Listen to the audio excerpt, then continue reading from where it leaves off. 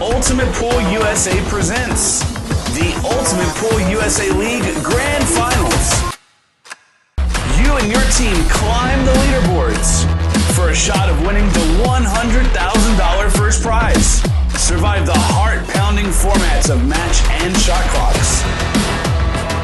Deliver for your teammates when it matters most. Track your progress with Ultimate Pool Score. All roads lead to the Grand Finals in October 2025, and your chance to claim a $100,000 first prize. And because our motto is for the players, all prizes are cash payouts. Begin your journey now and sign up to your local Ultimate Pool USA League. Ultimate Pool USA, for the players.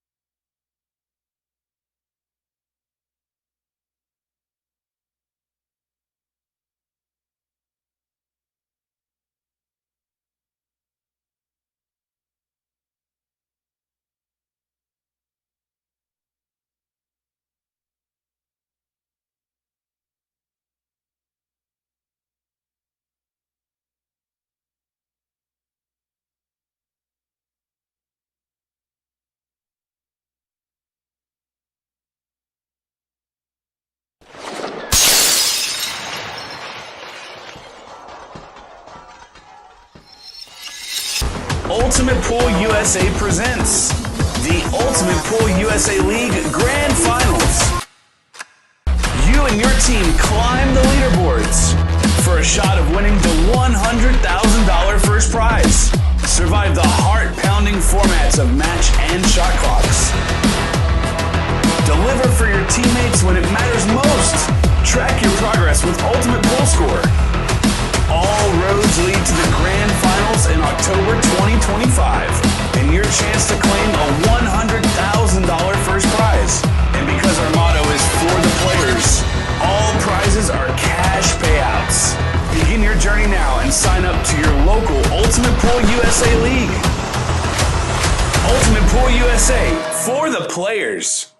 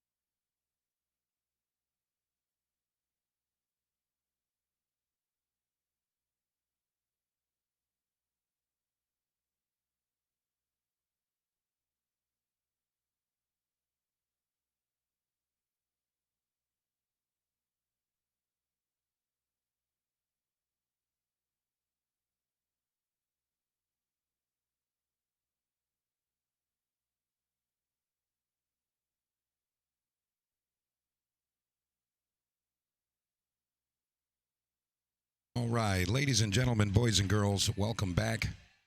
And we're here for the final 16 of the first annual Queen of the Slate. I am Mike DeMarco from Ship the Cash, and I'm going to be joined by a very special guest.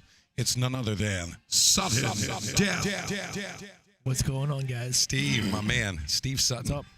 So, all right, we got Ada Leo, Rachel Lang, and Race to 7. This is winner's side. Yep. And I'll tell you what, all these ladies, I mean, this is the iron right here. Absolutely. You know, the top 8 players. We did get a chance to look at that earlier. Yep. And it looks like we have Ada Leo, Rachel Lang, Lonnie Fox Raymond's playing Ashley Benoit on our neighboring table. We're going to sweat that one at the same time. We got Becca Ellis, local player, taking on Nicole Albergaria. Yep.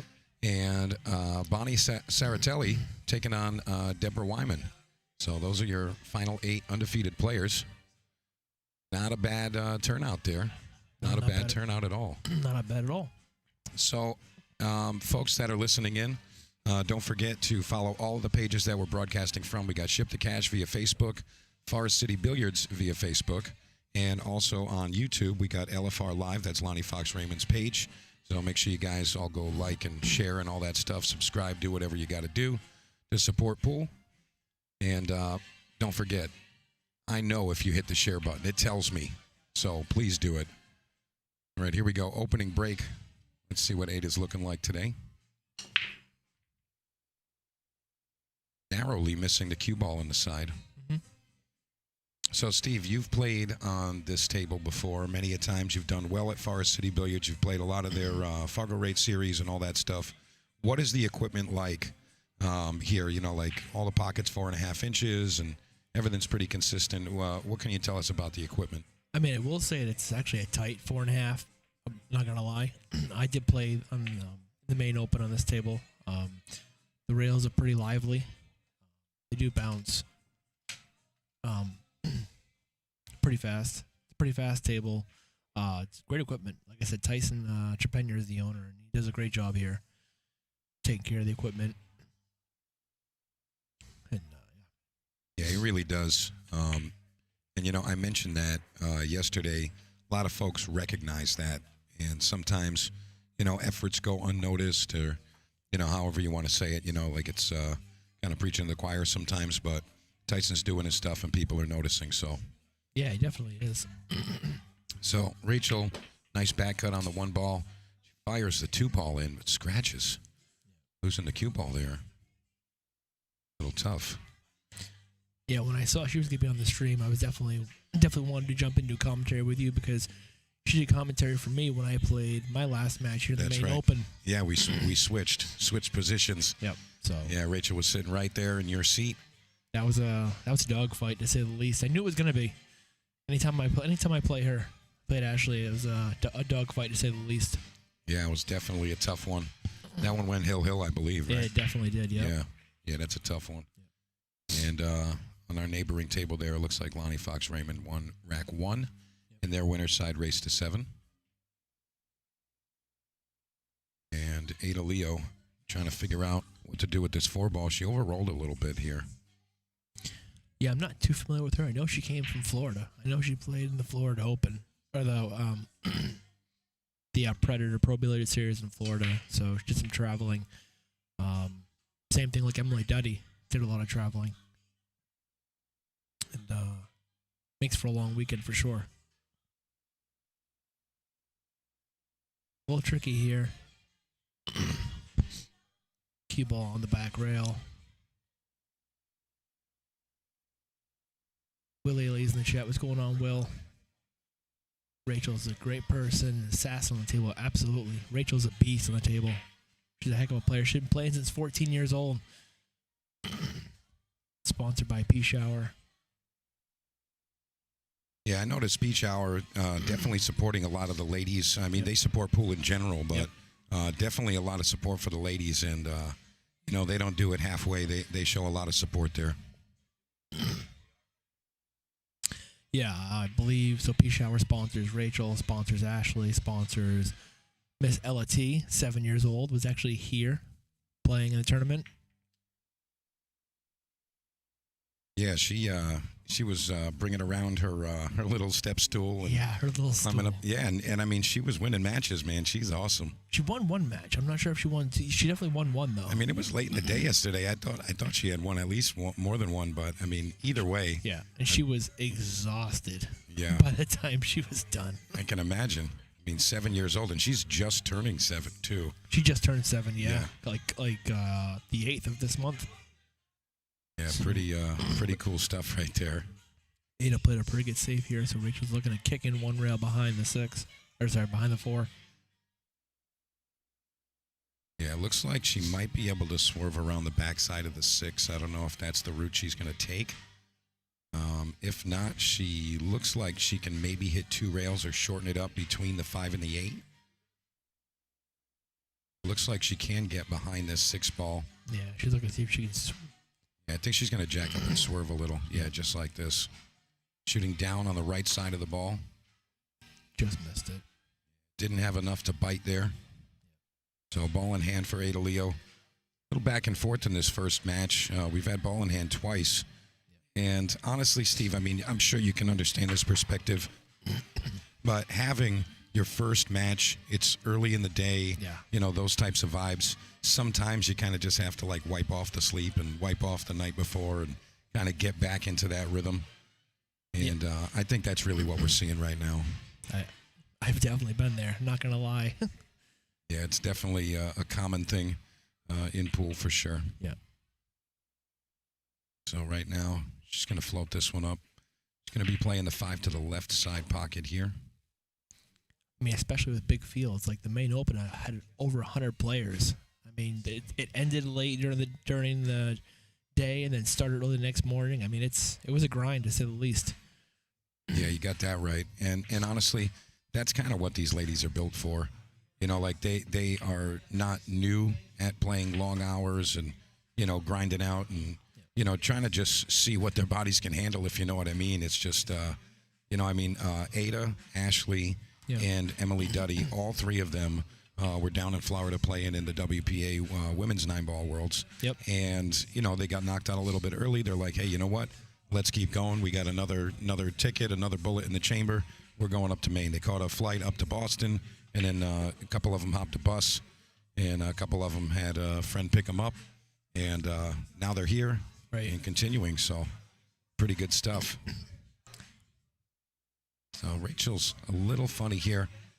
I don't know if she's going to try to attack or if she's going to play defense here. Maybe kick underneath it, try to get it 2 rails back to the top over the 6. Staying it and playing safe, yeah.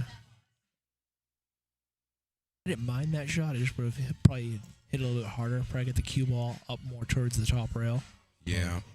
Yeah, a little misjudged there. And Jeremy in the chat, April Larson's a P shower player. Yeah, she is. Like I said, you've got Ashley, you've got April Larson, you've got Rachel, Ella. You even got David Alcade is actually a P shower player as well. Yeah. So they got a pretty good team. Yeah, absolutely. And you saw that shot right there from Ada Leo, and it was kind of odd how that 8 ball kind of just tracked all the way up with the cue ball, trying to block the 6 on her. Yep. Looks like she might still have a piece of this, though. Yeah, she's queuing level, so. Yeah, it doesn't look like she has to do anything extra here. Wow, she hit that really well. I'm surprised that hung up. She really did hit that clean. Like I mentioned earlier, these are a tight 4.5. I mean, take it from someone who has, like you said, I play here quite often, and you got to hit these pockets good. Yeah, you do. You got to hit them just right. I'll tell you what, though, it's a great turnout this weekend. 64 players in total. Yep.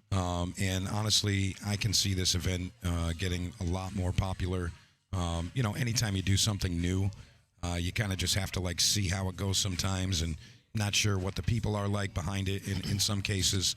And now that these ladies have all played, we've got 64 players out there that can spread the word and say, hey, you should have come to this, or hey, you should be at this next time. And I think that's what we're going to see. Well, I feel like if they do this again, I feel like you'll have more players because you have $5,000 added, and it just, unfortunately, this happened to fall the same weekend as the Florida WPA. So if you could have your Christina Tkach and Pia Filler and all of them, you could have all of them here. Just unfortunately, it just happened to all fall on the same weekend. That was a great try. Great try, Karaman, that 9-ball. Yeah, and I'll tell you, Steve, I mean, we did announce this, but, you know, sometimes the juggernauts of the pool industry, they kind of just stomp their foot down and say, hey, this is what's happening, so deal with it, kind of. And that's kind of what happened there. So, you know, we do the best we can with scheduling and that type of thing, and we're really looking to just accommodate the players. That's first and foremost. That's paramount right there. So, Really looking forward to that. Ada Leo, 3 balls on the table now, 7, 8, 9. And Ashley Benoit on our neighboring table ties it up. So they're going to be 1-1 on table 11. And don't forget, in the description of the video on all platforms, you can see the link to that live bracket so you can follow along and see which players are doing what and where. This is a little tricky. You can play this in the corner or the side. I think I would play this on the side because it's easier position to the 8. Yeah, you just got to make sure that you get back down under the 8 ball. You don't want to end up above it. She's going to miss the 7 ball there. She's going to leave it for Rachel. I'm not positive exactly what happened there, what that miscalculation was, but I think that she spun it and threw the ball into the point of the side pocket. I think that's what the reaction was. See, I couldn't see initially because she was in the way, but looking at the instant replay, she tried to play it on the side, and it came off the point, it looked like, and it went down toward the corner. Yeah, that's what happened.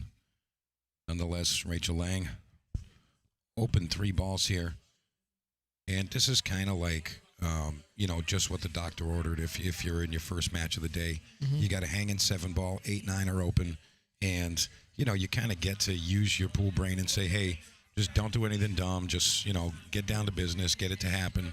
And if you do that, that can actually propel you and have a nice rest of your day, nice first match. You know what I mean? Right. And she's going to end up pretty good here. Yeah. Doesn't really need to manipulate the cue ball. She might play a little bit of left-hand spin and come 2 rails out towards the 9 ball. But she doesn't want to overspin this. So, just high cue ball, just a touch of left. Right. I mean, she can also just play it square in and touch of inside just to come straight down the table. In my opinion, that's kind of player preference. You can kind of play it either way. I think I actually prefer the second one you just said. Maybe a touch of inside and just come straight down table. And that's a great shot there from Rachel. Yeah, she played the outside to come 2 rails down towards the 9. She ends up underneath it, but I think she'll be okay here. Just got to be mindful of the cue ball. I agree. And in this case, I like to play just center top, just float it in there. Just from this angle, just try to hit the rail right next to the side pocket there and not really let it go too far. Don't threaten that top corner either. A lot of times you'll see a player draw this, and they'll actually draw it into a pocket, trying to avoid it. Great shot. Rachel Lang draws first blood, 1-0. Well, that was kind of I don't want to say a touchy first rack, but it was definitely eventful. A little scrappy, but yeah. Yeah, I like that. A little scrappy. Pretty good. So that's going to be Rachel Lang 1-0 here, and we got it tied up on our neighboring table. And we are going to be checking in on those neighboring matches as well and give you some updates there as they become available. Pending that all players are still keeping their scores. And we're going to give a quick check on those right now. Nicole Albergaria is leading Becca Ellis 2-0, and Bonnie Saratelli leading 1-0 over Deborah Wyman. So those are your 4 winner side matches. On the B side, Josie Viano and Joa Mason Parker tied at 1. Amy Terrio leading 2-0 over Stacy Bourbeau. Emily Duddy and Tammy Desjardins are tied up 1 game apiece. Donna Switzer and Jane M tied up at 1 apiece. So Nice that's break. your scores from around the world. 6 ball, fired in the pocket. Yeah, that's always a good sign. If you can make a ball directly into the pocket off the break, that's always a good sign. She's a pretty solid break.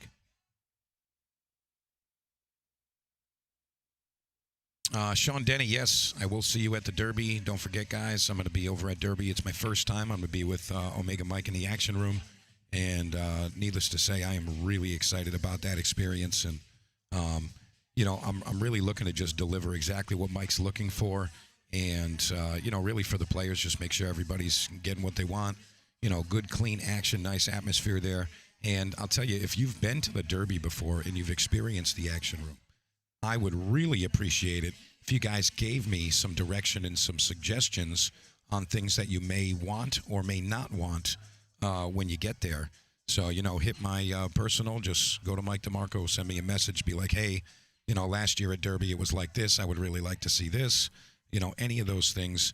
You guys know my perspective for the players, by the players. Tell me what the heck you want, and I'll do my best to deliver. So you never been to Derby at all? No, I've never been. I mean, it's such a sick event, and I'll be honest. I mean, it's costly traveling. Really is. It is, yeah. And most of the time, if I'm going to an event, it's because I'm working the event, and I'm fortunate to have those types of perspectives and those opportunities. But I can't wait. Can't wait. Yeah, it's actually on my bucket list too. I've never been. I do want to go. Even if you're not going to play, Steve, I mean, if I'm going to be there in the action room, you got kind of a home base to go hang out and chill. So if you want to do some medium or light action, come down even just for like the last weekend. You know what I mean? You can come down for a couple of days or something. Maybe you can make that work. But yeah, really looking forward to that. That's going to be an exciting time for me and for the players. It's going to be, I want to say, similar vibes to like my expo setup, something like that. But we're definitely going to have some extras there. What are the dates for that again?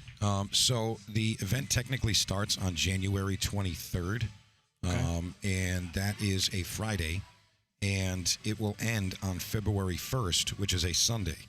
So, just over a week and change. But I'm going to be there from the 22nd to the 2nd. Okay. And from then on, we go do a bunch of stuff. Yeah, I'll be in Las Vegas for my birthday. My birthday is end of February, the 27th, and I qualified for the USAPL Singles Nationals, and that's February 18th to the 28th. So. And what is that event? The USAPL Nationals. That's going to be held at the Rio. I'll be 42 years young. Nice. Shout out to Chrissy Purlowski, the Jersey girl. Hope you're doing well out there. She's hosting right now. She's doing that over at JOB's. So good luck to her and that event going on right now. Love the Jersey girl. Love what she does and what she stands for and how she does it. So, what's your schedule out, Mike? Where are you going after this? Well, Derby's the next thing on the schedule. I mean, I've been nonstop travel since October 30th.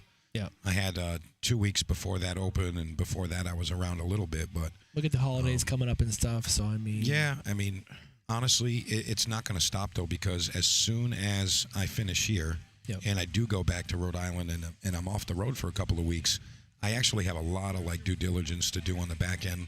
I got to put some things together for Derby. Some other dates coming up. I'm working with Chrissy Purlowski, Jersey Girl Billiards Split Brackets. We're going to be doing a bunch of new things and even experiencing some new venues and even some new areas of the country. So looking forward to that. Obviously, I've got the Ultimate Pool stuff on the list. Going to be doing Iowa. That's the first one that we're doing. That's the Iowa Open, and that one's full. But the Iowa Open, that's in March.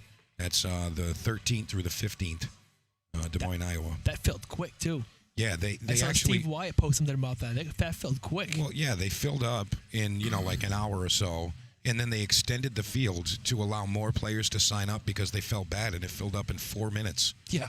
The additional group in 4 minutes on top of it. It's like, what the heck, man? I mean, honestly, though, Ultimate Pool is such a sick, group of people, and just they're just the greatest thing that's happened to American League Pool in such a long time. That was a nice bid there for Ada, hanging up the 5-ball. Unfortunately, that was a great bid.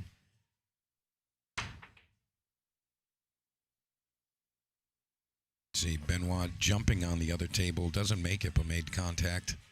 They're battling it out over there. Lonnie Fox Raymond leading 2-1 over there.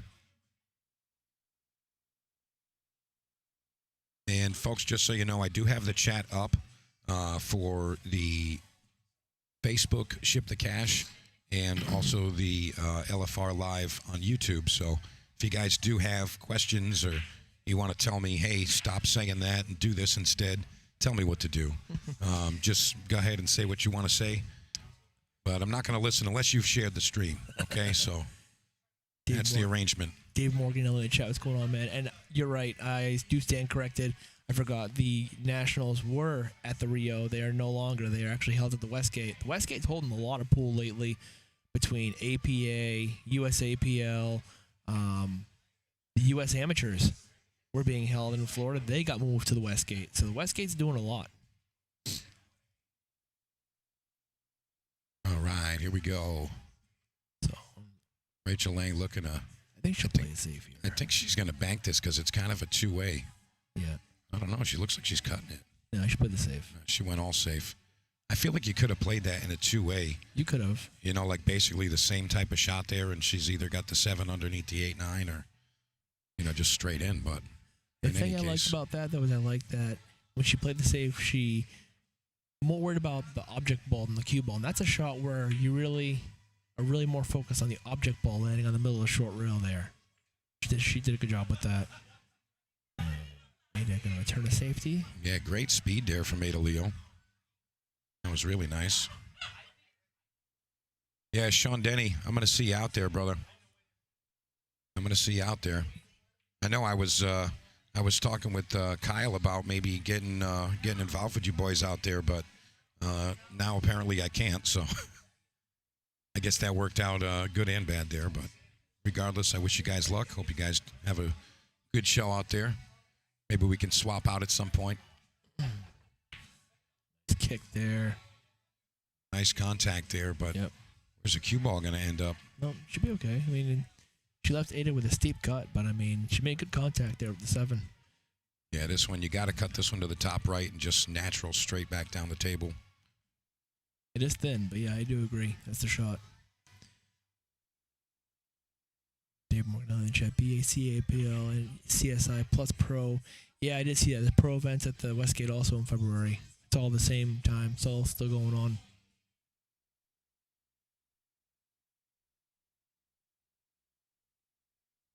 You know, I gotta say it again, Steve. Specifically with the ladies' events, right? The ladies only events. I've noticed that, like, I don't know, like just the way that the ladies take, you know, someone else playing good against them, and just like that camaraderie of it, it's not the same as the open events or just the men's events. And I don't know what that is. Maybe it's just the way that the females are wired or something, but, you know, like they'll get drilled and they'll smile at the opponent and say, wow, you played great, honey, and like give them a hug and say, hey, thanks for drilling me, or, you know, like essentially. You're not wrong. Yeah, I agree. It's a different vibe, and I got to say, maybe we can take a couple of cues from these ladies. You know, it's like you play someone that you've known for years in an event, and you know, like you play good on them, you beat them, and they're like, I don't want to talk to you for the next 2 weeks. It's like, geez, man, like, what did you want me to do? Lose? Like, you wanted me to lose on purpose or something? Like, what's going on here? It's a chromosome that the ladies have, the guys don't have. Well, you know what? Whatever it is, we need to take some cues there from these ladies. They do set a good example. So Dave Morganelli in the chat, he's been selected to referee. Not sure he can go. Well, you know what, Dave? Do whatever you want. He's been referee before. I know I think he actually took the referee test to go out there and referee. So I've been fortunate enough to help referee certain events. Bo Powers asked me to help referee for the McDermott Classic he had a while back, which I was kind of unfortunate he didn't have that this year. I really wanted to play that. Yeah, and I would comment on that, but let's just say it's tough to deal with Matchroom sometimes. Yeah. That's all I got to say. It's just tough to deal with them sometimes. No, I get it. I mean, it was definitely nice to have, you know, they had Shane Wolford, Sky Woodward, Billy Thorpe, you know, they had all kinds of players there. And actually one year they had Josh Filler, Mario He, Victor Zielinski, they had them all there. Like, it was great. Yep. And Bo did a great job with that. He had a nice player lounge upstairs. You know, he did a And I want to say myself, along with Donna Switzer, who is in this event right now, that is how that happened. The player lounge and all that stuff. You know, like Bo, obviously, you know, he headed off the event and all that. And, you know, he hired myself along with some other people. And, you know, Donna's actually a possibility to come out to Derby with me to work that event. She's actually just like great for pool, great, you know, on the back end working. So I'm glad you mentioned that, though. That's how that player lounge turned out. I think my friend Jake Kershaw did some work in that room too, actually. You know, if it was doing the walls or something like that. But yeah, I think he had a hand in that too. Ada Leo hanging up the 9-ball. Yeah, she looked like she had a little awkward cue in there, Steve. Well, look at her body movement in that shot. Like, she kind of like steered it a little bit, like didn't really stay down. Yeah, and honestly, that comes down to alignment. Alignment is really the thing. You know, I say this all the time. You know, you can close your eyes if you're properly aligned. The ball's still going to go in. Yeah, still going to go in. Pre-shot routine. Yeah, absolutely. 22 on our neighboring table. They're moving along pretty quickly. But, I mean, that's kind of the way that, you know, those matches go. Specifically, Ashley, I know Lonnie Fox isn't a slow player, but, you know, anytime Ashley's in a match, I feel like it's going to be like a 2-second scoreline, you know. Yep. She played her first match of the day yesterday. It was 38 minutes. She won 7-0. I mean, think about that. From the time the match got called, 38 minutes, it's over 7-0. You do the math there. It's, what's that, like 6 minutes a rack about? Yeah. And that includes getting to the table, lagging, racking in between. It's pretty sick, man. So while the ladies step away for a minute, I will ask you a question. Yeah, sure. You mentioned alignment, pre-shot routine. Yeah. This is a discussion that's been brought up several times. What do you look at last, cue ball or object ball? So I'm bad to ask those questions because I am, like, always a field player. So I have references that I'll look at before I shoot, but there's no, like, oh, I'm definitely going to do this because that's what I do. But I would say probably the object ball. And the reason I say that is because, you know, me personally, I like to think of me, my cue stick, and the cue ball all as the same thing. And we're just out there on an adventure together. We're all the same thing. You know, so, like, I don't separate those things. I am the cue ball. You know what I'm saying? Like, when I get up there, I'm reaching out with my mind and touching the object ball in my brain. And, you know, that's how I do. But I'm a bad person to ask those, you know, those technical questions for because I'm not a normal player. So, for me personally, I look at cue ball last. And this is why. Because if you talk about pre-shot routine, your alignment, if you're aligned with your pre-shot routine, you're already lined up. You're already hitting the ball straight. You're just concentrating on hitting that point on the cue ball. And if you're already, if you have to look, once you do your pre-shot routine, you're already in line. You shouldn't have to even look at the object ball. That's why a lot of players, they'll close their eyes. They'll do the thing, but they move the cue. Yeah, right. Yeah, exactly. Because you're already in line. So Yeah. I feel like if I know I hit that spot on the cue ball I want to, then the ball's going to go in. And that's the way I feel. Yeah. I mean, you're not wrong. I mean, like, we've had players, you know, and I'm talking like top players make, you know, statements publicly about what they do first, what they do, you know, what they look at first, what they look at last, how their, you know, all of their stuff works. But again, you know, in a game like this, I feel like it's always just going to come down to player preference, and that's just what it is. It's always just going to be player preference, and, you know, there's always obviously, you know, higher percentage ways about doing things. But, you know, in those particular cases, I feel like if you're uncomfortable looking at whatever it is last, do the other thing if that makes you more comfortable. You know what I'm saying? Right. But, all right, looks like these ladies are back. And they are just tearing it up on our neighboring table. They are moving along very quickly. 2-2? No, it's going to be 3-2 now. Ashley Benoit takes the lead for the first time in that one. Yeah, you mentioned Derby. Like I said, I'd love to go to Derby. It's on my bucket list, never gone. But I think my biggest tournament coming up next is the Turning Stone National, the Turning Stone 9-Ball Classic at Turning Stone in Verona, New York. Yeah, Turning Stone, always a nice tournament put on by Mike Zuglin. Yeah, love that event. I look forward to seeing Upstate Al. He's a great guy. I haven't seen Upstate in a while, man. I miss him. He's a great guy. He really is. Upstate, if you're out there, bro, thinking about you. That's a break. Holy crap. I mean, jeez. Nice pop on that break. Don't make her upset. No. He goes, no. That was a good break. Right, unfortunately, came up dry, but it was a heck of a break. He's actually the one I think I started with the commentary with in the first place, was Upstate Al. Yeah, you know what? I think that's the case. And honestly, he's kind of like that person for a lot of people. Yeah. You know, like, and also, you know, myself, early on when I was starting my streaming stuff, you know, like, he was somebody that, you know, I could kind of lean on a little bit, and he'd be like, yeah, Mike, you know, do you know how to do this? Or, hey, if you have any questions, let me know. And I would ask those questions. Mm-hmm. And as I dove into it, you know, kind of went down different avenues with different streaming things, now it's like we can kind of exchange information, and he can ask me questions too. But, you know, he is like one of my original mentors in the streaming world, and also I give a lot of credit to Upstate. Yeah, for him, I've done commentary with Bo Powers. He does commentary over at Amazing Billiards in Malden, Mass. Commentary with Chris Freeman. He was here yesterday. He's the voice of Sharky's Billiards in Somersworth, New Hampshire. He does Friday night fights every Friday night. Super nice guy. Who are we talking about now? We're talking about Chris Freeman? Chris Freeman, yeah. Oh, Chris Freeman. No, he's lovely, man. He's actually going to come down later. I think we're going to have him in the booth a little bit later on. We actually went out to dinner. So Rachel's birthday was on Thursday, and we actually went out to dinner with him last night. Yeah, he stopped in last night, Yeah. said hey, and just said hi to the people there, and definitely one of the good guys in the pool community, without a doubt. And I think we got our good friend Mr. Alex Bausch in the chat there. He says, the only person I hear talk about object ball versus cue ball last are people who look at cue ball last trying to explain why what they do is best. So little troll action there. Alex, can you confirm what you look at last when you're shooting?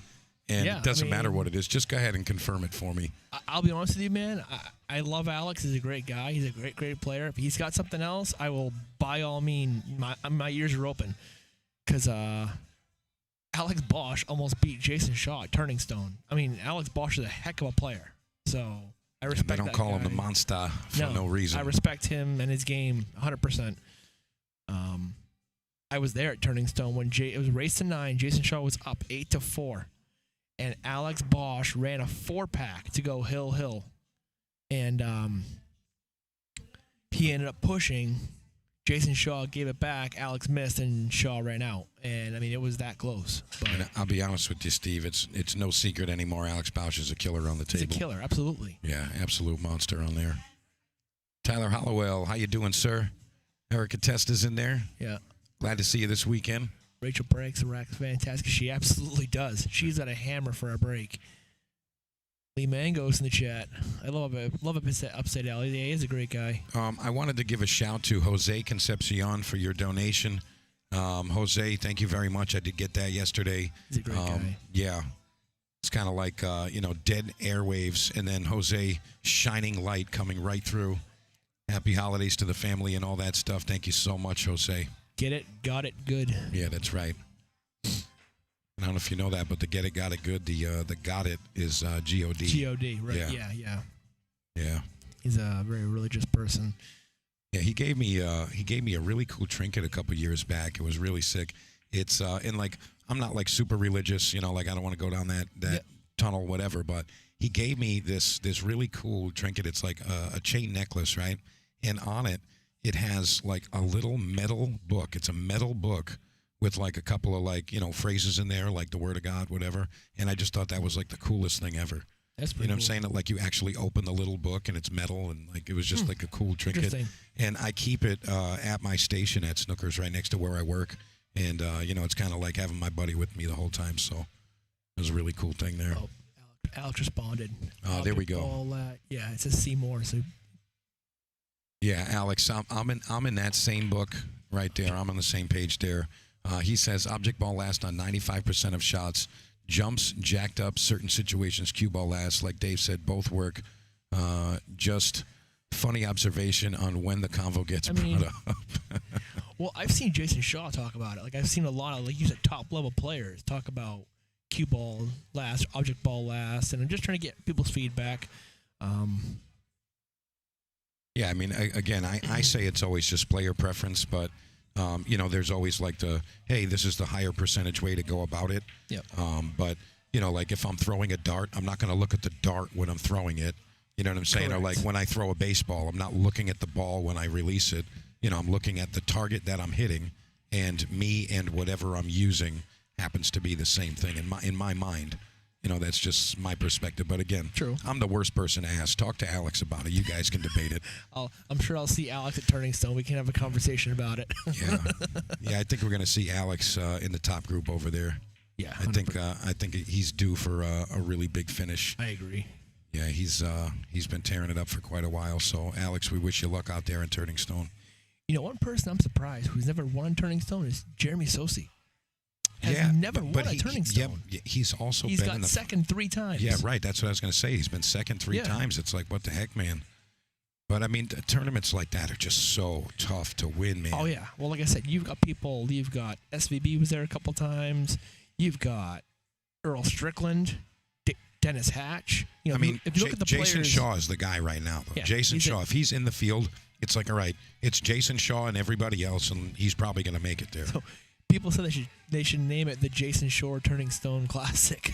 Yeah, right. He's won it like 9 times. Yeah, it's unbelievable. I mean, it's funny, though, because sometimes when a player, like, wins a tournament and they are that elite level, they show up to the tournament as if it's theirs. You know what I'm saying? It's like, hey, I'm here for my tournament. Yeah. You know, just go ahead and wrap up the trophy for me. I'm coming to get it again. And, you know, they will win it a few times. Well, I mean, you look at the roster. Look at the roster. Look at the people, the name of players who've actually won Turning Stone. Like, it's sick. You know, Meek Eminem, rest in peace. Unfortunately, passed away earlier this year. Torsten Holman. Like, I mean, a lot. A lot of players. You know, they're strong field.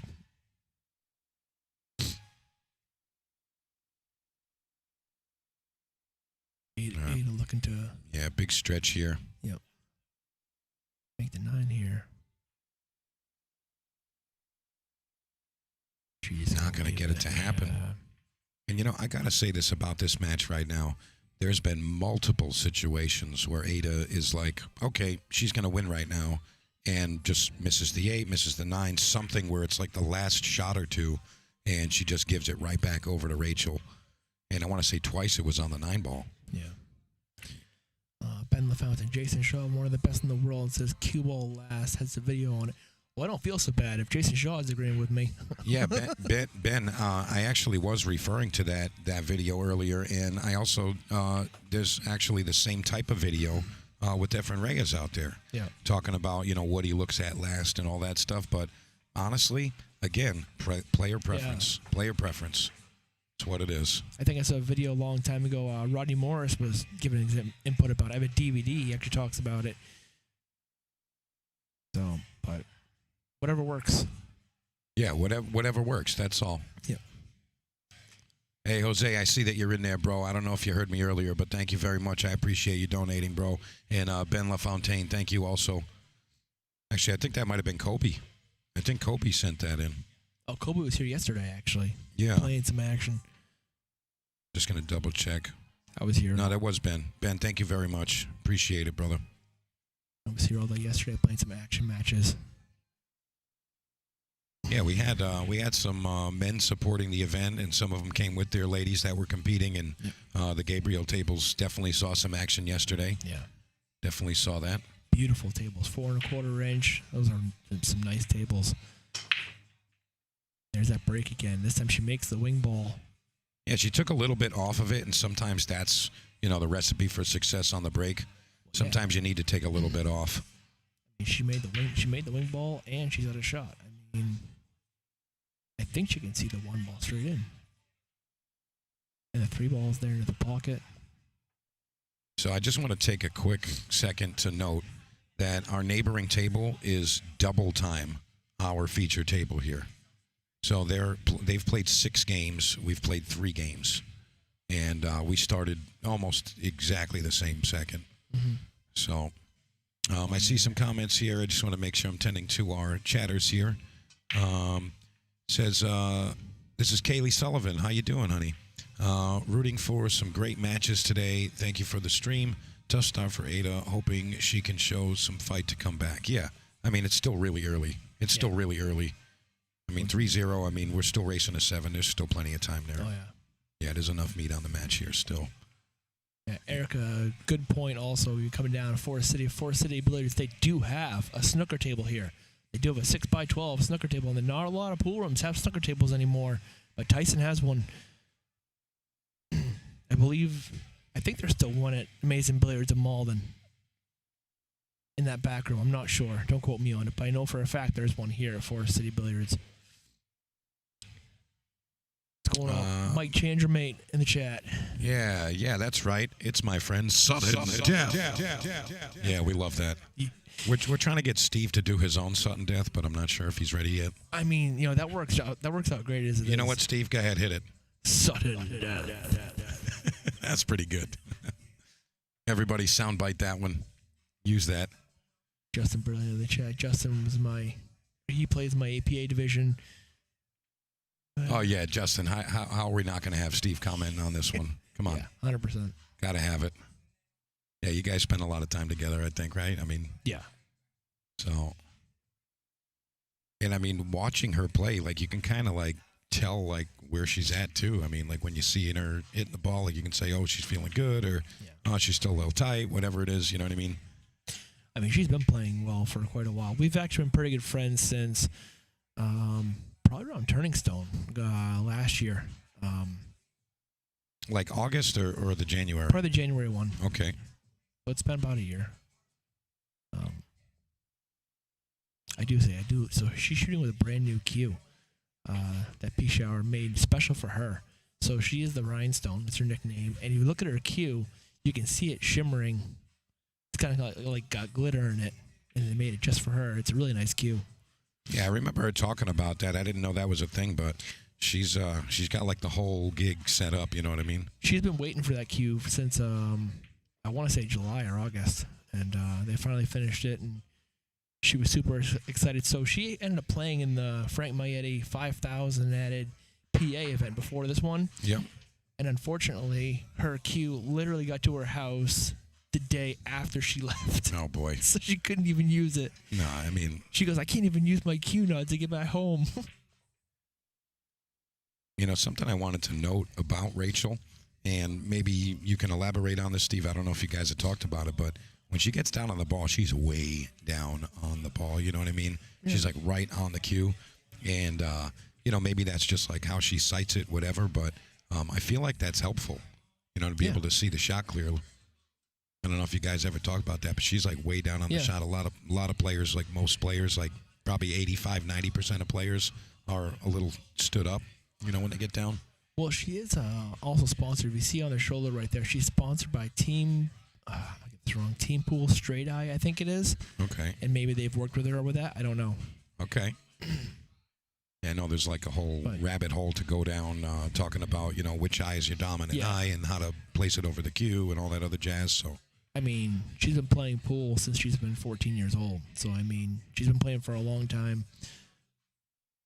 That was a great shot on the side, too, to pull over. That was nicely placed with the cue ball there. She got one more big shot here. She's going to go one rail off the right long rail.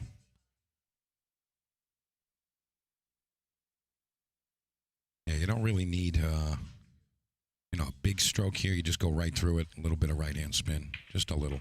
Nice shot. A little strong, but she should be okay here. Yeah, she didn't want to get close to the rail, and she looks like she's disappointed, but I feel like she's just going to get down, bear down, and do the thing. Yeah. And, I mean, I'm sure she's been in this type of position plenty of times. I mean, she can either play the cut or she can even play it safe. If she doesn't like it, she can leave the 9-ball in the middle of the short rail and bank the cue ball up table. Personal preference.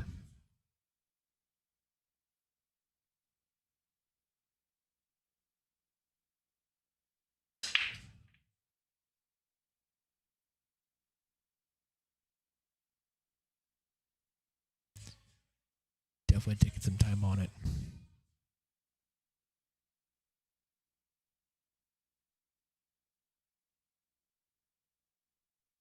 I mean, it looks like the cut goes without a scratch.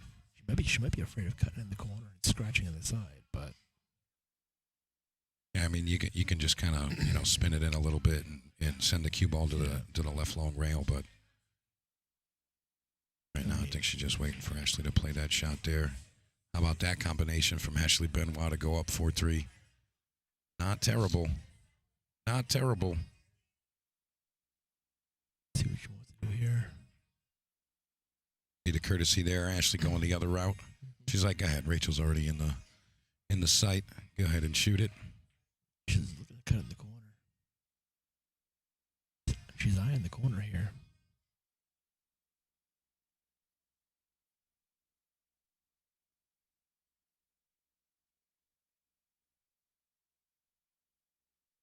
Great shot from Rachel Lang there. Nice nice finish there. Very nice. I feel like these two players know each other kind of well because I believe both these players are from New York. I believe Ada Leo is also from New York. She's from the Bronx area. Yeah, you could be right. I'm not positive. I think that's what Rachel told me. Well, she said it. Yeah. I mean, she definitely knows. Yeah. So. Big shot there to go up 4? Yeah, 4-0, yeah. yeah. And again, we're still just about a little under that now with double time, but those players next door, I mean, they're just burning through that match over there. Lonnie Fox-Raymond and Ashley Benoit, they're at 4-3 right now. But, I mean, we've had a little bit more of a moving style match with these two ladies here with Rachel and Ada. So, you know, a different style of match that they're playing. Mike Chandranite says, pool is like darts and baseball. The first time you do it is pretty much how you do it forever with subtle adjustments to stance, not right or wrong. Yeah, I can agree with that. Yep. I can agree with that. So, again, guys and girls out there, if you could, please hit the share button. Let everybody know what's going on here. And attend to some of our folks watching over on the LFR Live on YouTube. And it says, Kaylee Sullivan was referring to what we were saying about Rachel, Team Straight Pool I. Yeah, she's laughing, so I don't know if that's actually the name of it or not, but I know it's something like that. I can see the triangle on her sleeve. I just don't know the name of it. And Kaylee confirming for us, Ada is technically New Jersey, just over the border, and Rachel is from upstate New York, so that's how that works. Thank you very much. Yep. And Donnie Walston says, thank you for the stream. This has been a great tournament. I have not seen any bad matches. All were great. Thank you very much. And don't forget, please hit the share button. That's a way you can support this. And also, if you'd like to make a donation, you can see that in the description of the video or in the pinned comments. So really appreciate all of that. Yeah, I believe Rachel lives in the Catskills, New York. This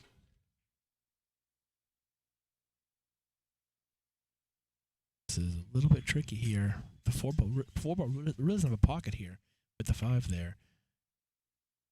She may have to look to play a 4 or 5 combo here.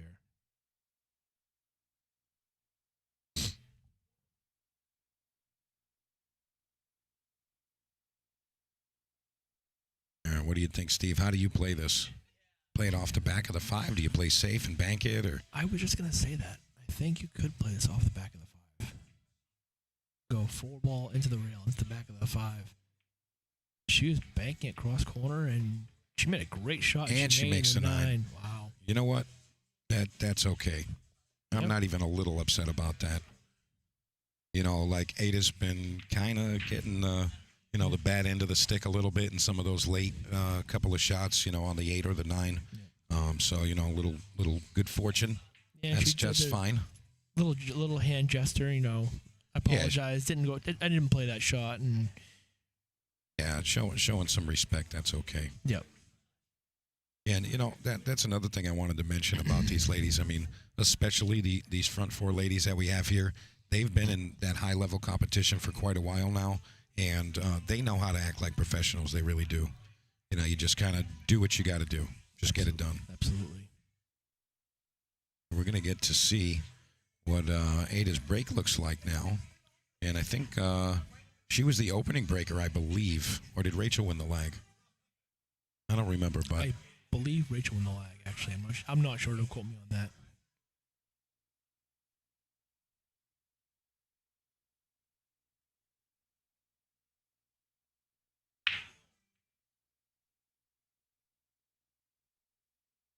She's in a break, try not leave Rachel a shot. Probably see a push here.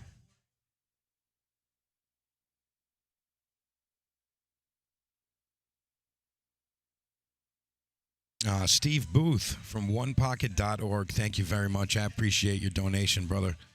I know that's you, Steve. It says onepocket.org, but I know that's you, Steve Booth. Thank you very much. And guys, if you're a One Pocket fan like I am, go check out onepocket.org. It's literally the destination for One Pocket fans and enthusiasts. That's the spot right there, onepocket.org, O-R-G. That's the spot. Thank you very much. Silky can you override the score because Ada forgot to put up her score? No, it's just a delay as far as the update there. I just gotta tell it to do it again. And there it is. Gotcha. Yeah. Okay. Yeah, and honestly, I mean, digital pool's kind of like freaking out a little bit as of late. So. Yeah, I've heard bits and pieces of it from Chris Freeman and Zach Goldsmith. I haven't really heard a lot about what's going on with it, but Mike Chandranite, if you look at the description of the video or the pinned comment, all of that info should be there. But I can put it back in there for you again if you'd like. Let me just grab that for you. Put all that stuff in there. I'm going to put it right there in the comments for you. Rachel played a safety here. Ada kicking 2 rails here, I think. All right, that's everything right there, Mike, and I appreciate you. Thank you in advance. That's PayPal, Cash App, Venmo, Facebook Pay. You can do it through Facebook, too. You just go to the Messenger, and you can send it that way. I think it works through PayPal, same way. Got the 9 ball there, and surrendering ball in hand to Rachel Lang.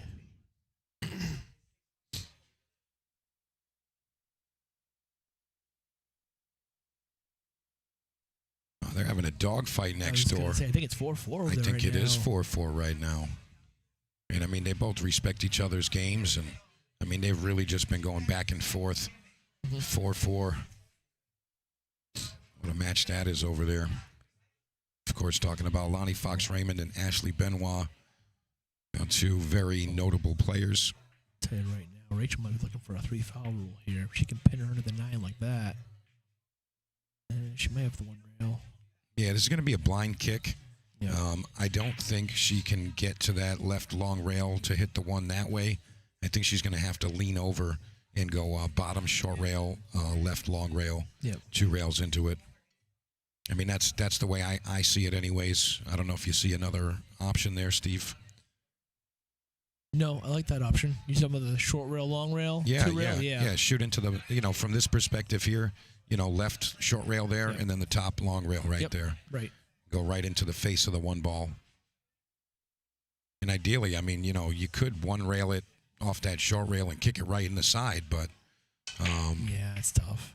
That 2 ball is a big ball there. I think that's actually how she's going to play this. She's going to play it square right into it, right into the face of it, 1 rail. But you really have to, get your bearings on these. Yeah, she did try the 1 rail. Yeah, it's a little bit bigger, in my opinion, to go to that 2nd rail. I agree. Like you can kind of mess up a little bit and still get the hit. I don't know if you knew this, Steve, but kick shots are my favorite type of pool shot. I don't know if you knew that. I feel like, honestly, one of my strengths is kicking and playing safeties. I said nothing about strengths. I just love it. But if you want action and kicks, you got me. Yeah, I mean, kicking, safeties. I've been feeling pretty good with my jump cue lately. So I believe Ada's already on 2 here. Yeah, I think she is too. So Rachel might be able to shoot this 1 ball and roll the cue ball on top of the 5. Just got to make sure that you get a rail after here. And she did. All right, she's got her in a really tough spot here. Yeah, and Ada is on 2. Yeah, she is. She's going to have to kick just one rail. She might brush the 2nd rail softly right before the 1, but it's going to be that long rail. Top of your screen there. I mean, this one's tough. I have a personal preference on how to aim these, and I actually aim them, to be like square on.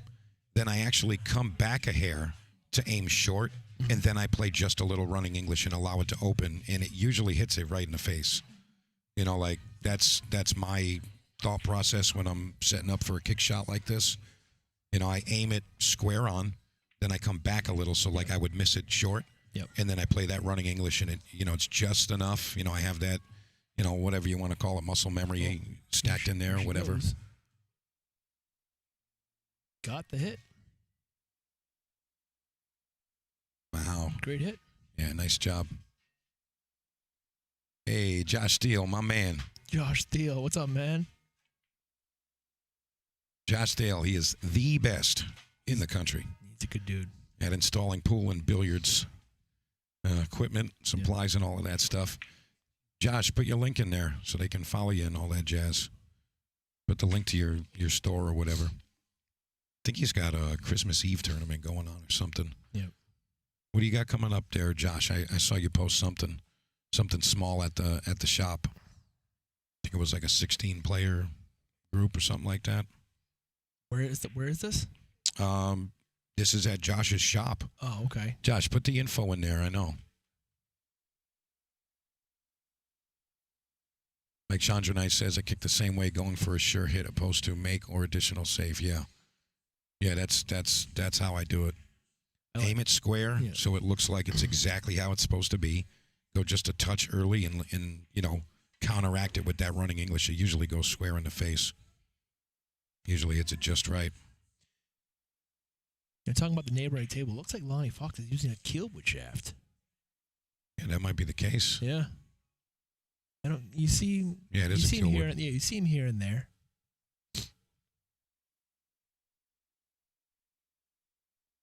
I do feel like a majority of the players now are using carbon fiber. But you still have some of those players that still prefer the good old wood shaft. I mean, honestly, I have a nice keelwood, and I don't use it just because I'm like stubborn and use my own cue that I always used. But I'll tell you, when I take that out, it's got a very particular type of hit, and I really do like it. I really do. It's super, super stiff, but once you like get a hold of how that works and how that reaction feels, they're deadly. They really are. So who makes that? Who made your keelwood shaft? My keelwood shaft is sawdust. It's a sawdust shaft. Okay. And if anybody's looking to purchase a lovely setup, I do have a lovely setup for sale. It's a Predator road line. Comes with a Z3 and the sawdust keelwood. They both fit on there. It's a pretty sick setup. I don't use it, and it's kind of a waste me having it, so let somebody else use it. You know what I mean? Yeah. But if anybody is looking for a really nice quality setup, hit me up. I'll give you a good deal. I'm taking 150 off of what I'm supposed to ask for it. So that's for you guys. Rachel looking to wide open 4-ball here. 5-ball, a little tricky. Yeah, with that 6-ball there, it's a little tricky. Yeah, she needed to dig a little bit more there.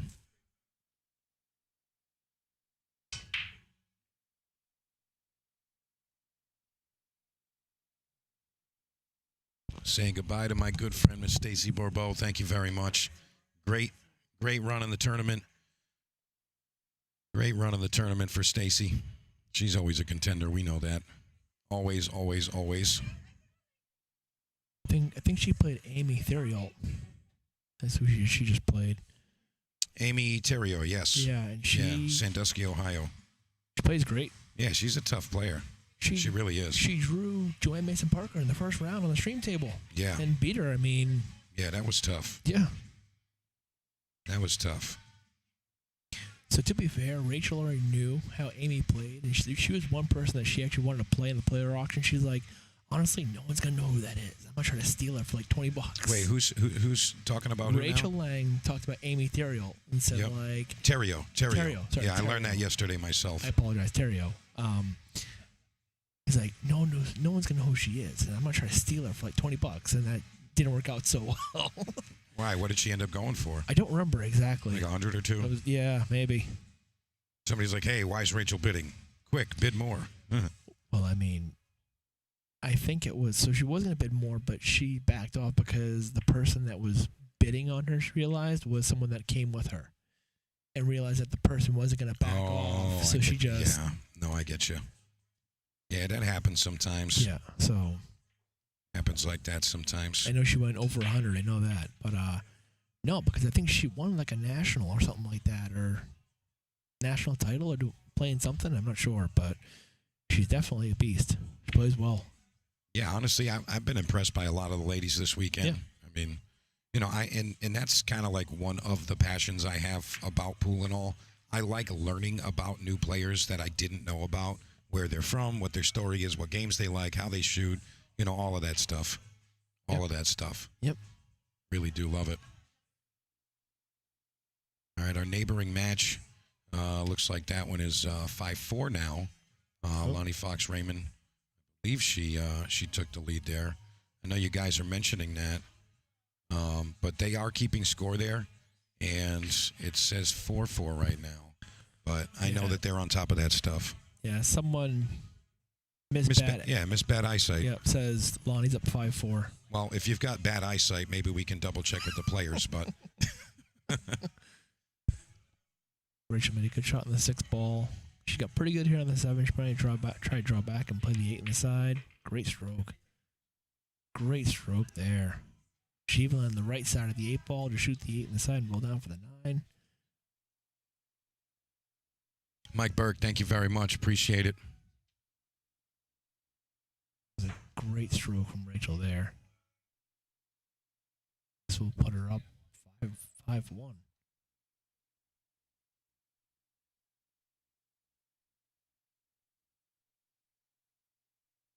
Ryan McCrum, thank you. You're my favorite too, bro. Nice shot. 5-1. Rachel Lang. Yeah, Eric in the chat saying Amy plays good. She definitely does. I'm still impressed by that stroke on the 7 ball that Rachel played, though. She can definitely stroke the ball.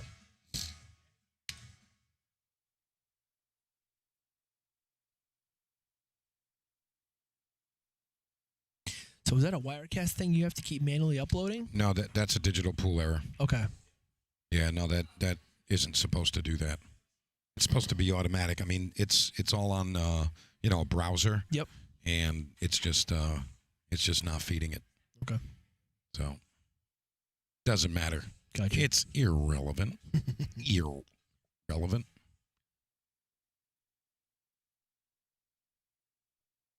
Yeah, I agree, Mike. Rachel is catching a gear. She's getting more comfortable.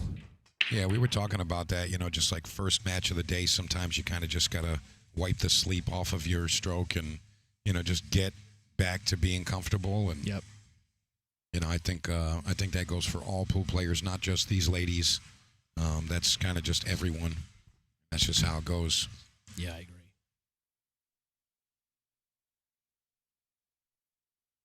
Rachel, yeah, I think she's kind of, hitting stride now. Yeah, absolutely. And, Ada's definitely given her a little bit extra for chances in the first couple of games. So, mentally, Ada's got to be able to fade that stuff too.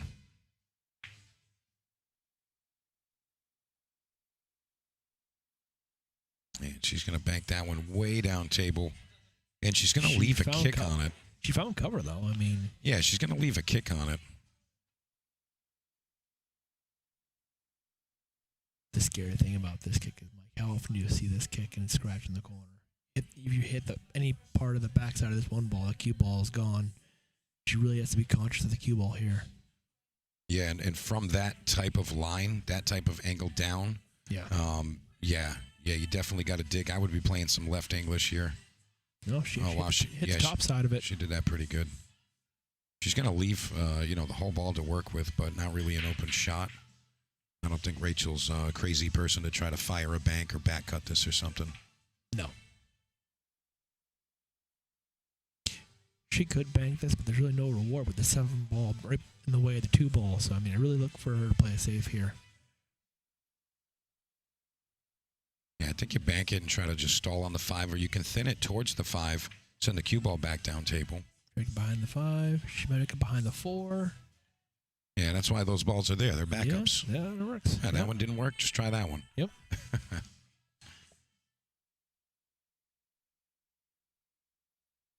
So yeah, 5-1 right now, but I'll be honest, the scoreline doesn't really tell the tale of the match. You know what I mean? Yep. And sometimes it doesn't. Yeah, honestly, that's right. Sometimes it really just doesn't.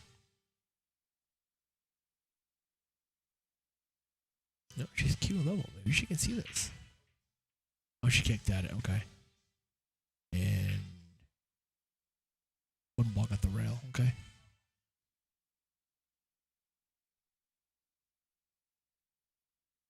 Yeah, Mike Chandranite, you said it.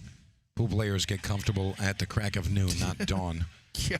Honestly, like that's been like an age-old thing that like I've talked about on the stream for a while, where it's like it's like pool time doesn't start until the sun is gone, and that's just how it is. That's just how it is.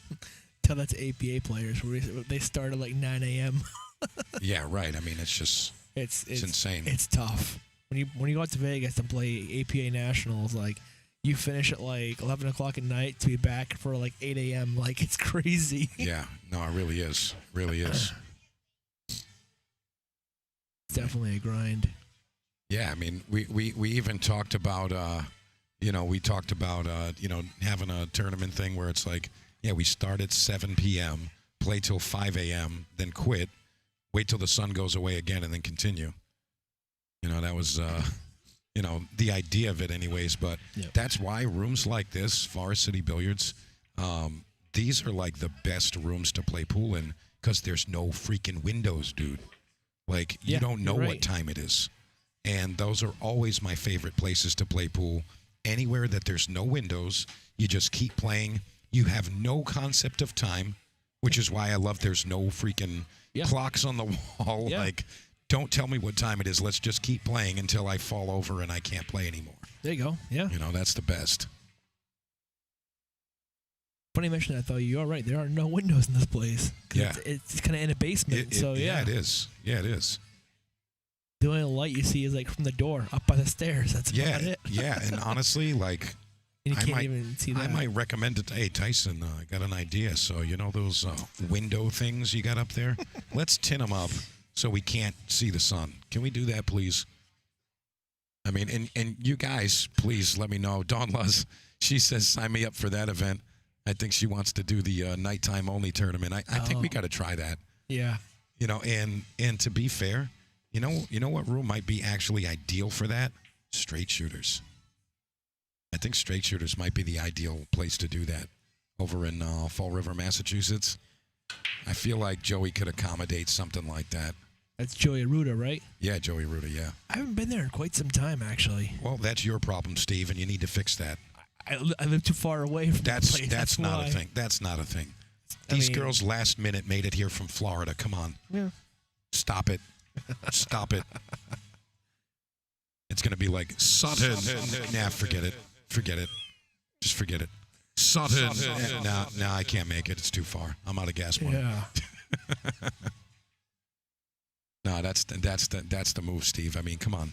So it's a new room, right? Didn't they move? Yeah, they moved right down the street. It's a brand new place, 2 floors of tables. I mean, So, what the heck, dude? I don't think I've even been there. I haven't been to the new place yet. I was there at the old They place. got eight tables downstairs, and then another, let's see, maybe like 12 upstairs or something like that, maybe even more. I want to say they have 22 tables in total is the number. They have 22 tables there in total. And they're all gold crowns. It's beautiful space.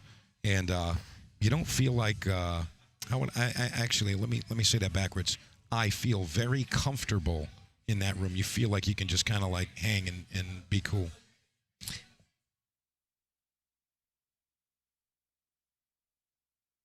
Yeah, I feel like I said, I was there for the old one. I actually think, honestly, the last time I was there was for one of your events, Mike. It was a doubles event, and it was a long time ago. And that was the old room. So, I'll have to check it out. I like Joey. Joey's good people, so I definitely want to check it out.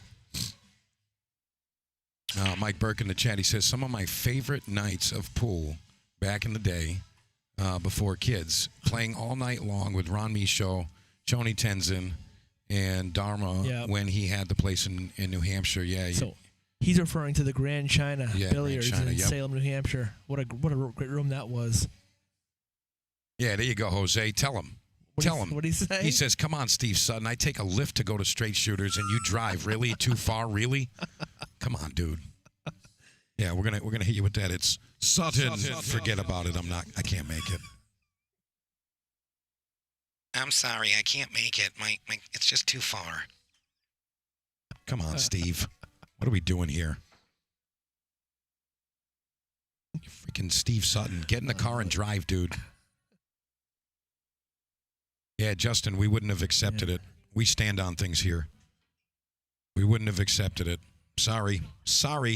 Yeah, Grand China was a great room owned by Don LM. You mentioned Ron Misha. Ron Misha was a heck of a shot. Chuni Tenzin is a phenomenal player. He's more of a he's more into soccer though than pool, honestly. But his brother Cephal still plays pretty well. Oh, guys, you got it. You nailed it. Ready? Sutton suddenly came up. Oh God. Yeah, Chad in the chat. Too far. I get it. Yeah, he's all the way in Bangor, Maine. So I'll get out of there. She's hooked. She's corner hooked. She made a great shot on the 7 ball. She's corner hooked. Let's see how this is going to work out here. I mean, she's got a kick at it. Ron Michaud, man, you're hitting my heart. Thank you so much. Ron Michaud, thank you so much for your donation. Ron's a good dude. Really appreciate that, Ron. I appreciate you. You have no idea. Being out on the road, Steve, it's like, it's so tough sometimes. And granted, I mean, like, these are jobs. But, you know, it's like, sometimes I'm like, you know what, I'm just going to bite the bullet and pay the extra to, you know, get to a place to make the thing happen. And, like, it's tough. And, you know, it's nice that I can lean on you guys a little bit. I really appreciate that. Ron Michaud, thank you. Yeah, I mean, that was going to be tough to make contact and not leave a shot, unfortunately. Yeah, you really had to hit it, like, just right. Yeah. Or it was going to be tough. But, I mean, in any case, still got to get through it.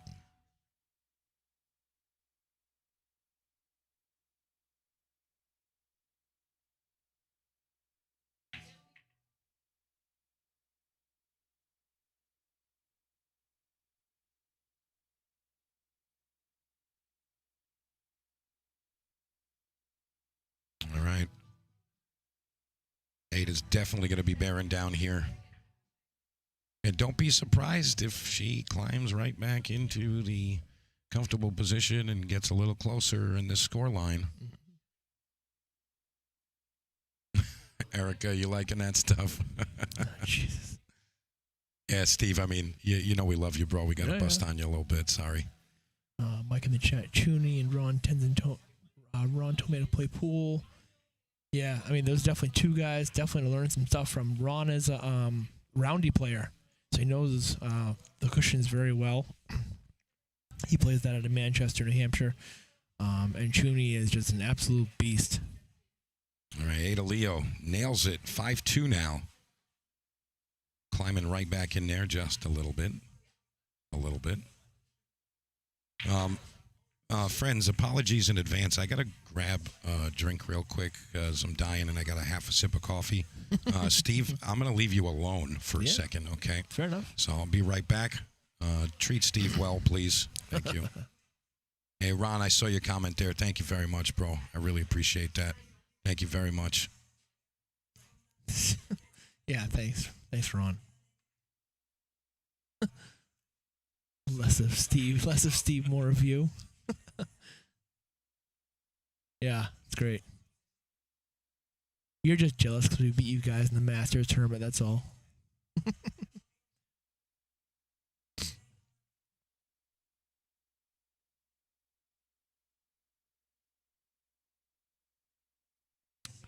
So let's see here.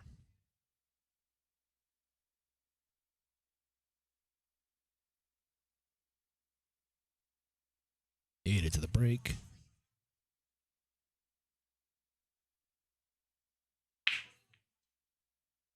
Makes the one on the side. She's got sight on the 2 ball, but maybe a really thin cut on the 2.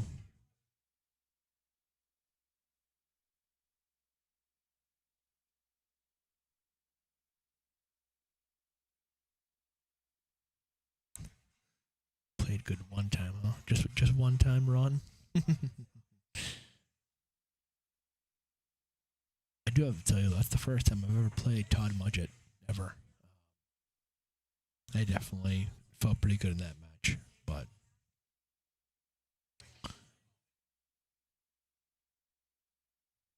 I mean, I think Ada is sighting up the cut on this 2-ball, looking to see where her cue ball's going to go.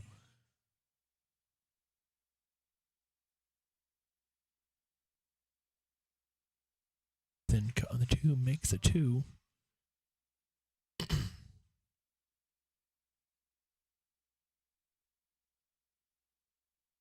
She's got sight on the 3, but I think it's going to be nothing but defense here. And a wall of balls to hide behind. Just like that. So Rachel's going to be kicking.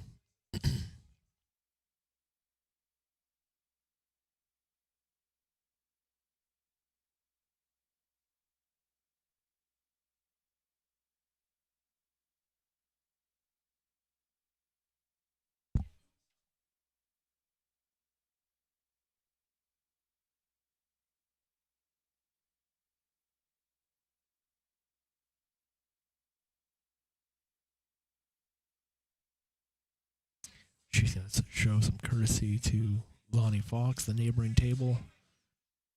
Let her shoot. Rachel gathers herself. Ron in the chat, good. That was not him left. Struggled all day. You played real good. I appreciate the compliment. Yeah, no, I felt good against Todd, to be honest with you. But I've heard nothing but good things from Todd, honestly. I just haven't really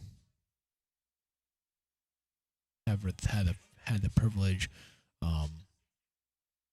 Maybe he's more of a 9-foot player and just he might be one of those players that struggles going from a 9-foot to an 8-foot table, because our Masters tournament was played on 8-foot diamonds.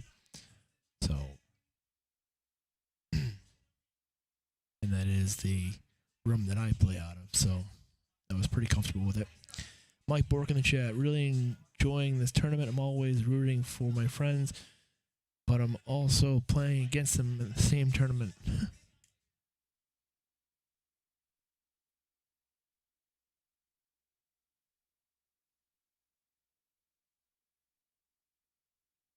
And Ron in the chat, Todd was not himself, is what I should have said. Okay, yeah, I mean,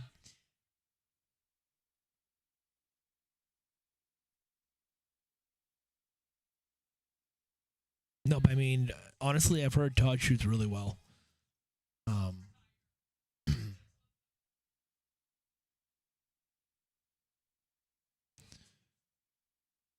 So, Ada's looking at either a thin cut on his 4 or playing safe.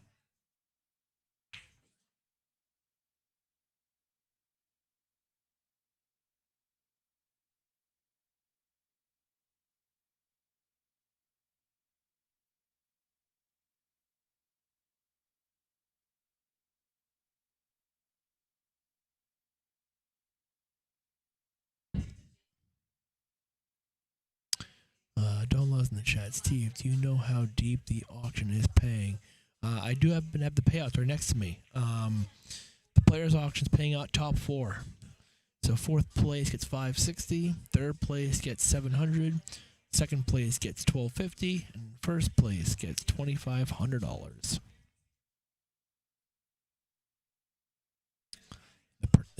The actual tournament is paying out top 16. So all the ladies here in the tournament right now are in the money. They brought back the final 16 this morning. Top 8 on the winners, top 8 on the losers. Or the one loss side, sorry.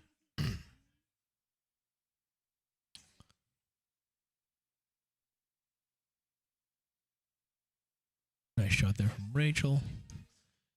Nice pullback to get on the 5.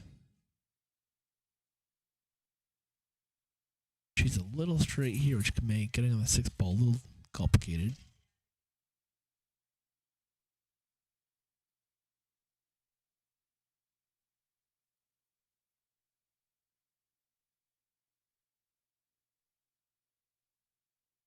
She was able to punch that off nicely.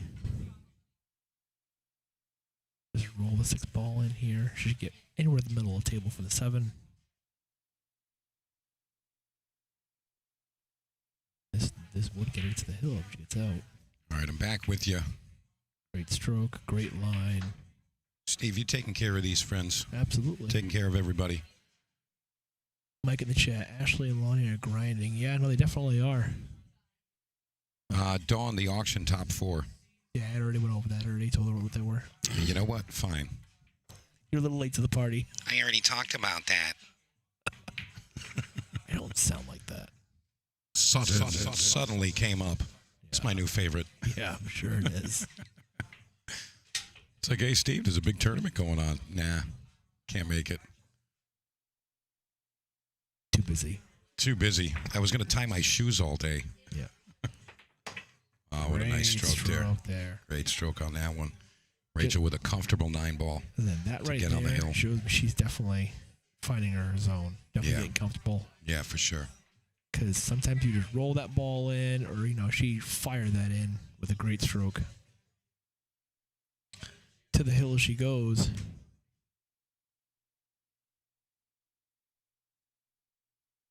All right, it looks like on neighboring table, Ashley Benoit might have just gotten to the hill there. I mean, that's a dogfight match over there. I mean, they are like absolutely battling. This is always one of my favorite things, and I know it's kind of like artsy, whatever, but I like it when there's more than one person racking at the same time right in the row. It's just like a nice look, you know what I'm saying? It's a good look. I love it. Ron Michaud, you're hilarious, bro. Yeah.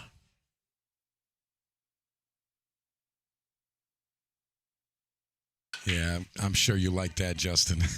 I mean, I can leave right now, Ron, if it makes it feel better. It's fine.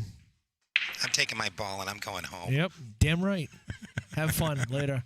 All right, see you, Steve. I can find some action matches. It's all right. All right, I'll go easy on him. I'll wait till he's gone. Yeah. I'll wait till he's done. Wait till the match is over, whatever. But in any case, yeah, we got some good pool going on right now. You're watching the Queen of the Slate. And tell you what, I just realized we didn't have our Queen of the Slate on the screen there. There it is. How about that? Yeah. Hey, look at that. We just put the crown on Ada. Inadvertently, but not sure how I missed that. You know what? It's morning. That's why. Yeah. That's how that happened.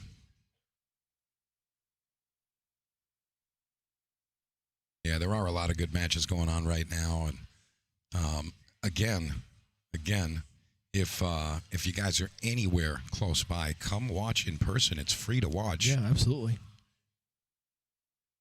I mean, it's free to watch. Just come down and hang out.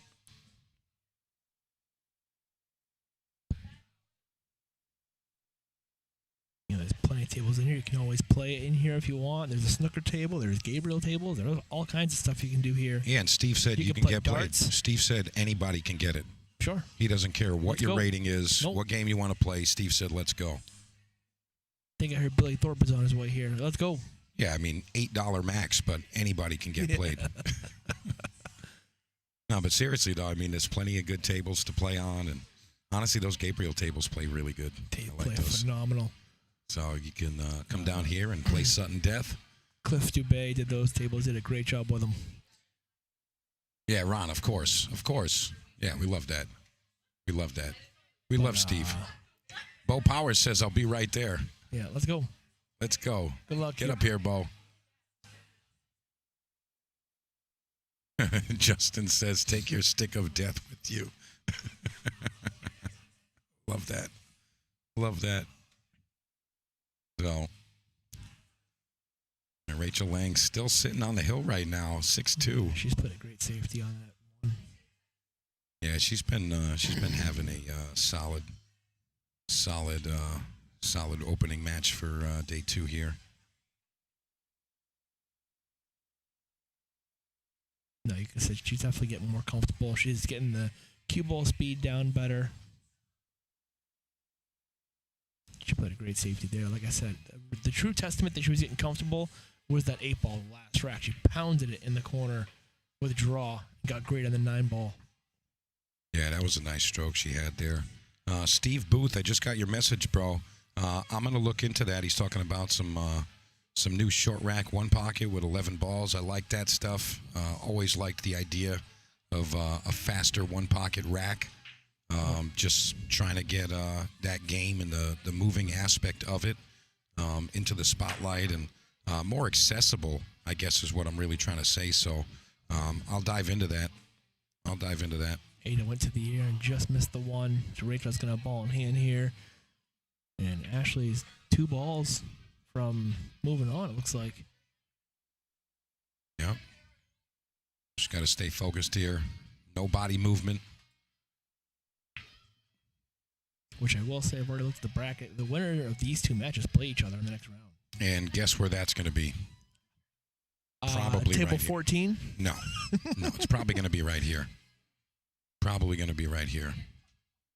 All right, you're watching it on table number 11, our neighboring table. This is Ashley Benoit for the dub. Yep.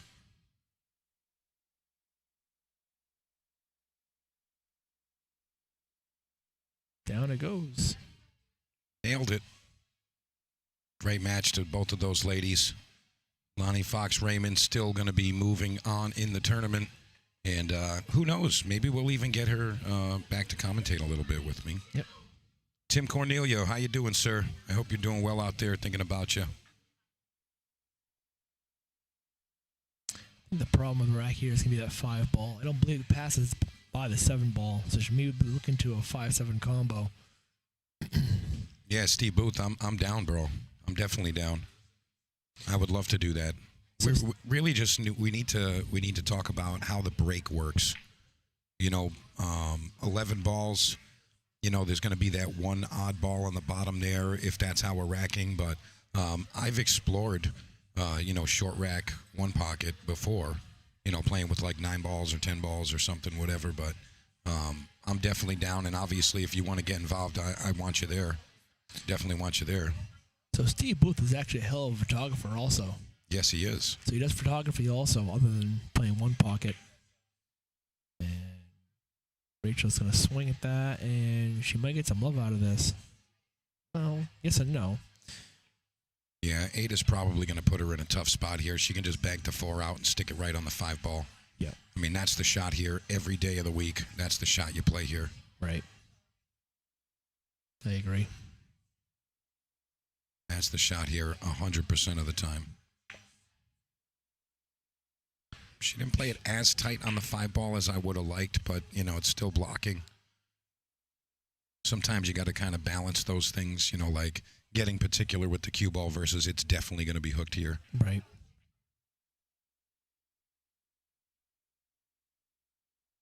Yeah, Miss Bad Eyesight commenting on our neighboring match, just finishing there. Ashley pulls ahead. Such a nice. great Look at this. battle. Oh, I thought she almost made that. Yeah, what a nice shot there. Made great contact. You know what? She's still not got a shot in this 4-ball. I think the 6-ball's in the way. She almost kicked that ball in, though, man. Great try. Tell you what, Ada Leo, she's actually, she was, I want to say, in the finals, or at least the hot seat, against Ashley Benoit at the JP Newt at Snookers just a little bit earlier this year. I want to say that was right around June. Okay. But Ada, she's a formidable opponent. I mean, she's not showing her greatest stuff right here. Rachel's kind of, staying ahead of it in this match. But, she's definitely a tough competitor. And she's out there, in the mix with all the pros. You know what I mean? She's out there. So, I mean, sometimes the scoreline doesn't tell the story of the match, and that's definitely the case here. Right. Ada's played a great match here, and obviously it's not over yet. Can't say it's over till it's very much over, but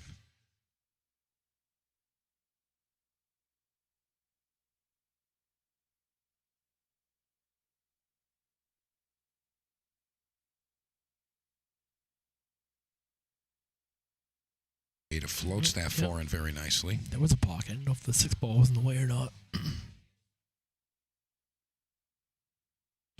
Ron Michaud, yeah. I mean, Why don't you send us your schedule so we can make that work? I'm not even kidding. I'll try my best to do that for you. But yeah, we should definitely have that happen. And not for nothing, there's a bunch of things going on, but maybe we can do something random before the Derby. Maybe we can do something like, some kind of something before the Derby happens. Maybe like the weekend right before. I'd be down for something like that.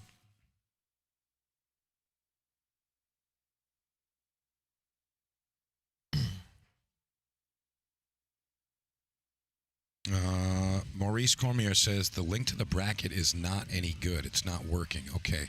Oh. So I am going to make sure that it is good. So I don't know how that happened either because it's usually just the same bracket.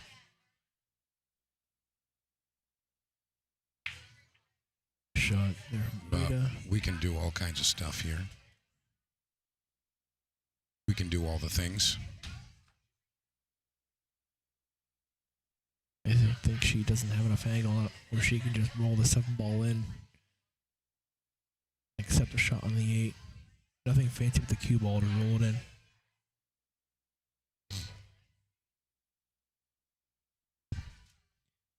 Now she has a natural angle from the 8.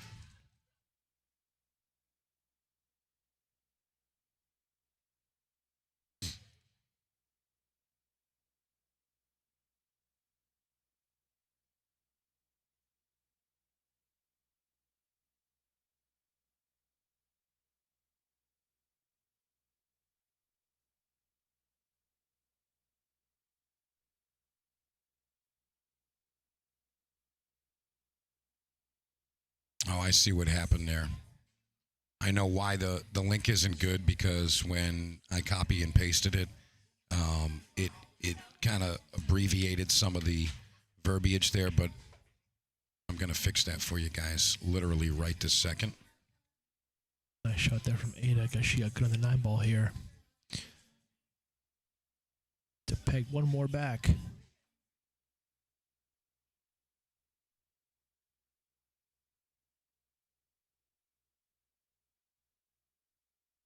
Taking her time on it.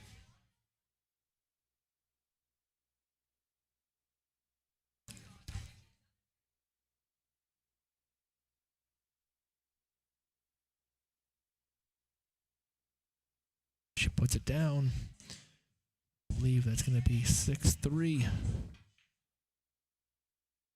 Rachel Lang leading by 3 racks. You're watching the Queen of the Slate tournament right here at Forest City Billiards in Portland, Maine. Like Mike mentioned earlier, it's free admission. If you're in the area, stop by. Even if you're not in the area, come through. Yeah. Like, come on. Don't be like Steve and Play say, some I pool. can't make it. It's too far. Yeah. Yeah, don't be like Steve. Come on. What are we doing here?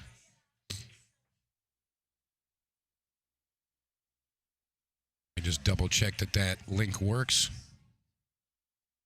All right, yeah, that's going to work. Okay. All right, so 1, 2, 3. Bang. All right, so the post details have been updated, and I'm going to put it in the chat as well. So there you go, boys and girls. I just put a link to the bracket matches. That's going to take you right to the matches page. Shows all the live matches from the beginning of the tournament straight through. It's not the bracket view, but you can navigate that however you like. But yeah, I just updated that, so you guys should be good now.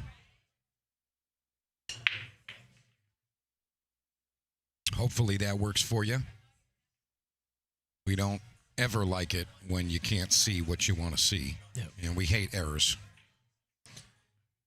8 over the dry break here. Rachel can see the 1 ball, but very thin cut. I think she'll probably play it safe here. Nick Petroselli, how you doing? Vanessa Goggin, welcome. Should probably just bank the 1 ball. Oh, she did go for the cut. Thin cut. It's going to hang. Wow, she hit that good, too. And that was a good shot. And I'm just going to kind of give you guys a forecast right now of what we're going to see. So I'll tell you what. It's actually going to be Deborah Wyman and Nicole Albergaria coming up next. I think that's the right way to do that. We might have a B-side match first, but I don't feel like it would be the right move to have, the winner of this table stay on the table. I think we're going to have them move over or something like that, but we want to see the other ladies too. So, yeah, we're going to bring them forward. So, I agree. And so Nicole and Deborah Wyman, I think that's what we're going to have next. And guys, again, I apologize in advance, but I'm going to leave you with Steve Sutton for just a minute, all by himself. And it's fine. It's fine. So I'll be right back. I just want to make sure I know what we're going to have next. Okay, stand by. Get a nice shot on the one ball there. Good leave on the two.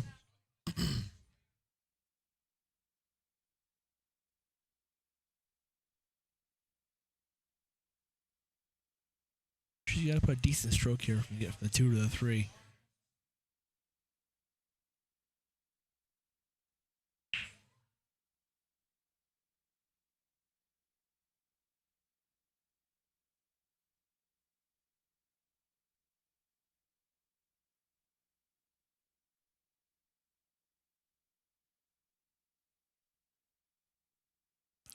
She caught the 8 ball there. It's going to be a ball in hand. Ball.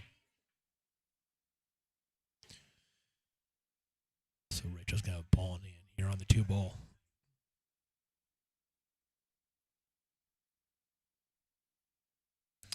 It's kind of a cluster of a table there with that 6, 5, 7, 8.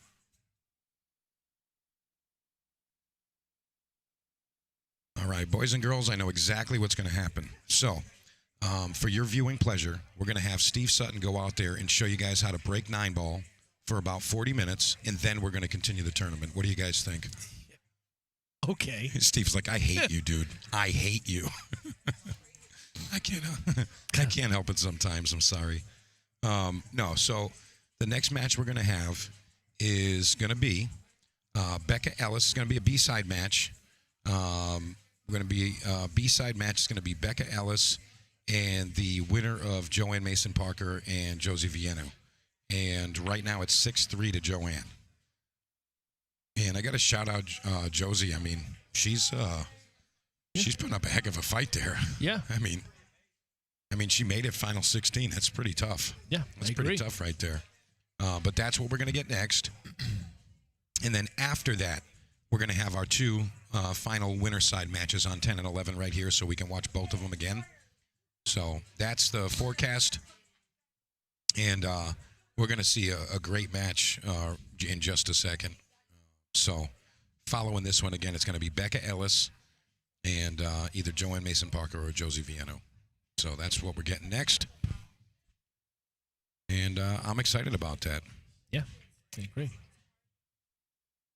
Yeah, the winner side matches are a little bit ahead of the game, so we're going to let them take a quick breather and do whatever it is they want to do, and then we'll come back with them after that. Ada rolled a little far here. I think she just rolled the way of the 9-ball. Just as I was going to say, she started a little more comfortable. I think the 9-ball is in the way. Not by much, but just enough. This is a game of inches, that's for sure. I mean, millimeters in some cases, Steve. Yeah, not wrong. Like literally. All right, she's really tight here. Oh, wow. She could see it. Okay. Yeah, great execution there. Anytime you're jacked up over a ball, those are like the most difficult shots. Yeah, they really are. I agree. It takes away like all of your control and comfort. It's just so tough. Mike Perry, thank you very much for your donation. I really appreciate that. Mike Burke, thank you very much. I really appreciate you guys. I don't get all of the notifications, but when I do, I just want to make sure that I let you guys know. They tried to play it safe there. Speaking of jacked up, now Rachel's going to be jacked up over the 8-ball here. Wow, I got 3 donations, and they're all from somebody named Mike. So Mike, and Mike, thank you. Mike Burke, Mike Chandranite, and Mike Perry. Thank you, guys. I really appreciate it. And again, guys, that's like just helping me to continue doing what I do. So if you like what I do, you're on board, whatever, that's the best way to help out.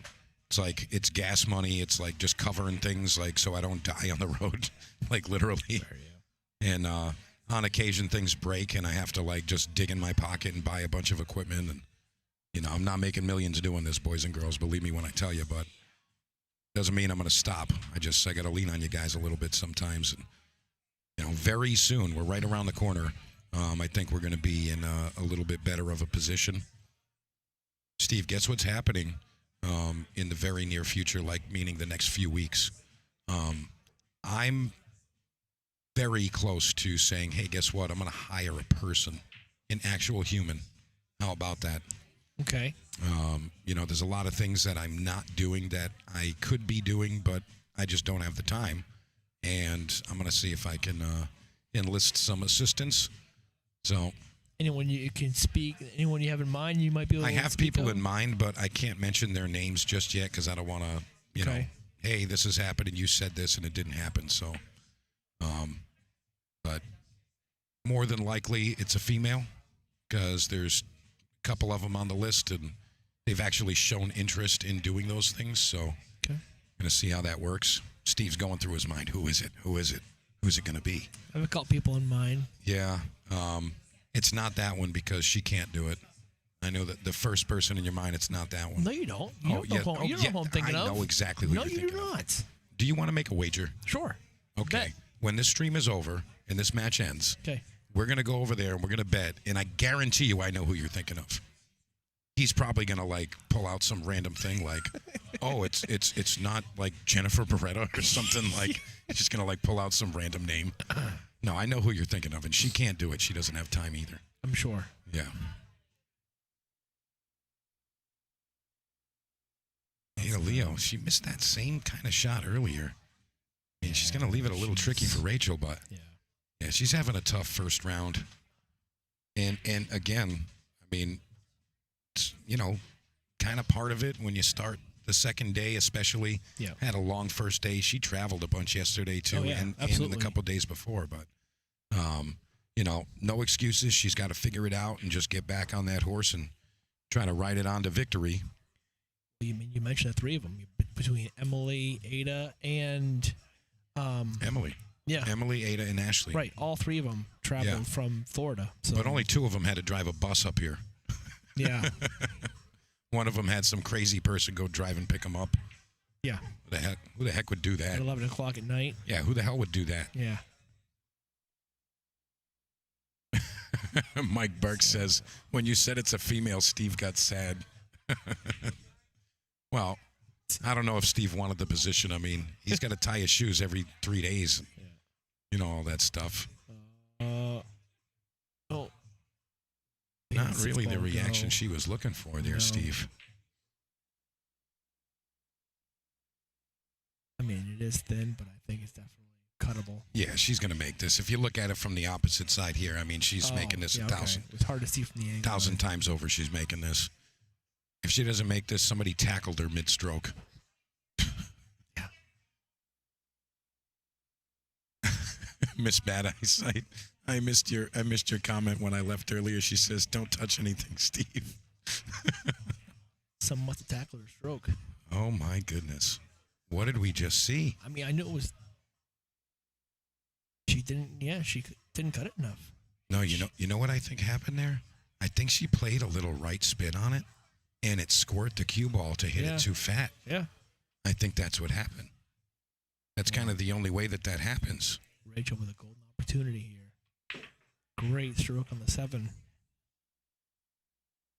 And she's looking good here. Couple balls away from moving on. Do what you do. Take your time. Go through the motions. Here we go. 2 balls away from moving forward, getting to the final 4 undefeated players on the winner's side. Good move there from Rachel. Something bothered her. I stood up. Back to work. Great job. just like a golfer, if something bothers you overhead, stand up, refocus, and back to work.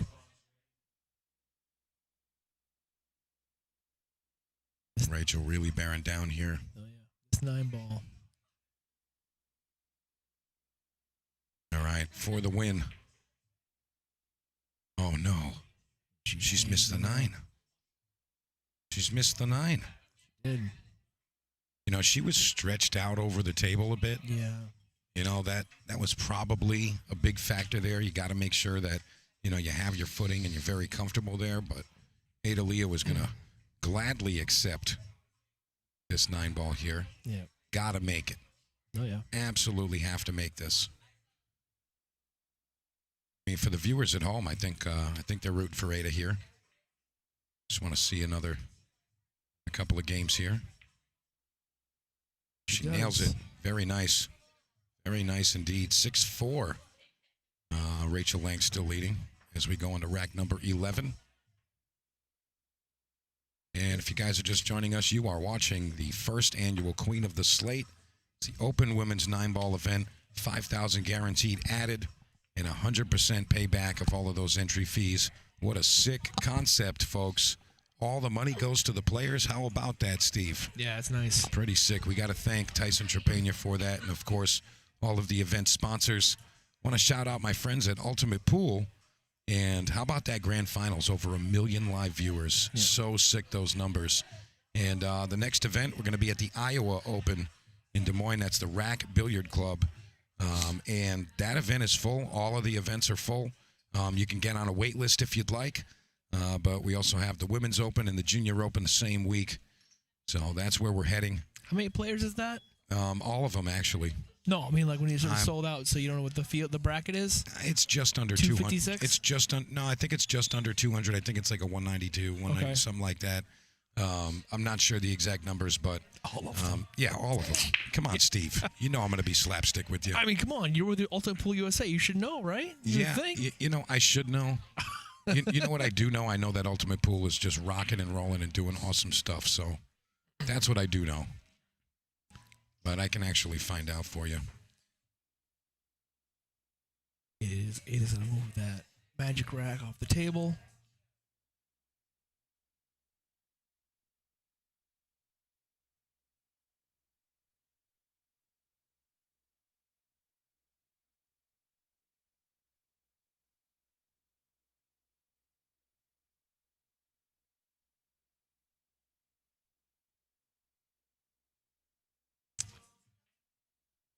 Ada's got started in this 2-ball.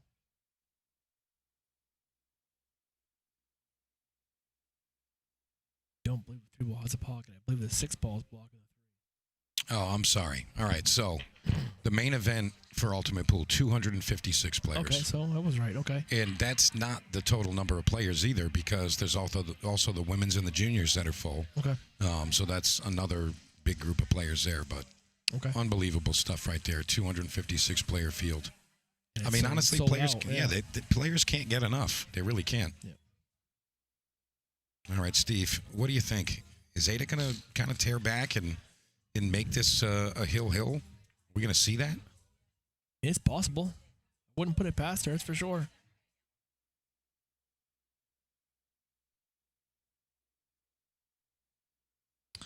All right, so we just got it confirmed. It is going to be Joanne Mason Parker and Becca Ellis next. Okay.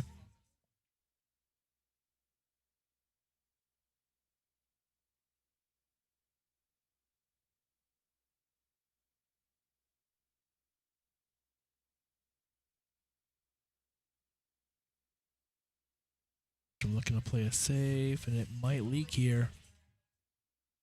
It does leak, unfortunately.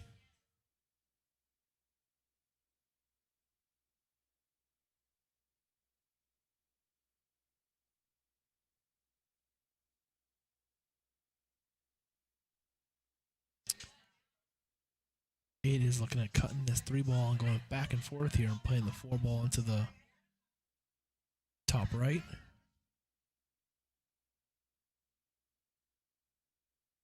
Yeah, I'm not sure. I mean, yeah, she has it. But the problem with this one is that you can't really play this two ways because the cue ball is going to stay up table. Right. This isn't the type of bank where you can come across the face of it and send the cue ball up to that short rail and back down table. It's not set up that way. Oh, I'm thinking she's cutting it, not banking it. Cutting it down to the corner and going 2 rails across. Okay. I thought she had to bank this. No, yeah, see, that's what I thought she was going to do. Wow. Yeah. Wow, what a shot. I thought she had enough for the cut. That was a great shot. Well, that's why we keep you around, Steve. You got to keep me in line. Yeah. I mean, I'm still learning pool. Yeah, the other thing is she's looking at this. If that 7-9 is wired, the corner. And you know what? It might be. If she just makes this 4-ball, that 9-ball might be gone. You know, Steve, you're actually very right here. I can't tell the angle, but I mean, it looks like it's pretty close.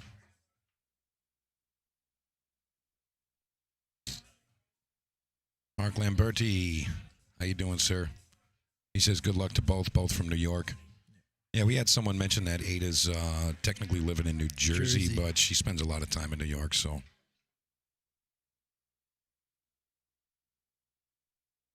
Honorary New Yorker. I'm in that position every couple of months. Yeah. I love it out there. That city is kind of like my spirit animal, like never turns off. You know what I'm saying? Oh. Definitely mishit that one a little bit. Or maybe she wasn't even considering the combination. She just wanted to play the 7 outright when she underdrew it. Well, here's the tricky thing with this. If she wants to play the combo here, that cue ball might go to the other corner. She can thin off that 7-ball, and the cue ball may find a home. Honestly, I don't think she can get to it thin enough, Steve. I really don't think she can get to it thin enough. She's looking at it. I mean, maybe she can. I mean, looking at it from this side view, there's a chance she can do that. You know what I'm saying? Looking at it from here, it looks like you can do everything you want to do here. There's enough space between them, but it still looks like to me if she goes for this, that cue ball is going to slide off the 7 and scratch in the corner. Well, although it's tricky and a little risky, I like her to play it. Just shoot the shot outright, cue ball off of the 9, and just kind of bump it. She's not aimed that way. She put the 7. Wow, what a shot. And Ada did Leo. she get a good result out of this? I'm not sure. I mean, even if she didn't, it's a reasonable rail first. She's just going to have to accept a long 9-ball. She can't, like, drill this and come back down table rail first. Yeah, I think she has to go rail first. Looking at the angle. She might have enough, though. If she goes to the left side of the table here and looks... I don't know if you look at that angle, see, it looks like that tells me she's going to go rail first right there. Yep. She's anticipating the cue ball going to the left side of the table. Yep. Oh, Mark, don't even apologize, bro. Don't even apologize. Yeah, we're having a good time over here. The players are competing, having a good time, and all positive vibes. Yeah, all good stuff. Real first here.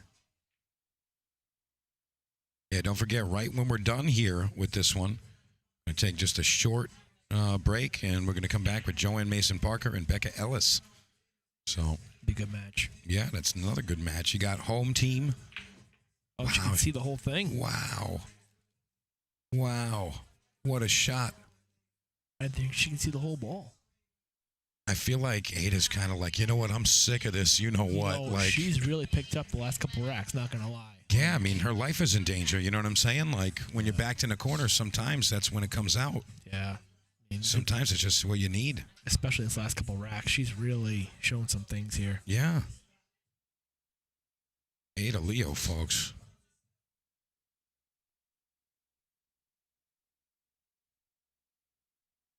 Ada Leo really making a run for it right now.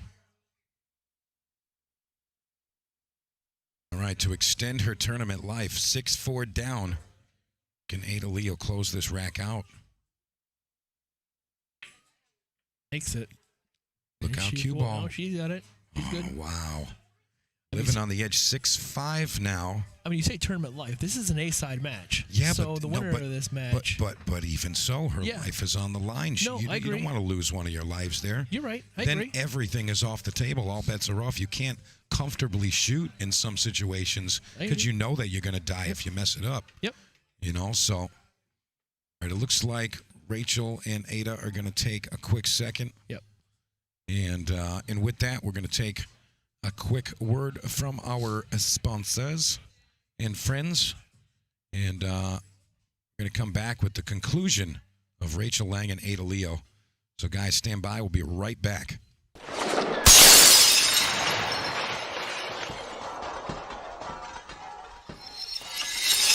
Ultimate Pool USA presents the Ultimate Pool USA League Grand Finals. You and your team climb the leaderboards for a shot of winning the $100,000 first prize. Survive the heart-pounding formats of match and shot clocks. Deliver for your teammates when it matters most. Track your progress with Ultimate Pool Score. All roads lead to the Grand Finals in October 2025, and your chance to claim a $100,000 first prize. And because our motto is for the players, all prizes are cash payouts. Begin your journey now and sign up to your local Ultimate Pool USA League. Ultimate Pool USA, for the players.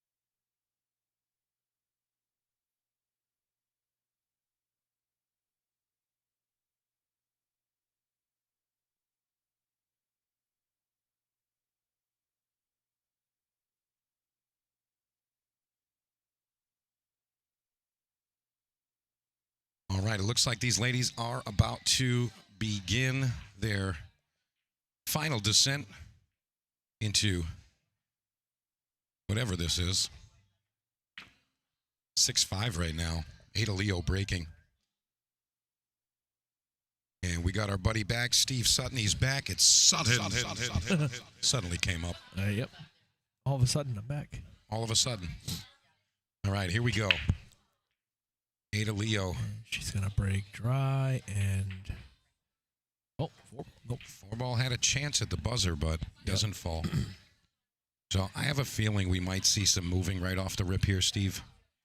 I don't see an open pocket for the one and a little bit of traffic with the 5-6 right there. Yeah, I agree. I actually like her just thinning this and sending the cue ball between the 9 and the 8.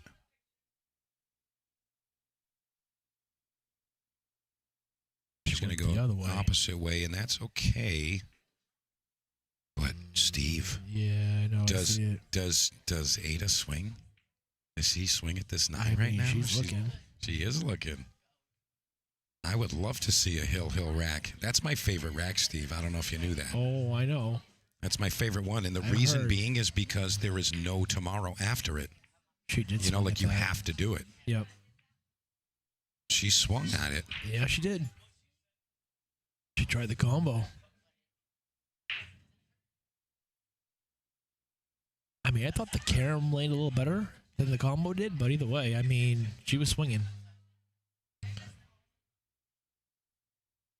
Oh, Rachel's looking at this one. I thought it cut on the side. Maybe it doesn't. It looks like a little steep for that. Yeah, it's too steep to cut on the side, but she can play the... Okay, she's going to play defense here. And she's behind. That's a good shot. That is a good shot. That's a great shot. She broke up what kind of cluster between the 5-8, so... I'll tell you what, though, Steve. I got a nice perspective here. She can go between the 5 and the 7 and very easily one-rail kick this. Oh, she can. Okay. She can. She's got that little avenue there, so... Yeah, she's looking at it right now. Yeah, you can't really see it from our camera angles here, but she does have an avenue between that 5 and the 7. A little kick and stick here. Yeah, I think you want the cue ball to drift towards us here. Oh. Imagine she kick combo the 9. Oh, jeez. That would have been pretty sick.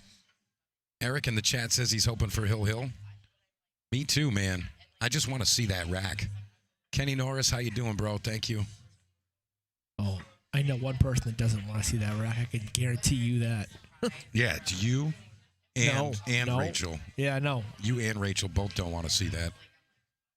But I don't I'll tell mind you so what, much, but I guarantee Rachel doesn't want to see it. well, I mean, early on, I think it was maybe like 5-1 at that point. Yeah. I said, don't be surprised if Ada just gets comfortable and makes it a tighter match. No, I get it. We're here. Oh.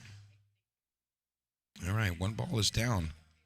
You So got to tie up with a 3-4. I mean, it's ugly. honestly, though, that 3-4 looks like it's pretty simple to the side.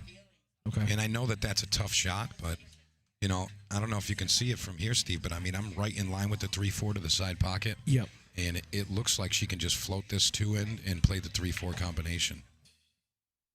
And she says, I don't think so. Oh, boy. Oh, boy. So maybe she can kick behind the 3 here and maybe make the 4, but I mean... Yeah, she was trying to stay above the 3 ball. She wanted to shoot it down to the corner, but yeah, a little too much mustard on the hot dog there. And she's looking at that combination line.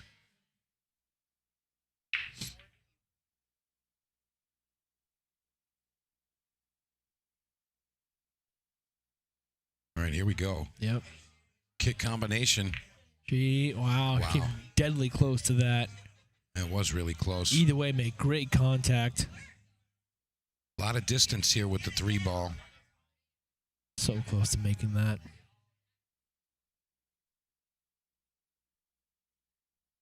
Ada looking at her options here.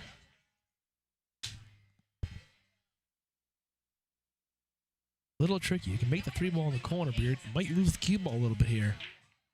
I'm a crazy person, Steve. I might bank this to the corner and roll forward. I mean, I know I'm a crazy person. But bank it back up where by the 4 and roll forward. Yeah. And, like medium speed. Maybe you get the hook if you don't make it, but I feel like, I mean, one pocket stuff, one pocket shot in that way. I mean, those shots kind of yell out to me. She's looking at eyeing up to cut this to the bottom right. I mean, we like what we like, Steve. I mean, that was a great try. Where's the cue ball going? Oh, I see why she played it that way. She got above the 4 that way. Yeah. And she also left Rachel a tough shot here. Yeah, she did. Not terrible. No, she had to leave on the 4 the way she wanted it. But yeah, just slightly missed the 3 ball.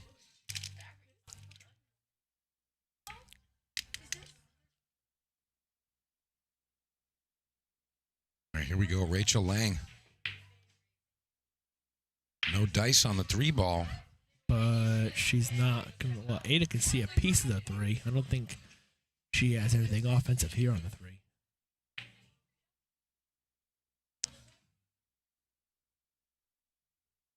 I mean, Tell you what, we're gotta- definitely getting our money's worth here, Steve. Yeah, I mean, she's got to play safe here. There's nothing offensive here.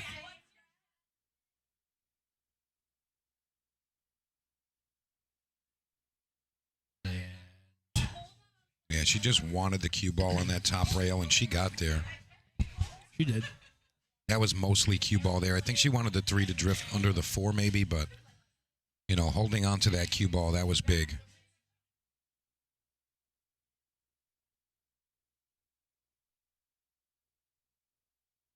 Yeah, she's Not going to make it happen. no.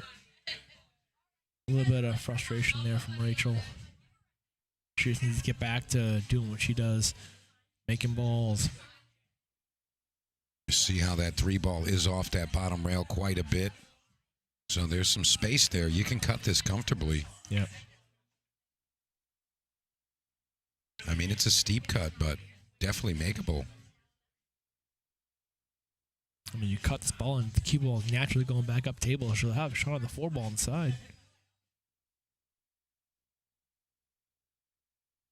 She overcut it? I can't tell exactly. Yeah, that was kind of like a bit of a stretch. And when she shot it, she kind of leaned forward while she shot the shot. Yeah. And, you know, cue stick moving a bit. All right, here we go. Rachel Lang, one more time on the 3-ball. Can she make it happen? No, She's going playing defense. safe. That's a great shot. Bank it one rail. She's got 3 balls there for a wall of balls. Great shot. Definitely looking for the kick shot here. She played that nice. Looks like Ada's using the middle point system to kick and hit this ball. Looking for a 2-railer, I would think. Yep. Come off that bottom rail, cue ball comes up table. Oh, she kicked the 3-ball straight down table. Yep, and she almost made it. Yeah, but the table is open now. Still with the 5, 6, 7 over there. It's a little tricky. It is definitely a messy table, that's for sure. Yeah, the 3 and the 4, though, they're very much available. And like sometimes in these situations, Steve, you know, you might not even want to shoot an open shot, but in this case, you have to. Right. You know, but sometimes you want to kind of extend it and, you know, continue the moving game to try to, you know, make your job easier 3, 4 shots down the line. Right. But right now, back cut on the 4. Yeah. And honestly, I don't know if I want to move that 5, 6 right now. No. If she can avoid hitting it and stay above the 5, maybe play the combination into the 7 or even just a safety and stick behind the 6.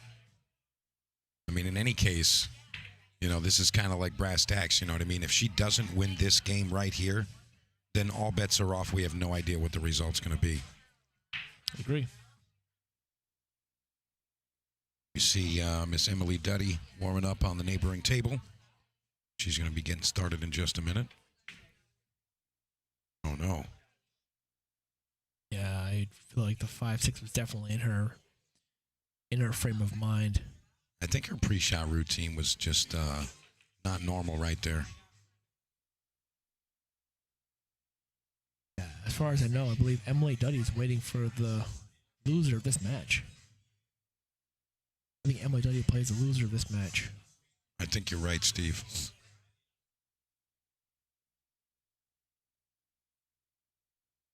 So does she have the line where she can place on the side with top and roll into the 5, 6? No, she's coming away from those. Oh, she is. Oh, she played safe too. Overhit it, though. Yep.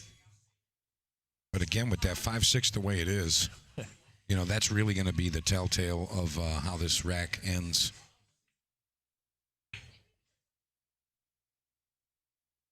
She might even go right into it here. She bumped the 9, but she's okay. She can see the 5. Yeah, now this is where you got to see the pool intelligence. I like her to bank this. Yep. You know, just actually the stop and roll type of stroke where it just rolls like just a half a click forward. Just like that. Oh, yeah, what a great shot. Perfect shot from Rachel. Oh, Lang she there. hit it great. She hit it great. She hit it great. Beautiful shot.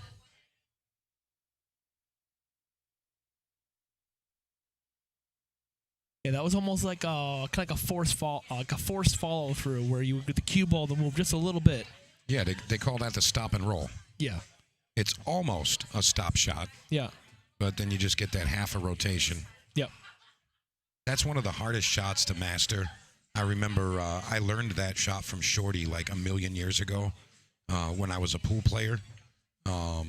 And, you know, like it's such a thing. It's a good shot to know. Yeah, but it's like it's so hard to grasp the concept of how that's going to work. You know what I mean?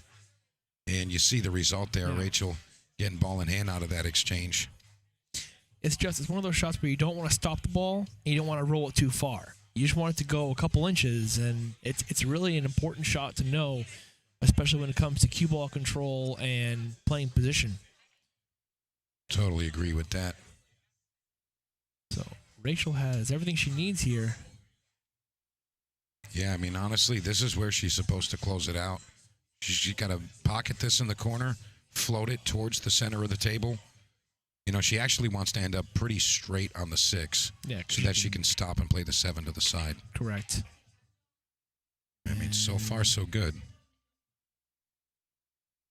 I mean, she looks like she has an angle where she can just roll in the corner, come off the long rail, and then just come up a little bit for the 7. Looks like. Yeah, she's got to be careful going towards the 8 ball. Perfect. Oh, she hit that nice. She hit that nice. She's just enough where it goes past the 9 and put the 7 on the side. She's looking at already seeing where she wants to be on the 8 to get to the 9. Take your time, make the balls. Go back to your pre-shot routine. Put it away. Something's not really clicking for her just yet. I feel like if she's going to go forward, she can also just bump into the 9 soft. You know, just kind of like soft draw into it. Right. You know, like move it maybe like 1 ball rotation away, something like that. But yeah, I feel like you're slow roll this ball and just stop it there. Play a stop shot. You don't want to be jacked up over the 9 either. Yeah, just like that. That was the shot right there. That was the shot. Yeah, unfortunately, she's jacked up over the 9. That's what she just didn't want to do, though. Maybe that's why she was kind of concerned with that. She didn't want to be reaching over the 9. I think that's exactly what it was. And honestly, she's got to use the bridge here. Has to. Oh, yeah. Has to. And her body language tells me that she's not thrilled about it, but... No. I think that's why she took the time she did, because she didn't want to be jacked up over a ball. But, I mean, if she makes this 8 ball and just comes off the rail slightly, you know, 9 to the bottom right corner should be okay. Yeah. I mean, granted, it's awkward, but... It is. But I agree with you. She needs to use the bridge, and she doesn't want to. See how close she is there. And I'll tell you what, from this side view here, it's not as terrible as I thought originally. No, it really isn't. I mean, granted, you're 8 miles away, and you got to stand on a ladder to get there, but... Right. You know... All right, let's see what we got here.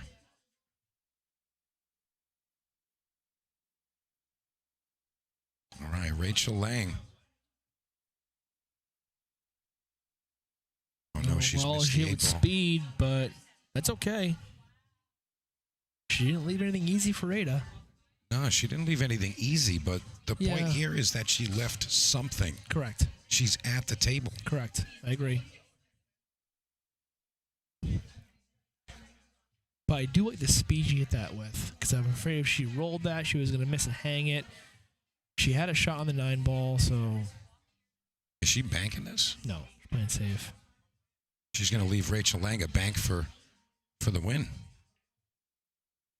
I mean, that's like, just putting like a tack strip down, like a little mud in the tires, but...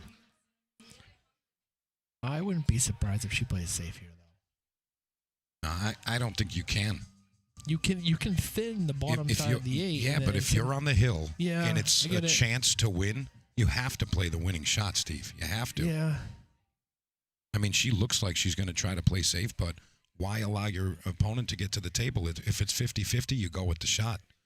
That's what you got to do. No, I do agree with that. Yes. You got to do it.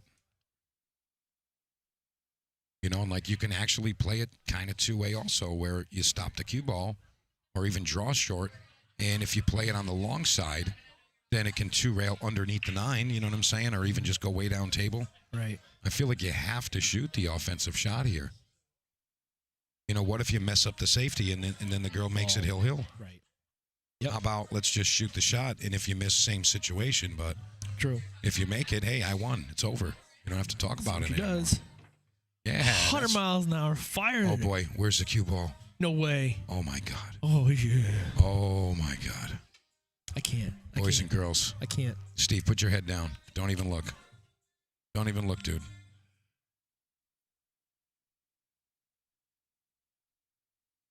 Oh, my God.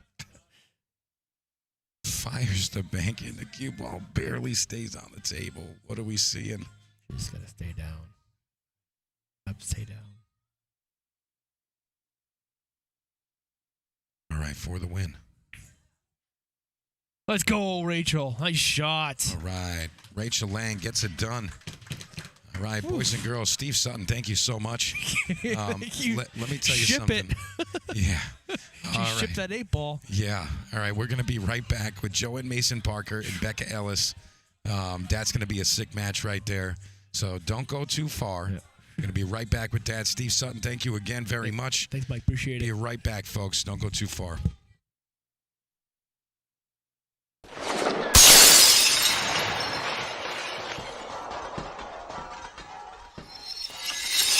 Ultimate Pool USA presents the Ultimate Pool USA League Grand Finals. You and your team climb the leaderboards for a shot of winning the $100,000 first prize. Survive the heart-pounding formats of match and shot clocks. Deliver for your teammates when it matters most. Track your progress with Ultimate Pool Score. All roads lead to the Grand Finals in October 2025, and your chance to claim a $100,000 first prize. And because our motto is for the players, all prizes are cash payouts. Begin your journey now and sign up to your local Ultimate Pool USA League. Ultimate Pool USA, for the players.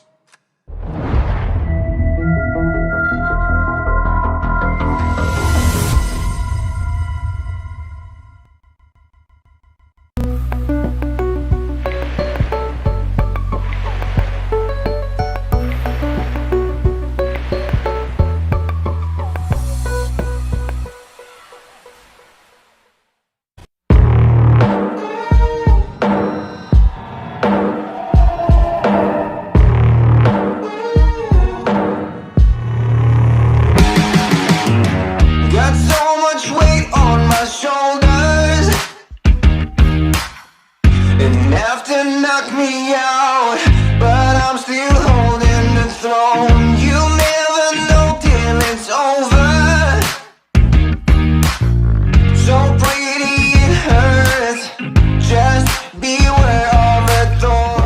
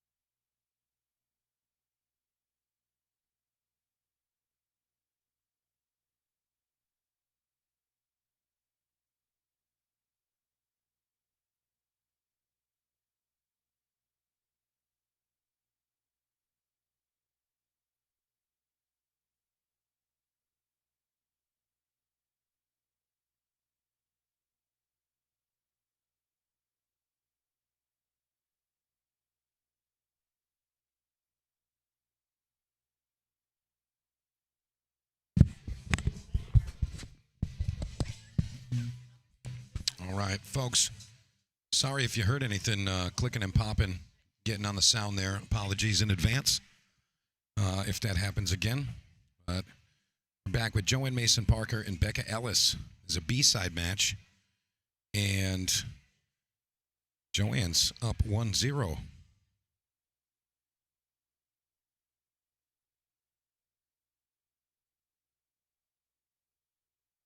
What a nice match we just had, huh? What a nice match. Rachel Lang and Ada Leo. Great match there.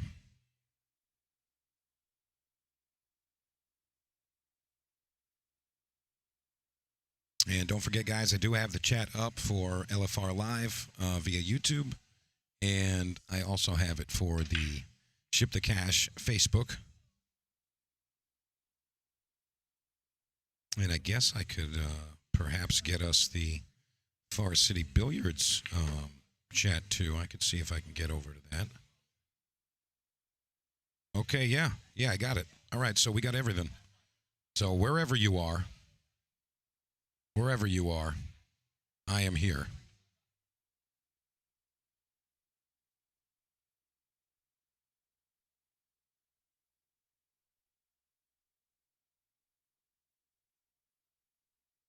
So say what you got to say.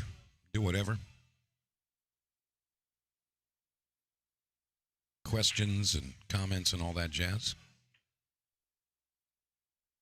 And I tell you, Becca Ellis, she's a local player. She's from this area, and she does play here often. The fan favorites, I would say. Got a lot of friends here.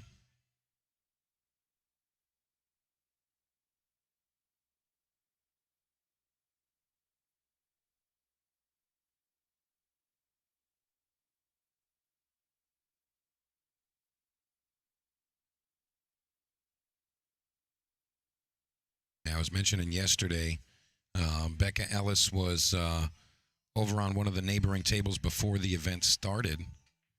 And she basically was just, having her friends set up a shot and firing it from up table and just, getting in stroke and doing her thing. And, she's not taking this event lightly. She's doing really well. And, again, I got to say this over and over again. I don't care what the number says for a rating. It just doesn't matter, man. It really doesn't. I mean, we're seeing a lot of ladies playing in this event, and it's like there's 100 and change points difference, and the lesser player is winning against the higher rated player, and it's not close sometimes. Sometimes it's a big score gap.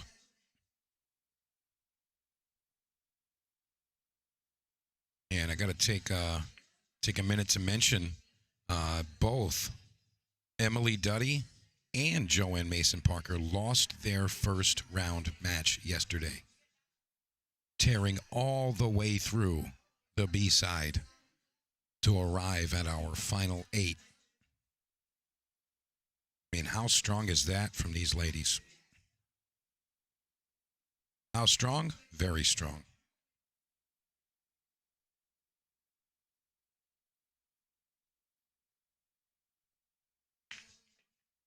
Nice combination there from Becca Ellis.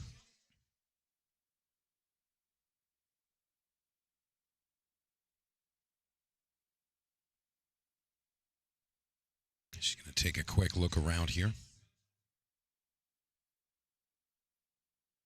Yeah, this is a tough one here. You just got to bear down and make the cut. Not really any backdoor safeties I don't see. You just got to make it, and it's a tough one. Really is tough. Just keep that body still, go right through the ball. I'll tell you what, she hit that really well, but just a bit off. That little click at the last second there, that doesn't help her case. That's going to give Joanne Mason Parker a very available 6-ball. But I'll tell you, that 7-ball is still in a tough spot. She might actually end up drawing this ball to play it to the side pocket.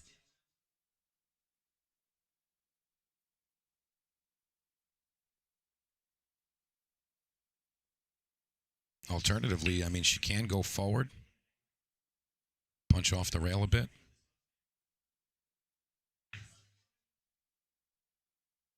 Swing and a miss. Where's the 6 ball going to end up? Right in front of the pocket. So Becca Ellis with a great opportunity now to tie us up at 1 game apiece.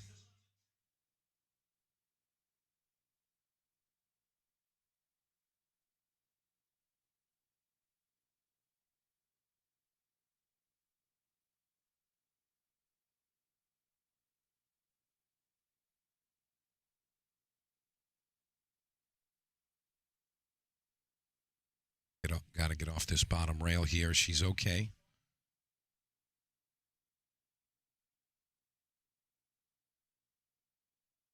Tell you what, you know, just a little bit more angle might have been better. But I think she can actually draw this one. Just kind of drag it over to the left side of the table here.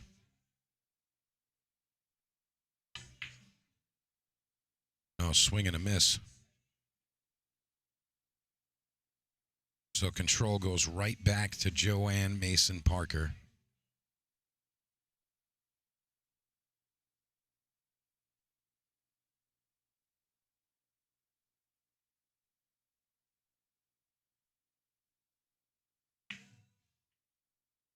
Nails it. Perfect cue ball. Straight in for the 9. All right, this would be to go up 2-0. She drains it.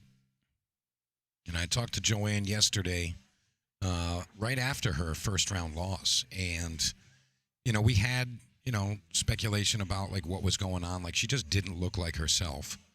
And, you know, she was a little, you know, just a little off as far as the cue ball was concerned. She didn't know how that cue ball was reacting. And we all know that that's, you know, paramount. That's the most important thing. You got to know how the cue ball is going to react. And, you know, now that she's, you know, gotten a little bit of time to figure that stuff out and get acquainted with the equipment here, you know, she actually called it. She said, you know, I got plenty of time. I'm not upset about that. You know, granted, I wanted to win, but she's ready to click her heels and go back home in the winner's circle. Always a top competitor, Joanne Mason Parker. Has been for quite some time. Monster break there. Is she going to get something to fall, though? The answer is no. All right, so Becca Ellis back to the table.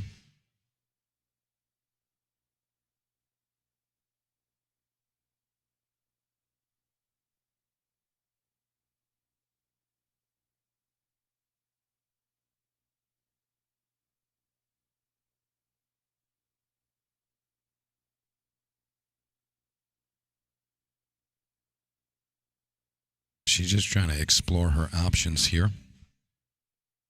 And guys, if you can help me out just real quick, I did turn my inputs up just a little bit, give you guys a little more volume. Just let me know if that sounds okay for you. It should sound okay, but I just want to make sure.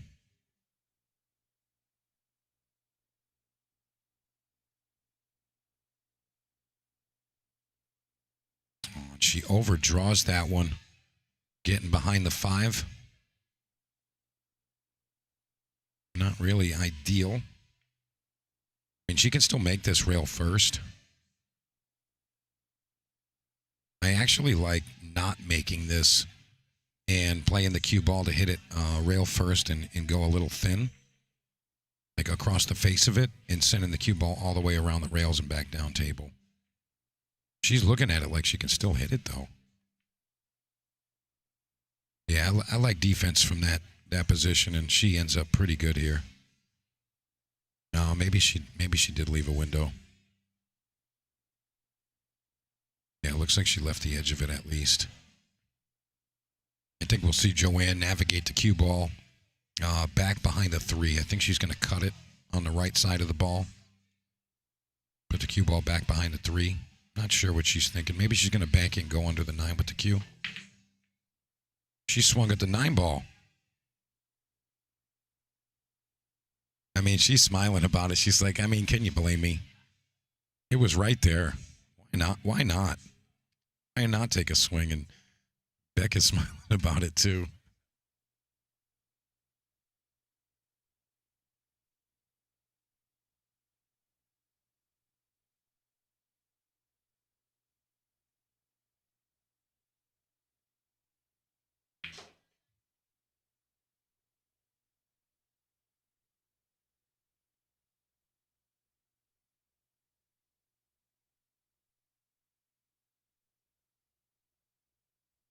All right, little exchange here.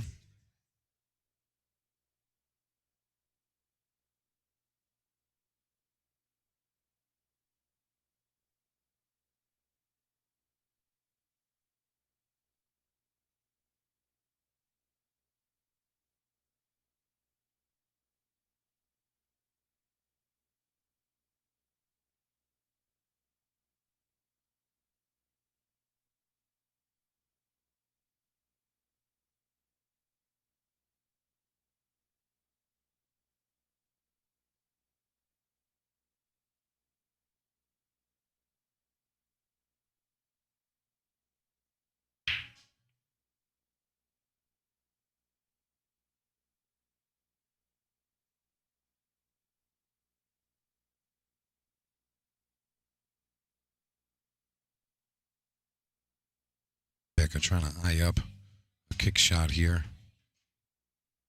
Needs this to open up. Little left-hand spin.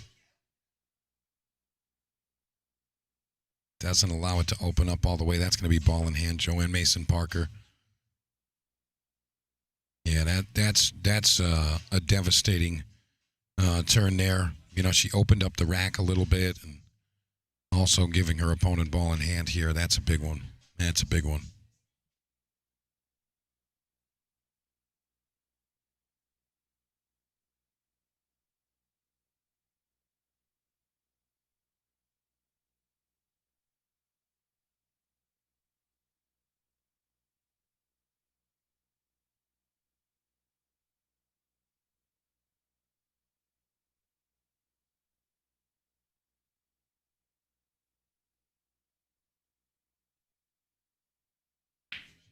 Joanne comes out nice here.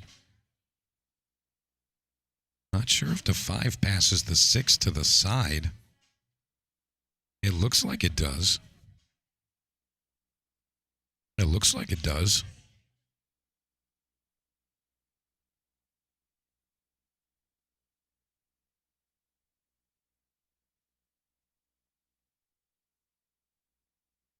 Very nice control there. You know, Joanne Mason Parker, yeah, I mean, she's been, you know, one of the top females for quite some time. But I did want to say that my first interaction with her in person competing, I want to say it was maybe 2 years ago at the Massachusetts State 9-ball. That was at Amazing Billiards. And, you know, she was just, I want to say she was like third. Second, no, she was either third or fourth. I can't remember. But I want to say that it was, I can't really remember. I think it was maybe Lucas that won the tournament and maybe runner-up was Dave Hall. But I feel like Joanne Mason Parker was like third or fourth in that event. She went wicked deep and just wowed me and everyone else in the room. You know, like it's like a name you hear of, and then you finally get to see the person in person, and you're like, holy cow, this chick is strong. But that was like an eye-opening experience. And the last event we were at together was actually Ashley Benoit's birthday over at Yale in Wallingford, Connecticut. Joanne came out and played. Really enjoyed that.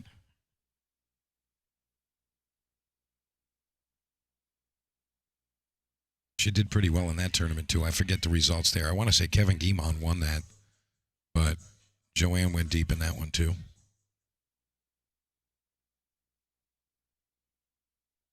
Joanne playing the smart move there.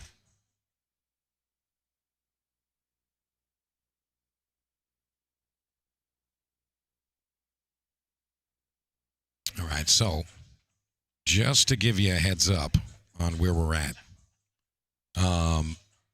we have 4 remaining undefeated players, 4 of them. And those 4 players are Rachel Lang, Ashley Benoit, Nicole Albergaria, and Deborah Wyman. Now, Deborah Wyman, no clue about this chick. Haven't heard the name, I haven't a clue. But obviously she's strong if she's still undefeated in this tournament because it was a strong field. And Deborah Wyman is apparently from Bangor, Maine. Oh, wait a minute. I know who this is. Because I don't see it as Deborah. I know Debbie. Debbie Wyman. She's, I want to say she's the owner of Rack City up in Bangor, Maine. It's a pool room up there. So that's why I know that name, and that's why she's in the finals. She's that girl. And I'm actually going to ask if she wants to come sit with me because she's sitting right there. How about that? Maybe we can get her in here. I'm going to do a half a creep move and message her from like 20 feet away.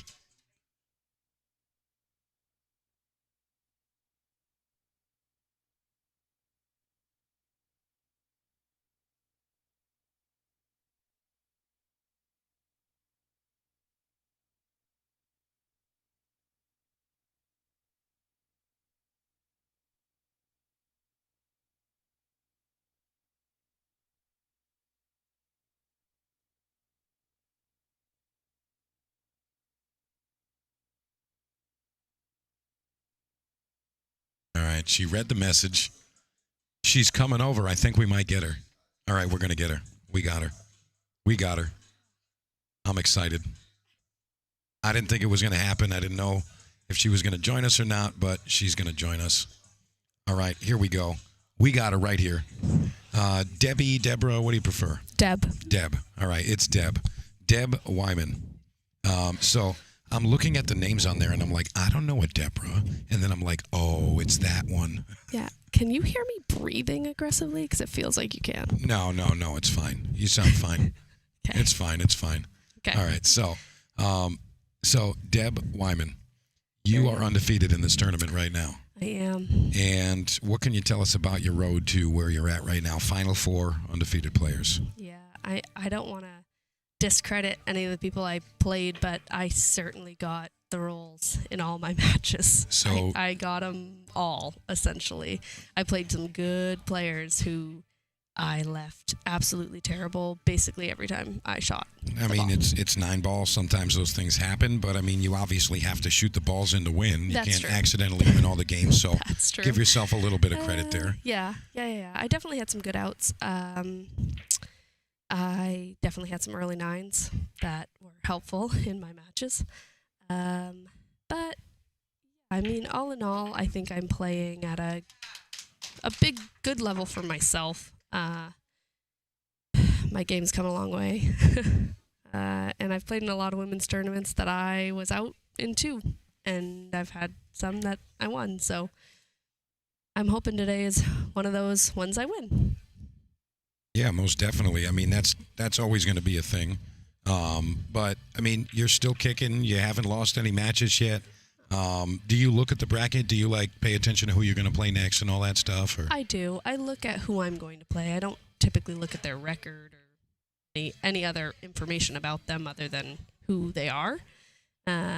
Just to know if I've watched them play in this tournament before. And I did get to watch Nicole, who I play next. She actually just played my sister, Becca, who's on the live stream right now, and beat her. Nicole beat my sister, so you're looking for revenge. I'm then. coming for revenge now. That's right. Becca Ellis is your sister, right? Becca Ellis is my sister. Wow. Yeah, she's my big sister. How about that? Yeah. That's actually pretty awesome. Yeah. That's pretty awesome right there. Oh. So, do you know anything about your opponent, Nicole? Have you? I don't. I know that she is 100 points higher than me in Fargo, but that's pretty much all I know. I'm glad you said that because we were just talking about how that has absolutely no bearing. It really does have nothing to do with how people shoot. Yeah, I mean, honestly, I guess I was technically talking about you without even knowing I was talking about you. But I just said that there were so many matches where there's 100+ points difference and the lesser rated player wins, and convincingly in some cases where it's like 7-2, 7-3. Yeah. It's like that's not an accident. No. It's not an accident. No, not at all. Yeah. I noticed that a lot. And actually, I notice it a lot in women's tournaments just in general. And I think I think a lot of it does have to do with robustness. Is like most of these people, the people that played in this that are in the 300s, have like 20 robustness. Like they don't have really a rate. It's listed, but it's not like, they played in one tournament and now they have this rating that it has no reflection on how they shoot as a player at all. Yeah, I mean, this is kind of like a showcase of the hidden talents of the Maine area. Yeah, for sure. As well as showcasing some of the names that we know. Obviously, players like Joanne Mason Parker, Emily Duddy, Ashley Benoit, Ada Leo. A lot of those players, travel the country and sometimes out of the country, playing in all these different events. But we're getting to see players like yourself, Becca Ellis, Donna Switzer. She's another player to look out for. Yep. Obviously, Lonnie Fox Raymond. Yep. But it's really cool to see some of these players that we've never even heard of coming through. So that's pretty good. Yeah, for sure. I've played in a lot of women's stuff out of the state, just in like New England, New Hampshire, Connecticut, those kinds of things. And so I did recognize a few people here just from those events, which is awesome. I love when people travel around and, when they can play in all the women's stuff. I think it's a cool community to be a part of, is the women in pool. Yeah, no, I totally agree with you. And maybe you can help me out with this because I haven't had a female sitting next to me when I was mentioning these things. So the women's only events, all right, I feel like how you girls take it when you lose is way different than any of the other events where you might get drilled by somebody 7-0 and you smile and hug and say, oh my God, you played so good. Nice job, you did great. Yeah. And it's like, if a guy gets drilled like that in a tournament to screw you, I don't want to talk to you. Yeah. Get away from me. What's that whole mindset? Is it always like that? Or? Yeah, it's so funny. I think we're all just happy to be here. And this might be a little stereotypical, but it's almost like we're all out of the house without our kids. And we're playing pool and we're doing the stuff we love, and so is your opponent. Yeah. And it's just so cool. Even if you're getting railroaded, it's like, wow, you are a good shooter. Great job. Almost like you're living in their shoes also. Yeah, it's almost like if one woman wins, all the women win. I totally get that. Yeah. Well, we got 100% chance of that this weekend. Right? Yeah, for sure. I actually tried to promote this as much as I could at my own pool hall, and I basically just kept saying that, if you've not played in a women's event, please play in a women's event. It changes pool for you forever to know that you have a field of 64 people that all are rooting for you. Yeah, right. Even if they're playing you, they're rooting for you. Yeah, really. And that's crazy. It makes everyone play to such a level because you're like, I'm not gonna piss my opponent off because they're literally rooting for me to make my balls. Yeah, right. And if I don't make my balls, then they're going to absolutely play their heart out to beat me. And I love that. Now, I have to say this. So, Deb, we brought this up earlier, and I don't have all the information. Mm-hmm. It's Rack City in Bangor, Maine. Oh, yeah. That's Rack your City room. Billiards. Yep. So just go off. Just tell us about it. What do you got for equipment? What do you guys do there? Just tell us all about it. So Rack City Billiards in Bangor, Maine. We've got 12 9-foot diamond tables with Simonis 860 HR cloth on them. We've got league Monday through Thursdays, all kinds, APA, TAP. We did an in-house for a little while on Mondays. We have tournaments every Friday and Saturday night, card tournaments that you just get a certain amount of losses based on your skill level. And from here, how far is that from Portland area? It's about 2 hours. About 2 north. hours, okay. Yep. So closer to Moose Country. Yeah, definitely more likely to see a moose in Bangor. Yeah. Awesome. Good stuff. Yeah, but full restaurant and bar. So We love like that. Full thing. Love that. Yeah, so maybe at some time in the future we can go up there and rock and roll in Rack City. Yeah, let's do it. Yeah, I like that idea. I'd love that. I've known about Rack City for a while now, to be honest. Yeah. The first time I heard about it was from my good friend, Mr. Chad Bazinet, and that was a long while back. Yeah. And he's like, that's the spot, and that's what we do, and, maybe there's some more opportunities to get up there. Yeah. Yeah, I love Chad. Lindsay played in this. That was great. Lindsay Bazinet. Yeah. Chad's been a regular there, though, for way before we bought it. My husband and I bought it in 22. Okay.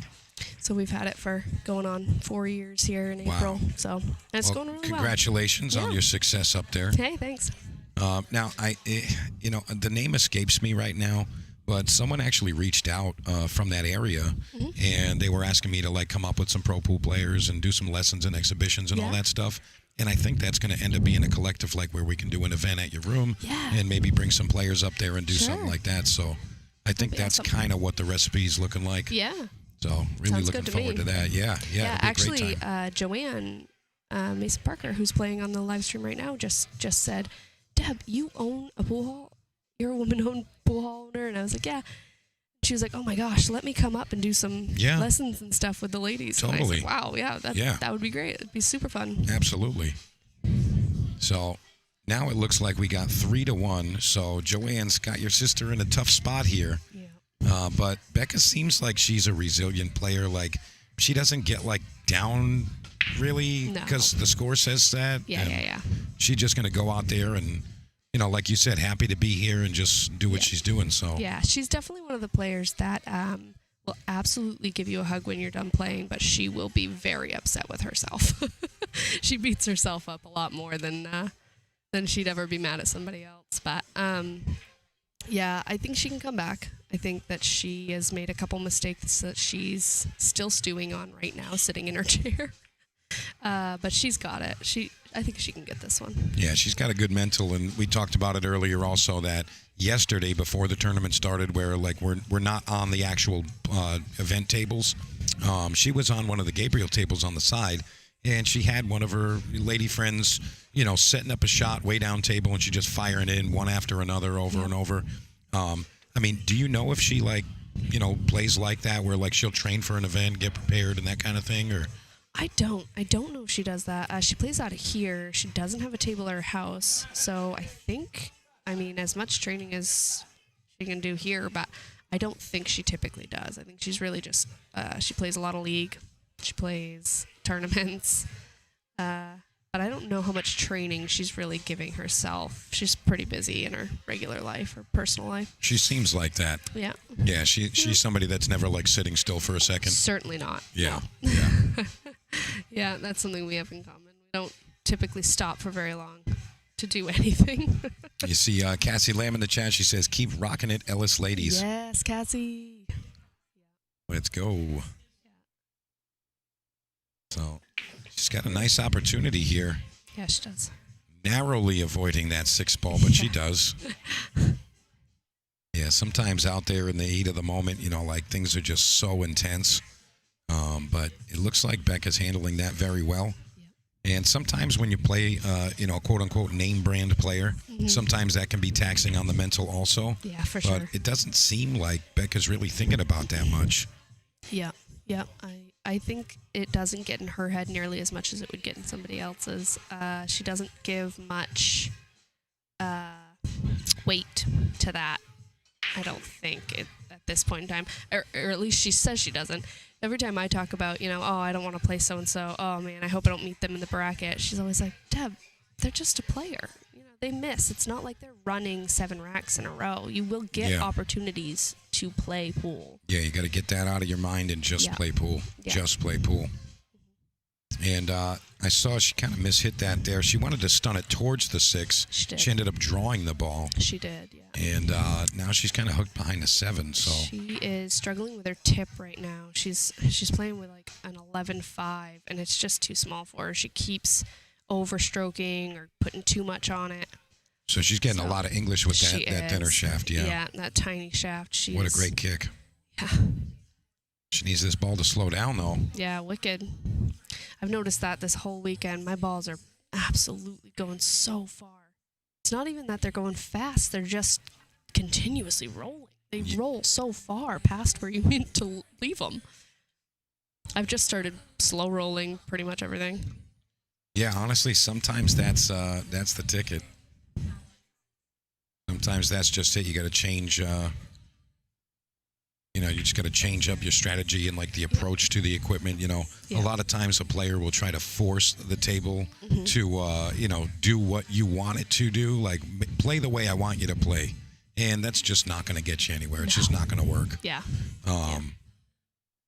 You can't really force an issue. Yeah. I think about that a lot. I think a lot whenever I hear people like complaining about the table or it's rolling or, oh, I lost because of this, I lost because of that. You're playing on the same table. Both players are playing the same equipment. It's rolling the same way for everybody. If your opponent could beat you, it's not the equipment's fault. Yeah, right. It's not. You just have to adjust. Yeah. And it looks like Joanne Mason Parker's got tricky 7 ball here. Yeah. Totally makeable, though. See if she can get the job done. She needs to just come across one rail back to the center. Watch out, cue ball. Yeah. Oof. She goes right in the drink. Ouch. Becca Ellis, good chance to go 3-2 here. Yep. Don't need to do anything fancy. It's literally just stop shot, stop shot. Yeah. Just got to get aligned with that first shot. Yep. See if she can make this happen.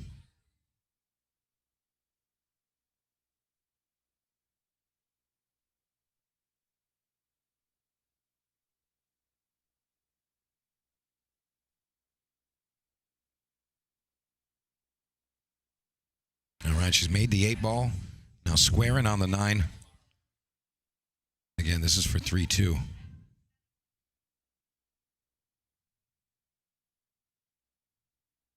Pow, right in the kisser. Nails it. Nice, Becca. And you hear some of the locals giving some love, and rightfully so. Right, absolutely. I mean, when you got a player that's from your area, Yeah. I mean, you got to root them on. Well, it helps the bartender taught me and Becca almost basically how to play pool. What, the bartender here? Yeah, Erica Cole. Really? Yeah, we both, when we started the APA, she was the high handicap on our team with actually Lindsay Bazinet. She was Okay. Monto then, but yeah, Lindsay was a 7 and Erica was a 6 on our APA team. Wow. Me and Becca were 2s. I had no idea she played. Yeah, she's Wow. a good shooter too. Wow. Yeah, I know. I saw her behind the bar and I was like, "Are you kidding me?" You know what? I Why think I aren't might you have to playing? challenge her now. You should. Be like, you want to play some pool? I'll play some pool, bartender. Do it. Bartender. Yeah. All right, Becca Ellis, 3-2 now. All right. B Swizzle. Let's go. Is that one of her It is. names? Yep, that's Gangsta B Swizzle. That's I was literally the gonna name say, tag on her shirt. Yep. Yeah, it says Gangsta. Is that what it says? B Swizzle? Yeah. Wow. Or maybe it says Ms. Ellis. Yeah, Gangsta Ms. Ellis. Yeah. Wow, that's Yeah. pretty cool. I Yeah. like that. She's kind of a gangster. Kinda. So when she leaves here, she's going to tie that bandana around her head backwards and all that Yeah, jazz. for sure. Yeah. That's pretty good. Oh, we got a tight match here, 3-2. Yeah. Yeah, there we go. Mike Burke giving you a shout out. Jason in the chat says, way to go, Becca and Deb. Let's go, let's go. It's kind of sick that you and your sister are still in the tournament. That's pretty good, right? Yeah. That's got to feel nice. Yeah, feels good. We keep talking about we want to do some doubles together, but we got to find some opponents. So maybe we have that on the list, maybe like a ladies doubles. Yeah. You Yeah, that'd know, be fun. If we come up to Rack City, we'll do like an open. We'll do a couple of different versions of stuff. But Yeah. I always like it when there's, a bunch of things to play and not just, hey, you can play in that and that's it. Yeah. A bunch of things to play in. we'll schedule it out, make the fields the right size and all that. Yeah. I'd love to do that. Sounds fun. And obviously, we have some ladies that like to come to this area. You know, Right. there's ladies that come around. Yeah. Now, you know the field a little bit better than I do because they're locals and whatnot. Yeah. So, of the players that are in this field this weekend that played, 64 players, how many of them were from Maine? Oh boy. Like maybe like 30?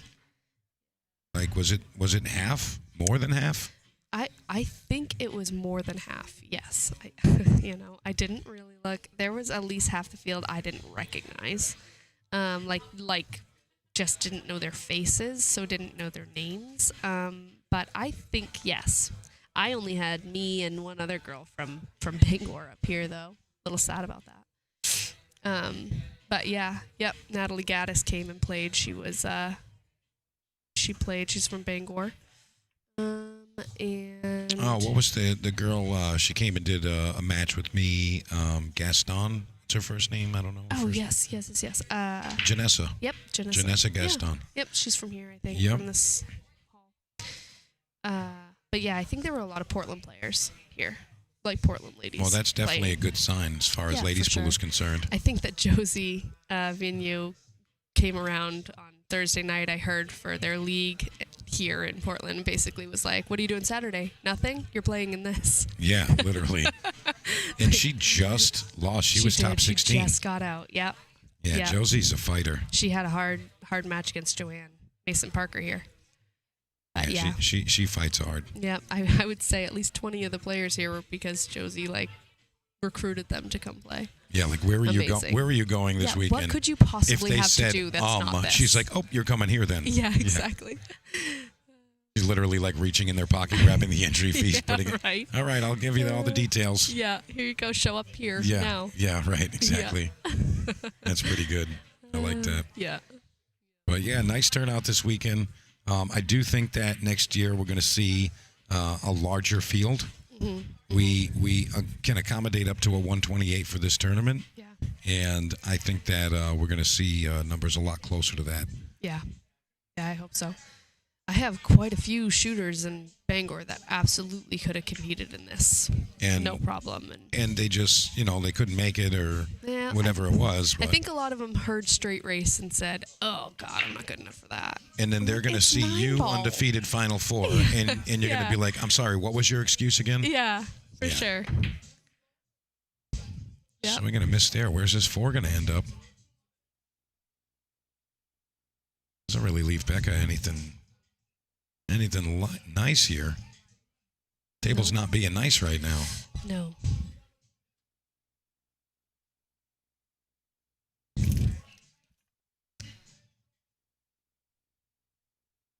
And looks like she's actually got an avenue right through there, Deb.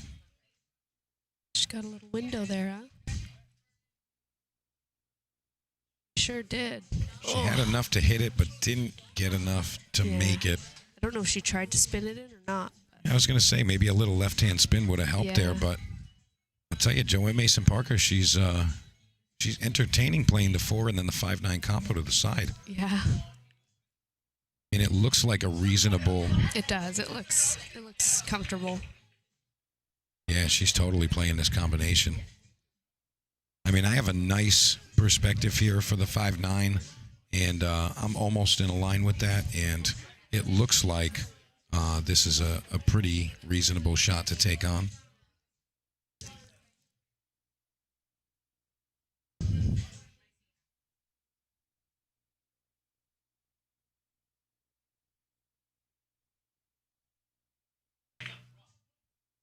Wow. Oh my gosh, that was so close.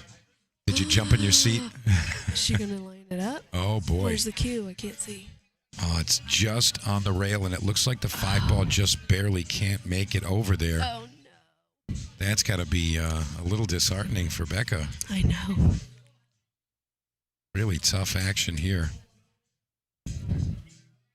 Oh, does it not go by that 7? It doesn't look like it does. I mean, we're looking at this perspective here, Deb, and it looks like it's just barely. I mean, if it goes, it's just enough to make the 5-9 combo. Literally just enough. It looks like she's going to take it on, so maybe it does have enough room back there.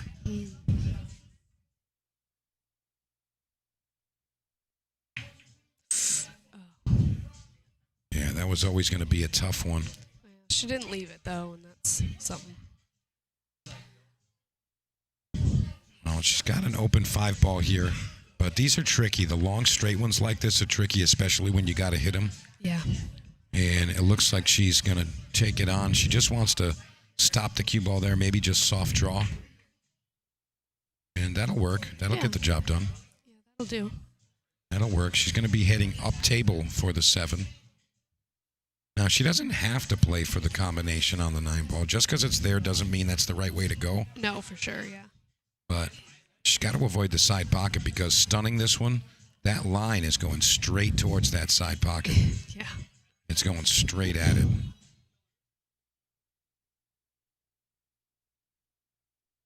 So Joanne going to take another look at this. And you can see how steep of a cut this is, Deb. Yeah.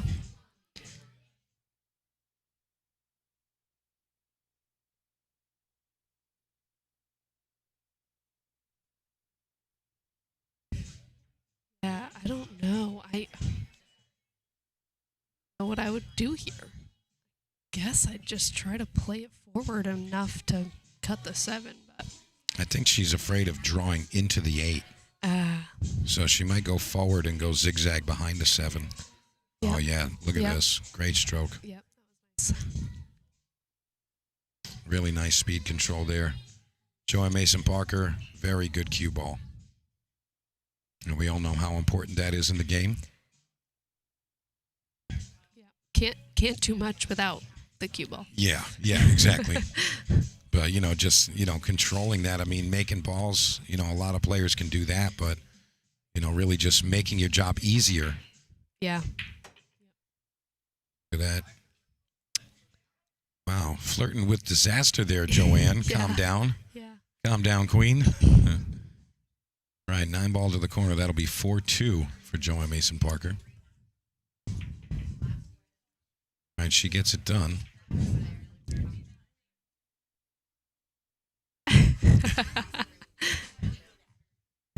Yeah, Joanne's over here making some jokes. She's like, I'm going to figure out every way to lose a rack. Yeah. That was funny. Yeah. All right, so 4-2 now. I mean, match far from over. I mean, Right. still a lot left in this one. Yep, for sure. Joanne Mason Parker comes over. She says, tell the people I'm a head case right now.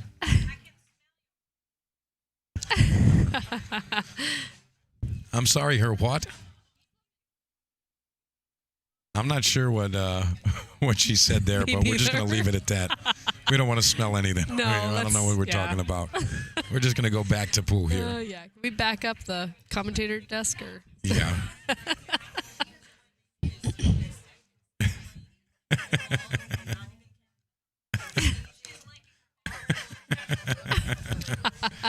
Oh, she's putting on a good show for us. Thank you, Joanne. Oh, that's lovely. Gotta love that. Oh, they're having a blast over here. Yeah. This is the event you're watching right now. It's the Queen of the Slate, first annual, 5,000 guaranteed added with 100% payback of those entry fees. And we got to thank the room owner here, Tyson Trepanier, for making that happen. Really, really nice event.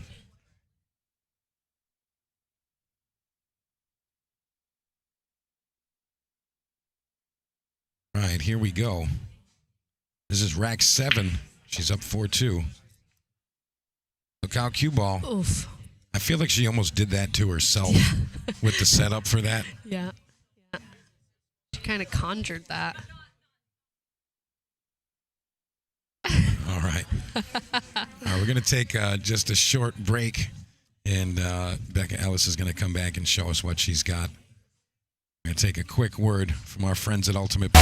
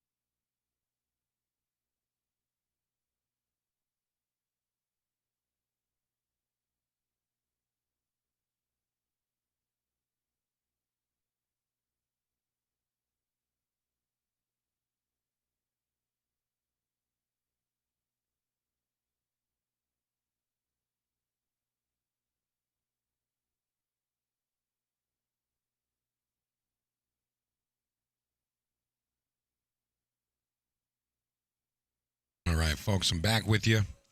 Deb checked out. She's watching her sister on the sideline, and I'm sure she's going to start hitting some balls, getting ready for her match. But right now, Joanne Mason Parker edging closer to what could be a victory here. And don't forget, this is a B-side match. So the loser of this match is out. And I want to say this would put them in top 12.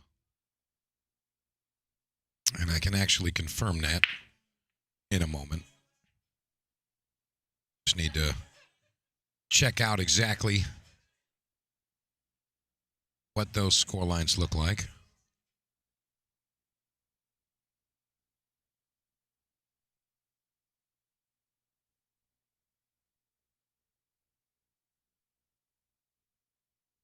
Actually, I think that puts us in our top 8. Yeah, so pretty good. Got to shout out Bonnie Saratelli. Bonnie had a nice run. She lost in this same round to Amy Theriault. And ironically, Emily Duddy is playing Ada Leo right now. And that's got to be tough, you know. They're buddies. They just came up from Florida together, but I mean, iron is going to meet iron at some point.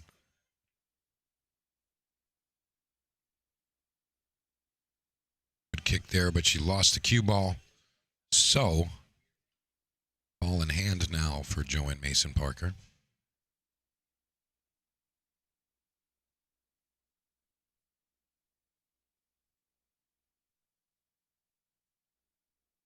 And just a heads up, Donna Switzer and Lonnie Fox Raymond tied 5-5, race to 2 from here. Love that. Love seeing the battles like that. It looks like Joanne's entertaining combination here on the one.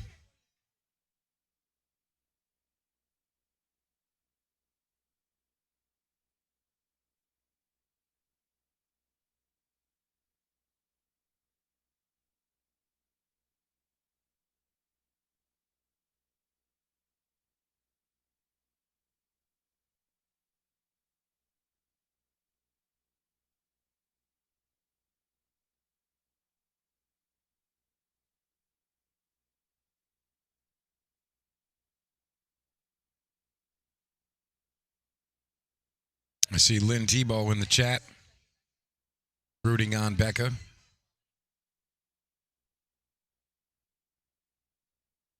Or maybe Line. Oh, you know what? I feel like I heard that. What a unique name. That's pretty cool. Especially for pool. Wow. Swing and a miss there. But definitely. 9-ball was in the running there.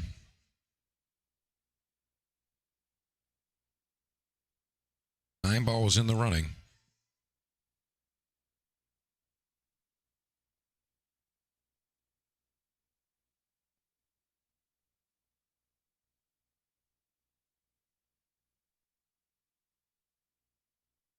Let's see what Becca can come up with here.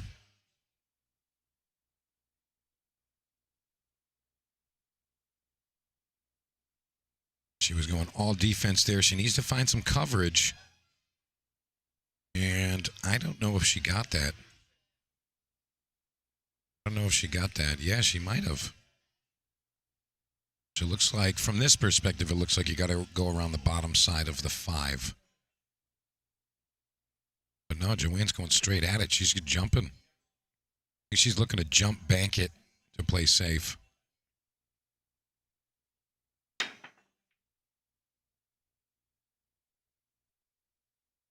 And she's going to leave very open 1-ball here. Got to be careful, though. That 2 and the 9 are pretty close. So you got to make sure that you don't sell the rack out here should you choose.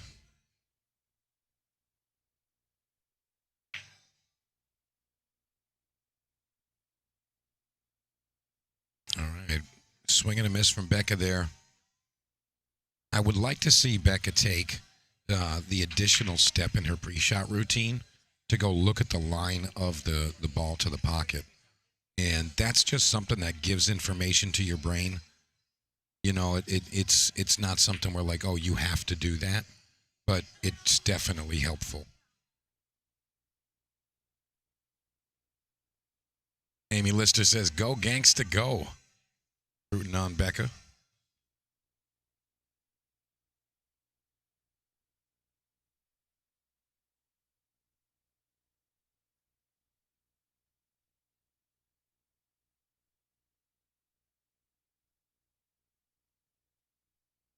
Nice execution there. And I think she's going to end up going above the 5 to play it to the side, the right side pocket. I feel like that's the natural line. You can go, you know, bottom short rail here, left long rail, and then get above it. You might hit the third rail. Just like that. And she's going to be in a perfect line to go to the corner here. But now the 8 ball comes into play just a hair. Her angle looks like it's going to send her cue ball towards the 8 just a bit. So, got to manage that. She can actually hit it full and throw it, but it does decrease the percentages just a touch. But Joanne knows all the moves. She knows all the moves in pool.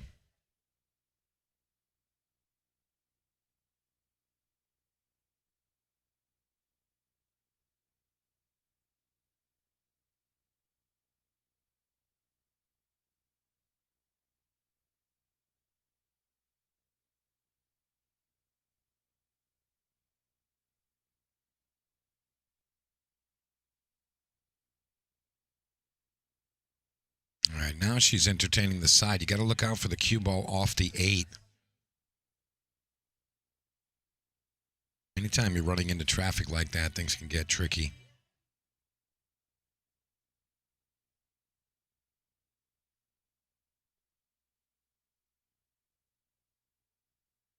And she ends up missing the 5. I mean, her cue ball was absolutely perfect, but doesn't get the ball to fall.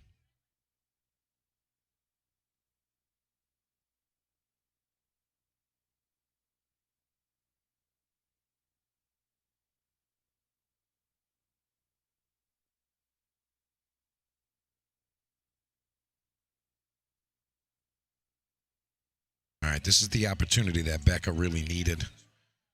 You know, you can't let that scoreline gap increase any more than it really is here. You know, it just becomes so difficult, you know, to hold serve and maintain. 5-3 versus 6-2, very, very, very big difference. Is this cue ball to travel a bit? And it does. It goes most of the way there. And this actually is helpful. You know, she can just cut the 7 in, and it's going to have a natural line to get above the 8 for the right side pocket. That's really what she wants.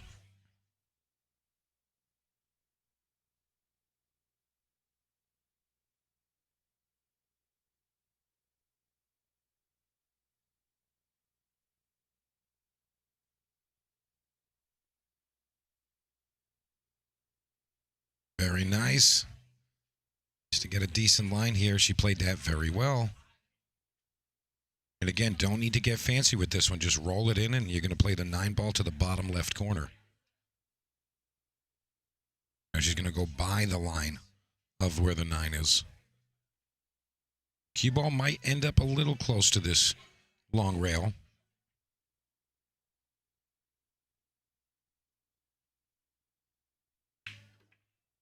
Oh, and she hit that really firm. I mean, she didn't really have to work the ball. Maybe she wanted to just come off the rail to leave herself the cut down to this bottom right corner, which, you know, that's if you got that in your arsenal, you can shoot it like that, go ahead and do it. But, you know, she kind of overcooked it just a little bit. Let's see if she can make the cut here. Bottom corner on the 9. Big shot here. Wow, absolutely drained it. Great shot.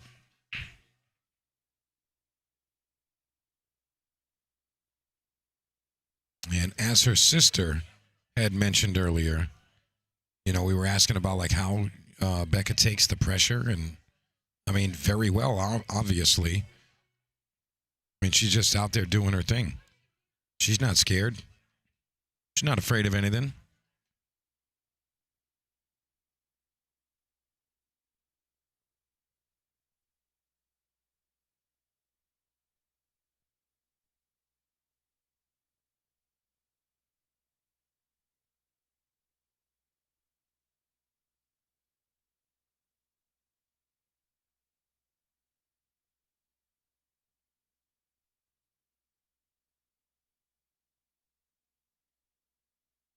All right, Becca looks like she's ready to go. This is going to be rack number 9.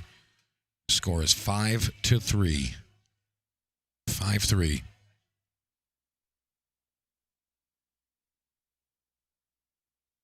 All right, let's see what the break looks like for Becca Ellis. Narrowly missing the one to the side. And that's going to end up being a dry break. She hit it pretty good, though.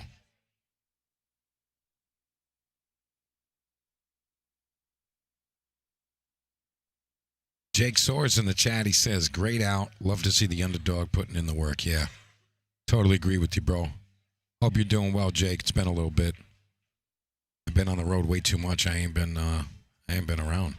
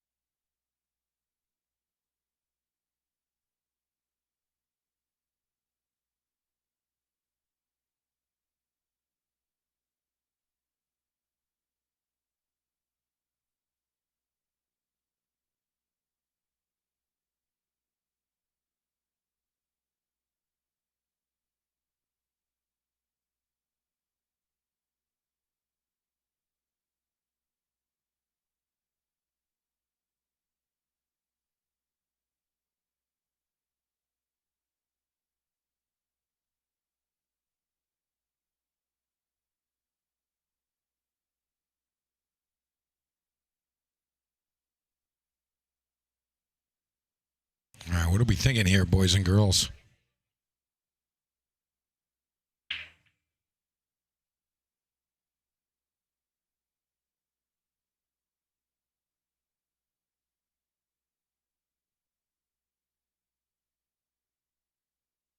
Love to see what you guys are thinking.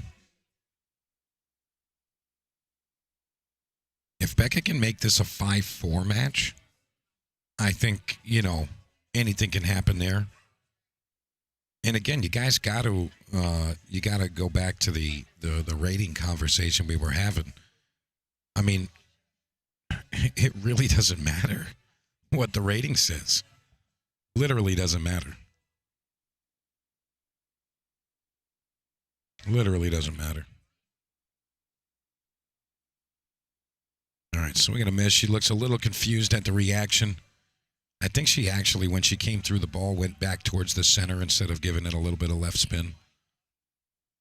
I think that was the disconnect there. Looked like it came a little bit sharper off the rail. She needed a little bit more left English.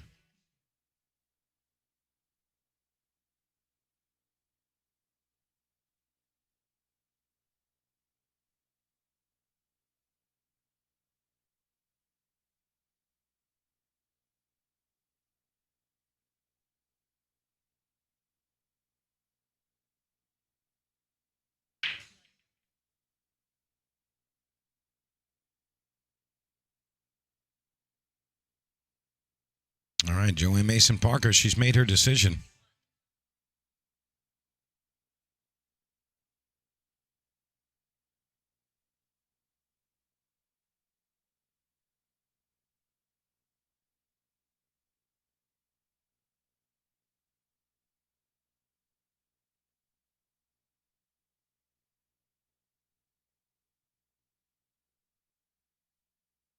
Very nice control there.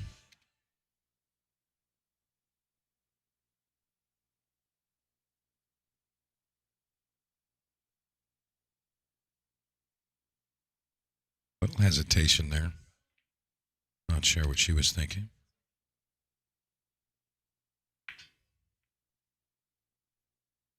No, she didn't want both of those to fall. Played a little bit too much on that one.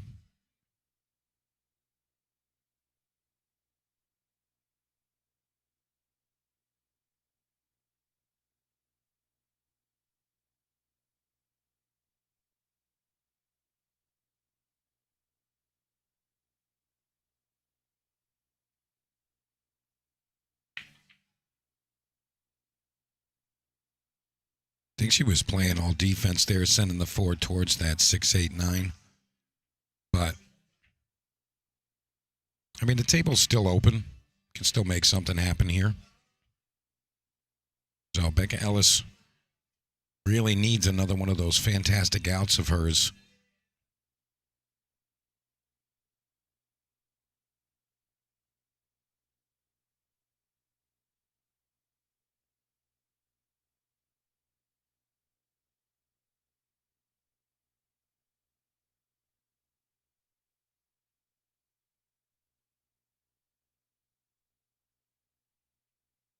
Nice stroke there from Becca Ellis.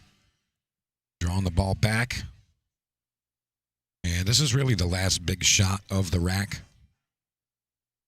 I mean, she can just make this. I mean, you can play this center, top, touch of inside maybe. But center, top will get you there.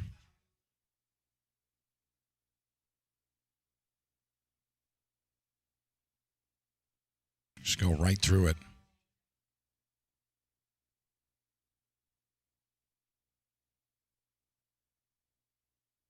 Where's the cue ball going to land? And that's absolutely perfect. Becca Ellis showing us her top speeds. Calling Medeiros, how you doing? Tell Laura I said hey. Hopefully I'll be back around at some time in the next couple of weeks, Colin. I haven't been around in months.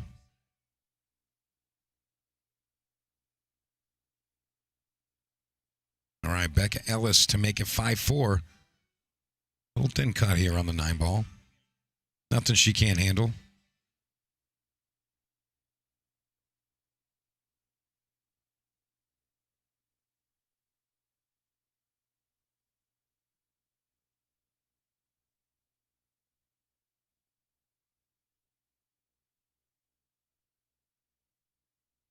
All right, here we go. Becca Ellis to make it 5-4.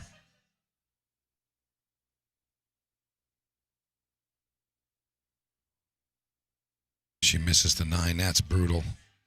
Absolutely brutal. And I feel for her. And she's going to make this rack really easy for Joanne Mason Parker. Making it 6-3 now. That was a really, really big one. Really big.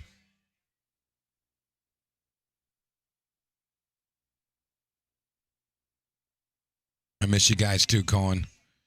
December Chow Mein. Didn't that already pass? Didn't you guys already do that? Maybe you're thinking January?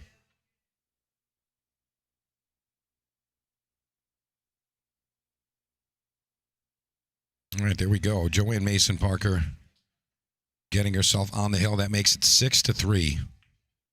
6-3. And again, racing to 7.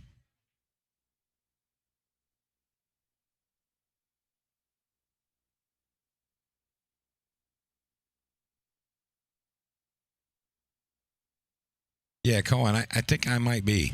I might be. I hope I am. I hope I am.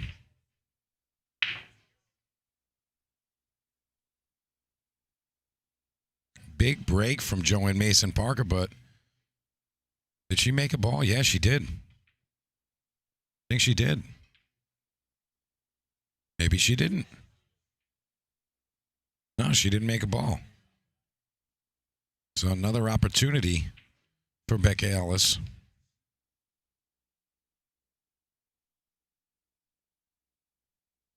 And keep in mind, I mean, this has been a grueling 2 days.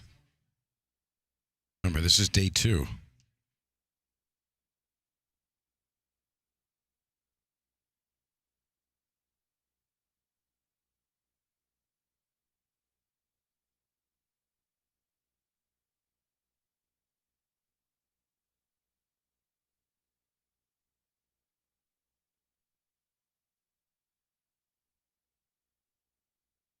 All right, what do we got here?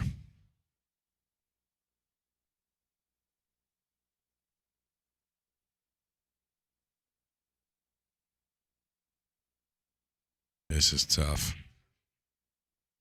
I got to say, though, you know, Joanne Mason Parker, she's really been kind of keeping Becca in tough spots whenever those opportunities are there.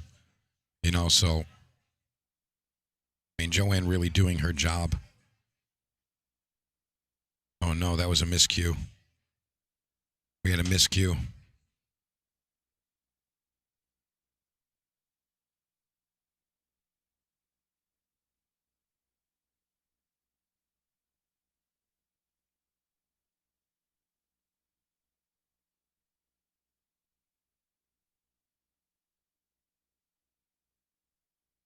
Joanne trying to figure out how she's going to get this done.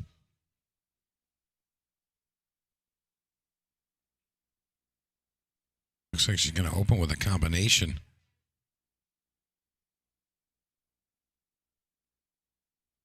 Wow, she makes both of them. That's twice she's done that.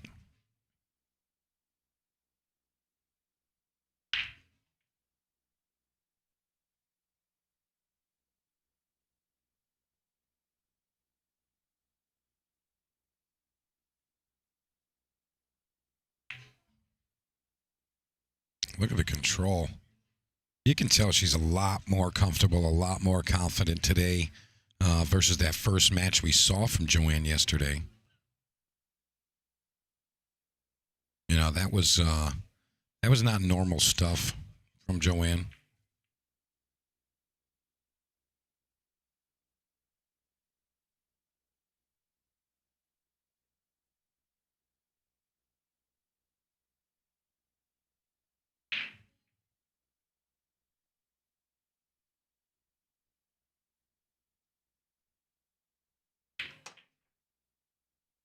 What a stroke.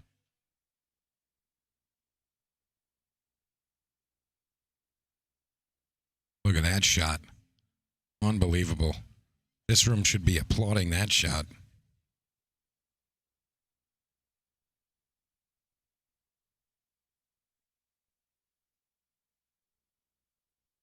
I can't believe the whole rail didn't just start applauding for that one.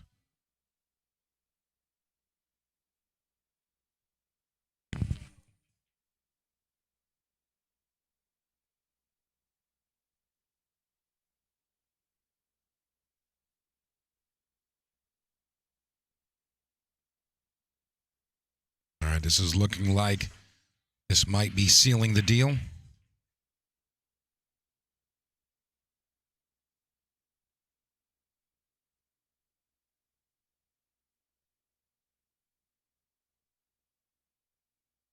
Six-3 up. Just 3 balls remaining.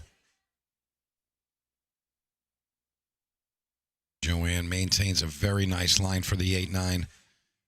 I would never in my life bet against her here. So you got to kind of like her to finish it up now.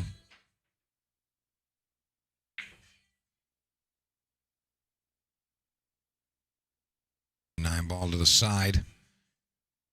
And that's going to be the conclusion here.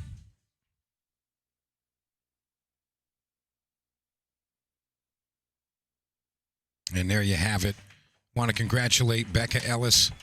What a great run she's had in this event. And I'm sure we're going to see a lot more of her in the coming events. So, for now, we're going to say so long for a short time, and we're going to be back with more. And I think we're going back to the winter side now. So winter side match is coming up in just a couple. So don't go too far.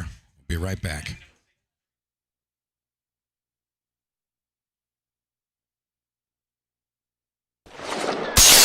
Ultimate Pool USA presents the Ultimate Pool USA League Grand Finals. You and your team climb the leaderboards for a shot of winning the $100,000 first prize. Survive the heart-pounding formats of match and shot clocks. Deliver for your teammates when it matters most. Track your progress with Ultimate Pool Score. All roads lead to the Grand Finals in October 2025, and your chance to claim a $100,000 first prize. And because our motto is for the players, all prizes are cash payouts. Begin your journey now and sign up to your local Ultimate Pool USA League. Ultimate Pool USA, for the players.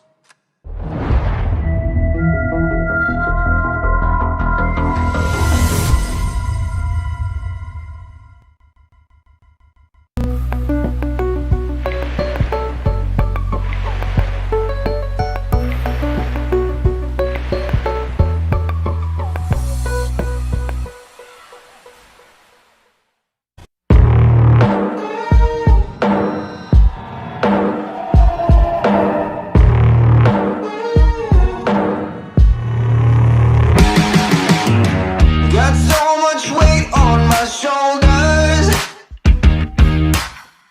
enough to knock me out, but I'm still holding the throne. You never know till it's over, so pretty it hurts, just beware of the thorn.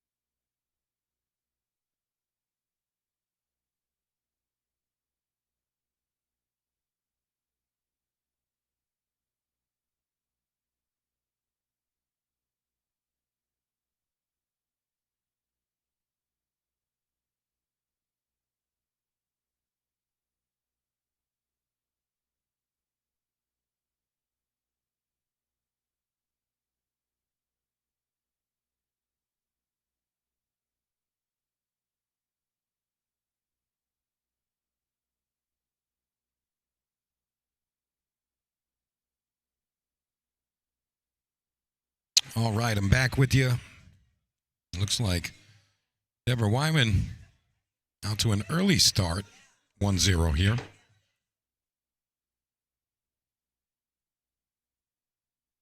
So these are your final four undefeated ladies here. On our front table here, Nicole Albergaria and Deborah Wyman, who we heard from just a short time ago. And on table 11, that's our neighboring table, we got Rachel Lang and Ashley Benoit.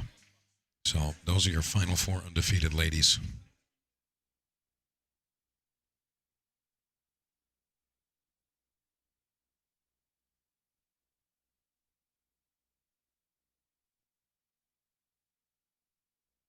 And we got to hear from Deborah Wyman.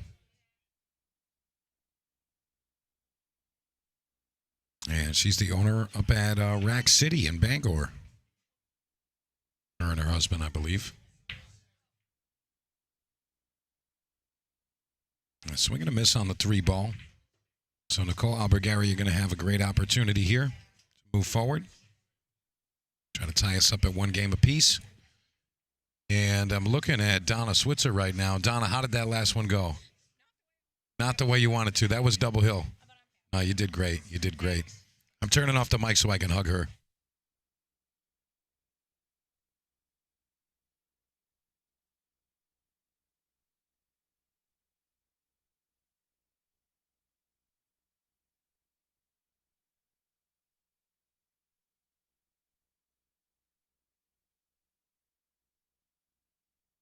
All right, Donna Switzer exiting. Great run there. Double hill with Lonnie Fox Raymond in her last match there. And she had a late scratch on that last rack there. So tough. Right now, we got these two. We got Nicole Albergaria and Deb Wyman. And I'll tell you what, this is going to be a battle for sure. Definitely going to be a battle.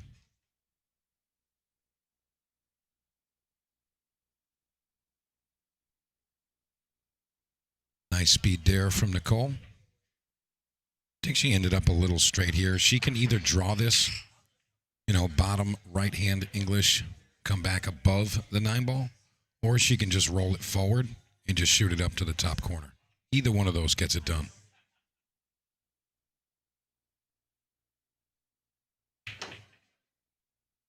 She says, I'm going back above the 9.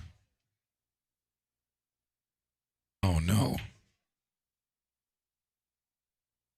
Oh, no. A little overcooked there.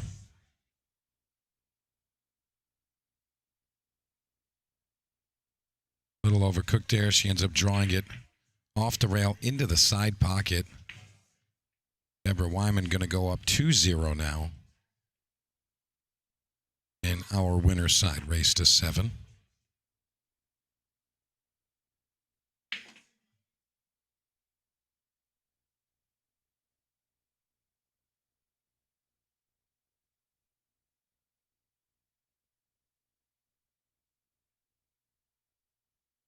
And they're still battling on table 11, our neighboring table. Rachel Lang and Ashley Benoit.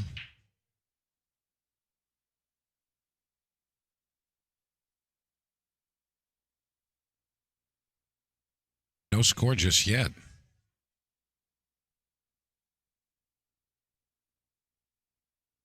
And usually it's the opposite when you get Ashley Benoit in a match. It's usually a quick one. The score usually just keeps changing fast. But they're battling in that first one, and they know how critical this is. They know how critical this match is.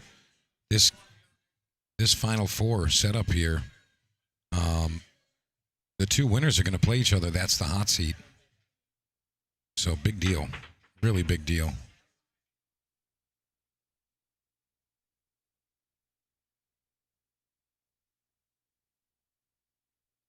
Having a good time over there. I hear Ashley and Rachel laughing.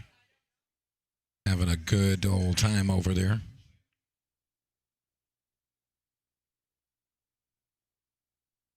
Good old time.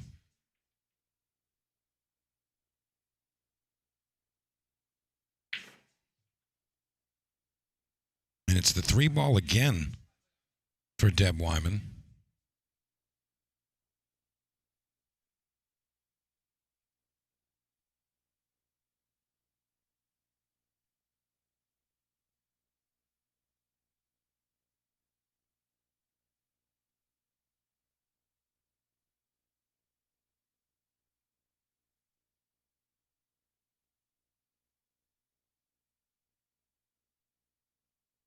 Yeah, Nicole, coming out of Rhode Island, she's local to me. And, you know, she's a player that had traveled quite a bit,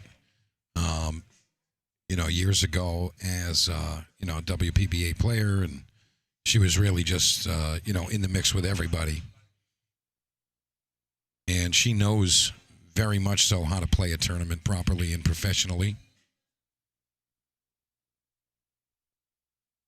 So no surprise to see her this deep in the event. We talked about it yesterday a little bit. Nicole playing the Wednesday night action 9-ball tournament. I host that weekly at Snookers, and 2 out of the last 3 weeks she was runner-up. And I want to say she was runner-up to like Joe Dupuis and Lucas Ficasso-Werner. So, I mean, how about that? I'm sorry, it was Francisco 5K Cabral was the last one there. That was last Wednesday. Yeah, Nicole can definitely compete with the best of them, especially tournament-wise. She knows how to get it done. Looks like Ashley Benoit takes rack 1 in her match over there.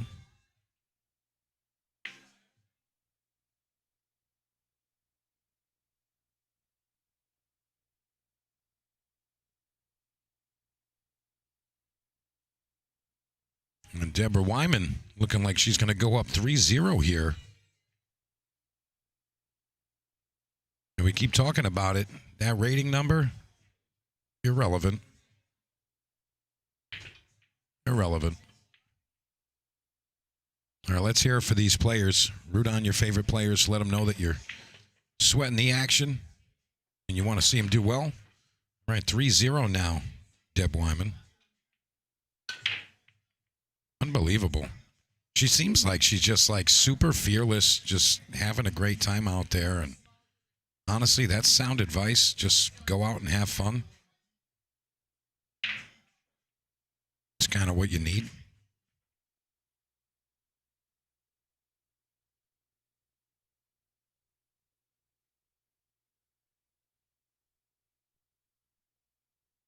See Marshall in the chat over there. Sorry I missed your comment there earlier saying you're having a blast watching this. Well, you know what?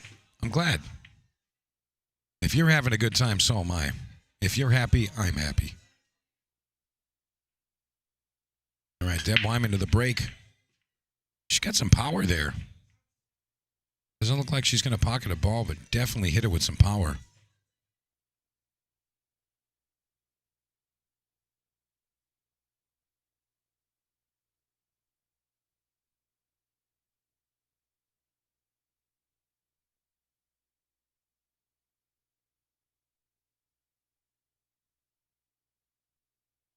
Cole looking to move the cue ball down table, I would think.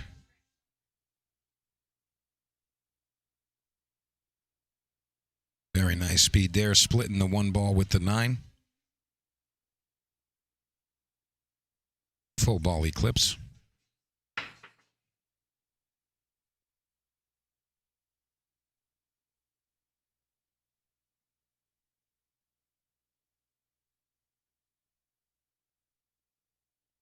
Good attempt there. Doesn't make it happen.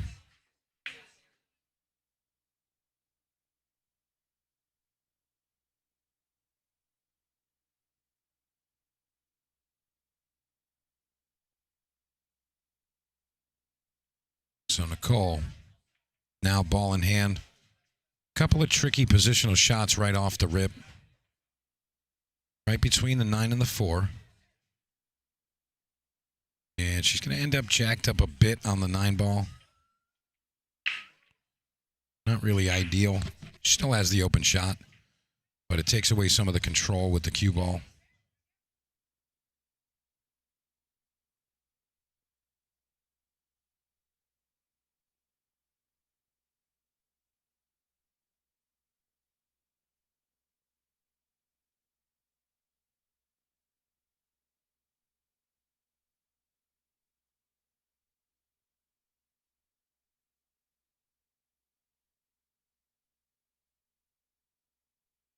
She makes it happen.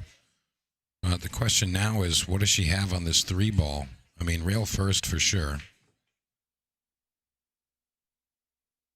I don't know if she's going to attack this or if she's going to try to play some kind of safety.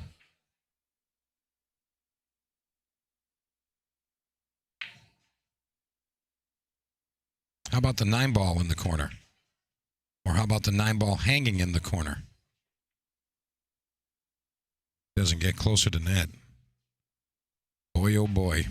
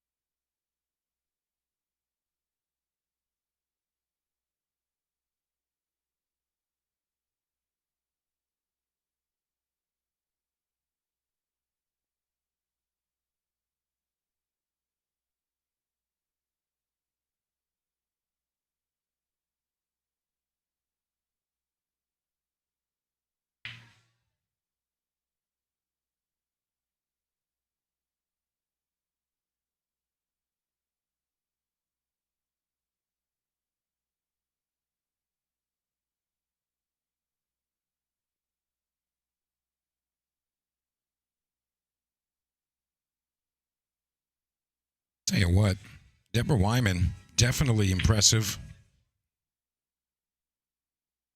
I mean, this is, again, look at the rating number. I mean, that doesn't even make sense. Like, watching her shoot and looking at the number, it doesn't even matter. Not even close.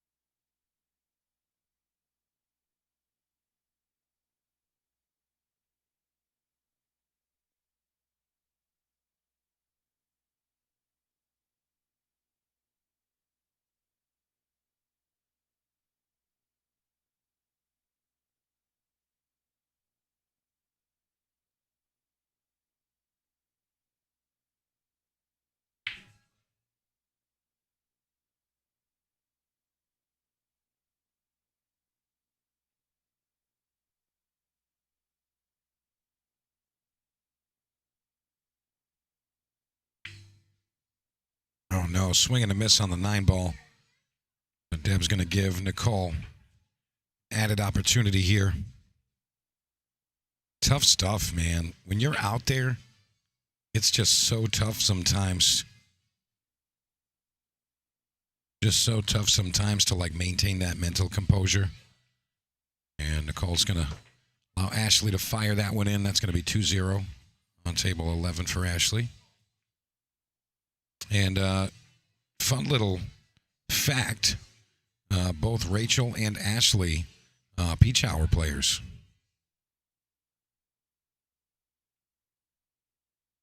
So, again, both Rachel and Ashley, both Peach Hour players. Nicole, unsure of what just happened there. She's like, what happened? How did that not go in? How did that not go in?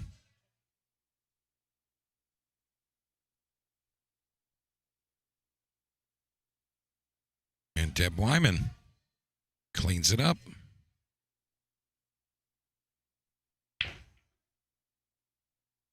I'll tell you, this is tough stuff from Nicole Albergaria. This is not the normal stuff I see from her. Maybe perhaps just a little bit of a mental distraction or something, but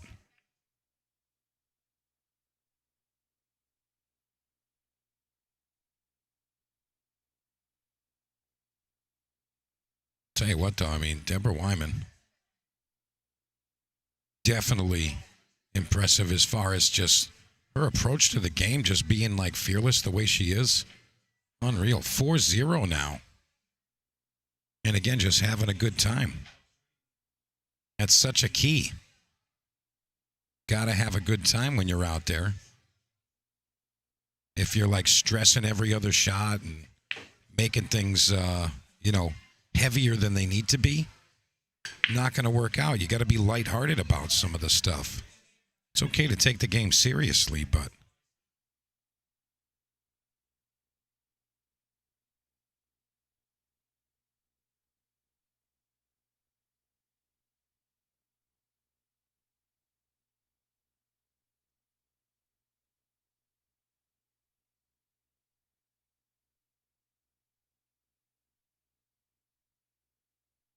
and I mean that's for like every type of tournament. Every type of situation like that. I mean, you have to be just like, positive minded and just, floating on air, having a good time. You cannot like add stress to yourself. It just makes your job even more difficult.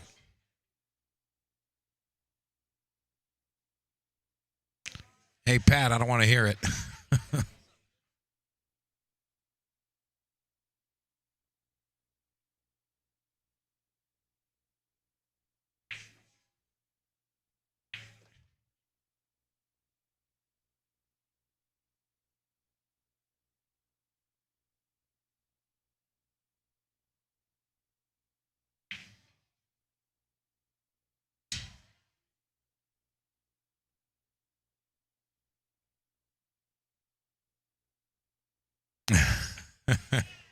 Pat, you're hilarious.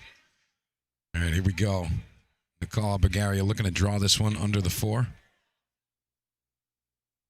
And she's going to overhit this one. I mean, the bank shot's still on. I feel like 4-0, maybe you do have to shoot this. But again, it's really all about, not adding, that extra weight when you don't have to. Like you got to be light about it. And, it seems like Deb's out there, smiling and having a good time.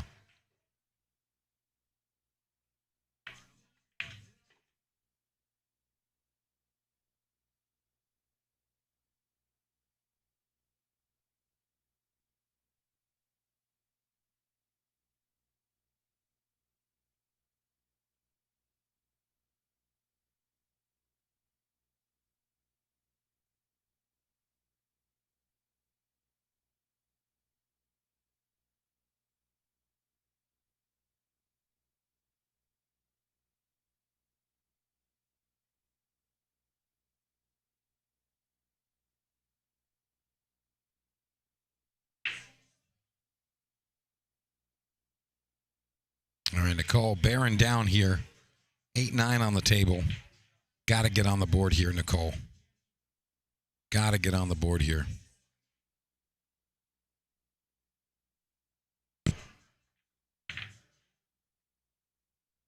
Wiggles its way in, but she stays above ground.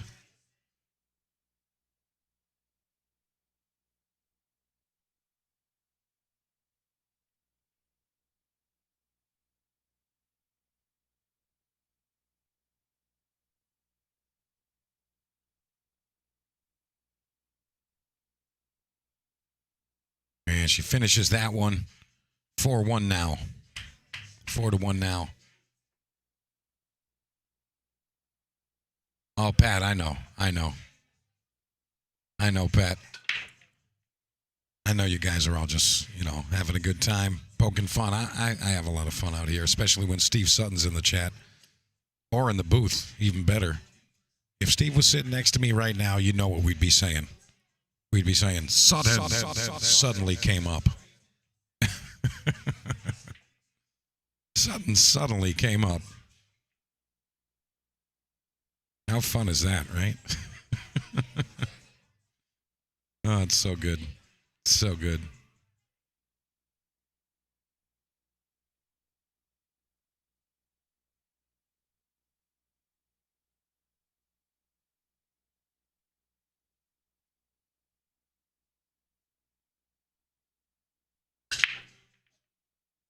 All right, smash break from Nicole. Does make a ball in the side pocket, so...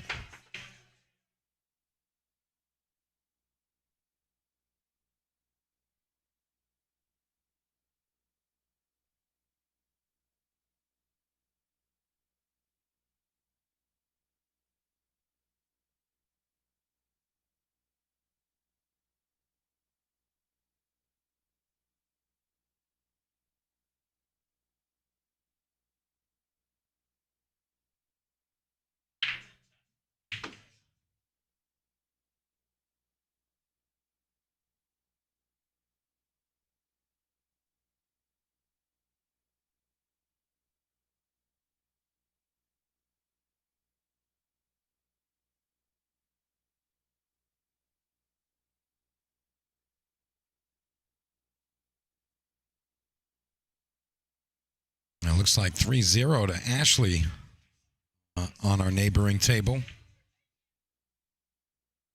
Let's go. David Lake, my man. Now look what you did. Kenny Norris. Yeah, all rooting on Nicole, of course. Kristen rooting on Nicole. Jose. Let's go, boys and girls. You got to let these folks know. Let them know you're rooting for. And I'll be honest, although it started out as 4-0, if Nicole gets comfortable, she doesn't have to let Deb see a good side of a ball. She's got that dominant style game with a lot of experience. So you got to look out for that. If she does get comfortable and builds up that confidence a little bit, she's a dangerous player. And again, the number doesn't mean anything.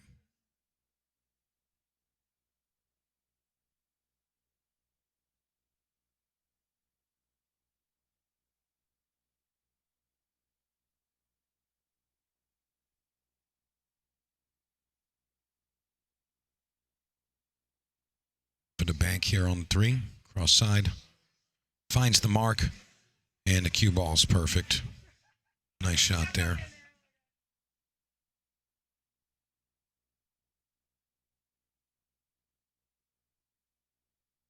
So one rail shape here. Needs to punch this off this rail just a little bit. High with just a touch of inside. Very nice.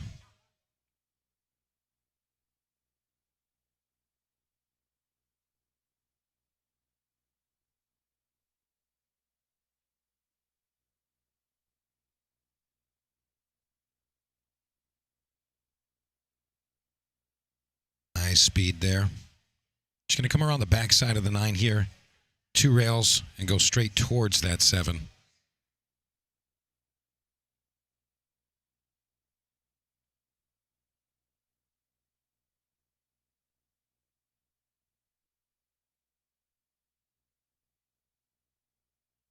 Just like that. Very nice.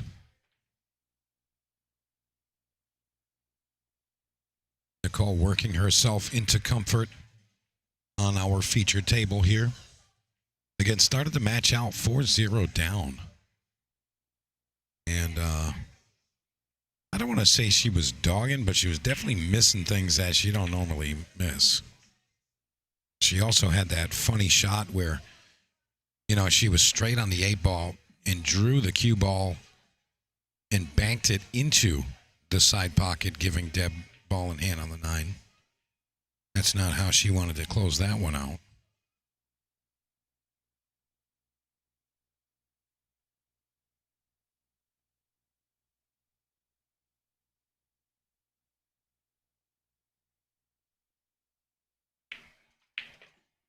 there it goes. 4-2 now for Nicole Albergaria and Deborah Wyman. And again, we're racing to 7 here. Racing to 7.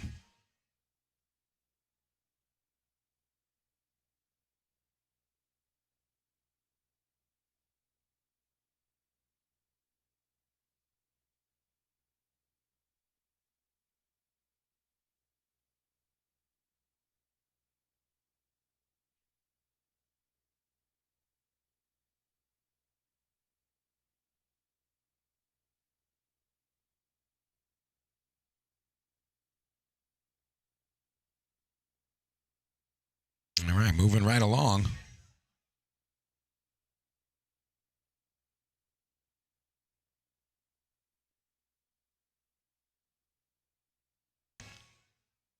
Little dribble there from Nicole with the cue ball. I like that.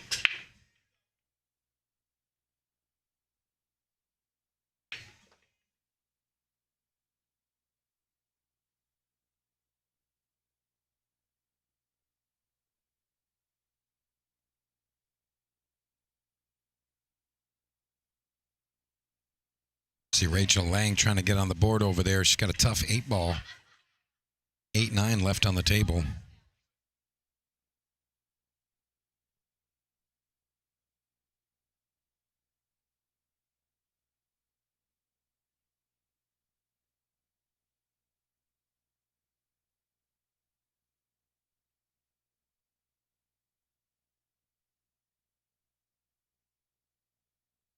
Deb just firing the balls in right now. Leaves herself right up against the rail, though. She still makes it.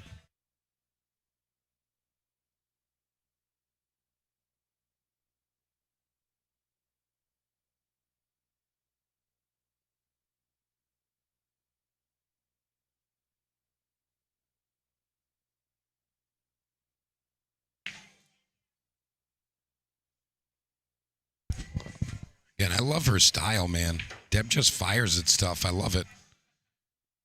And table 11, Rachel Lang on the board. She's on the board.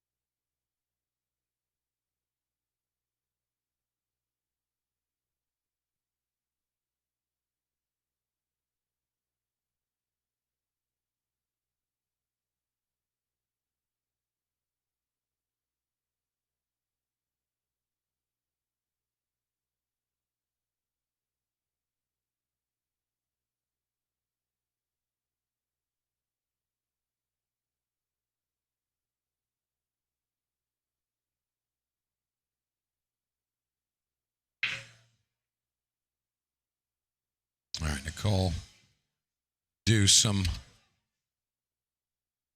planning here.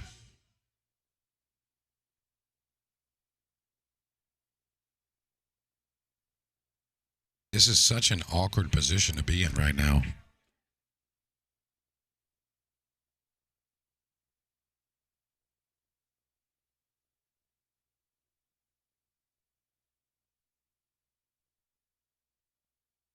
Unbelievable. She ends up in the drink. She's not happy about that one. She had such a nice line there. And it just doesn't happen. Just doesn't happen.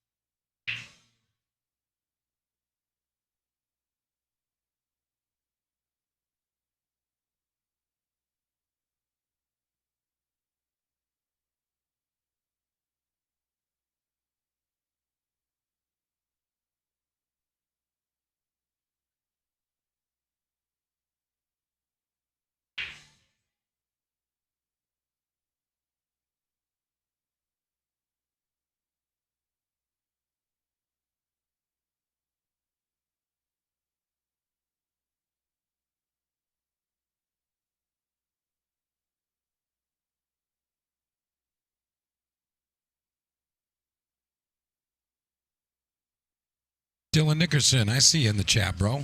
How you doing? Hey, Mark Morgan, how you doing, bro? I was just talking about you last night with Stacy. Talking about that tournament where it was shoot till you miss 8-ball partners. You and Stacy Bourbeau, and you guys like ran like a 4 or 5 pack alternate breaking and running out. That was so sick. Hope you're doing well, Mark.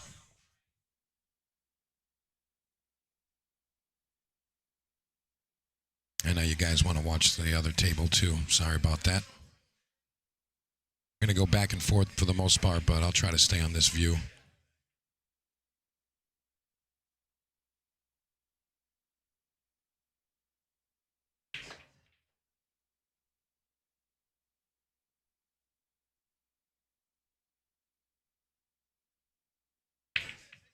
All right, Nicole's going to leave an awkward kind of combination here. And I say awkward because she has to cut it sideways here. Doesn't get it to happen.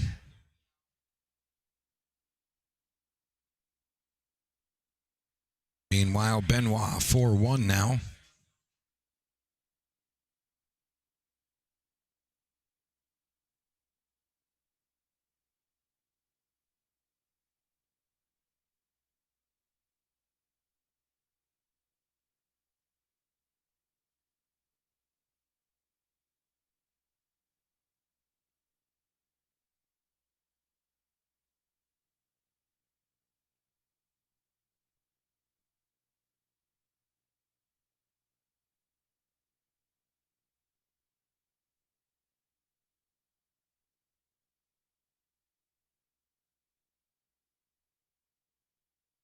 What a smart shot right there from Nicole Albergaria.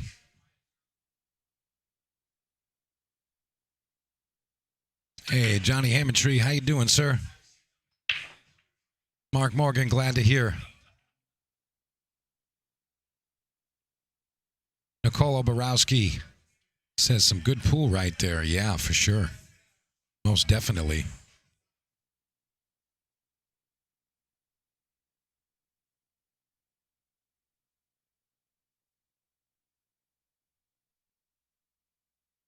And that was a good swing there from Deb Wyman. But going to give ball in hand to Nicole now.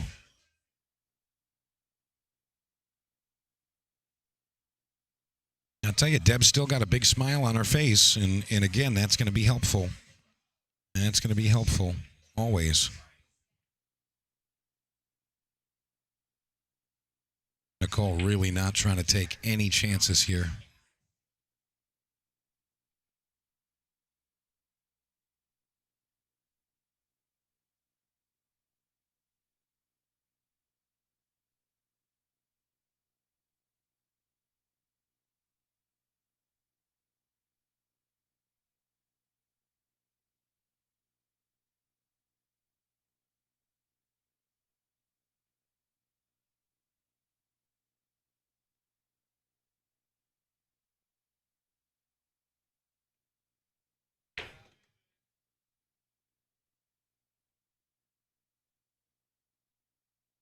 And Nicole looks like she's getting more and more comfortable and confident on this table here. And again, it's not really a pocket size different or anything like that. It's really just, being situated in the room in a certain way. There's the rail of spectators right there in your face. It's being broadcast and all of those things. I mean, Nicole's used to those things, but maybe not so much in this particular room, in this scenario. Like all of those things.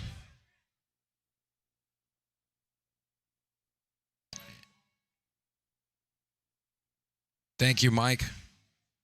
Erica says, here comes Nicole. Yeah, that's right. Here she comes. Yeah, and Erica, you can kind of attest to this. No pun intended on the attesta. You can attest to this. Nicole's a very strong player, and when we saw those first 3-4 games, it did not look like normal stuff from her. Just some of the misses and just how she was going about it just didn't look like normal stuff. So, I mean, it looked like she threw her headphones in now, and she's kind of like got her own little zone going on, but.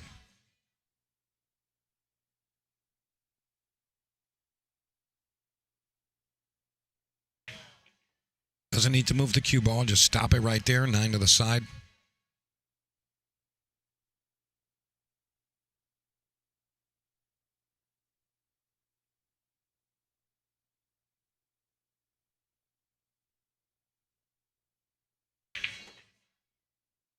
She wasn't looking to draw it too much, but it looks like she still has the corner pretty available.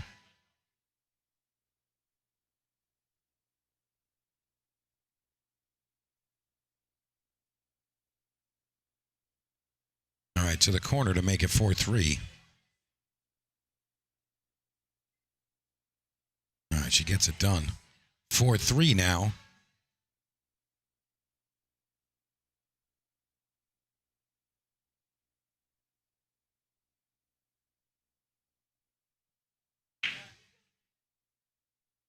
Amy Lister says, you got this, Deb. Erica Testa, yeah, she's a great player in New England for sure.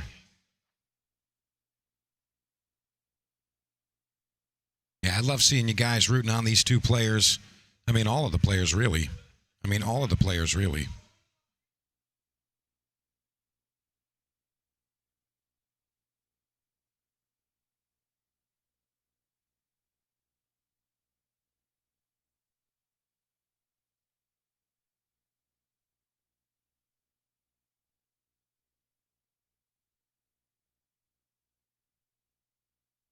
All right, so it looks like our neighboring table kind of caught up and synced up with this one. I'm not going to do any jokes about that, but both 6 games in. I'm sorry, front table 4-3 now, so they're going to be a game ahead.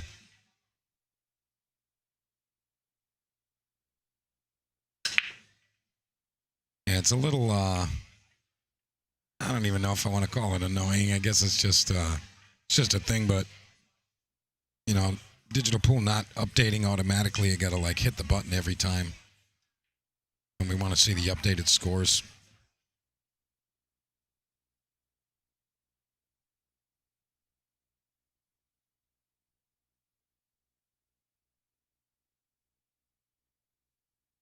And I see a comment on the LFR Live YouTube. DJKW905. Real 495 or provisional shots better than any 500 around me. Yeah, I mean, you're talking about Deb Wyman. And, yeah, I mean, the numbers not matching up. I mean, she's playing pretty strong. You know, she's firing balls. And, you know, being a fearless player definitely helps. And sometimes, especially when you're playing against a stranger, someone you do not know, that can change things. You know, like just if you start firing balls and win a couple of games, it's like, oh my God, what just happened?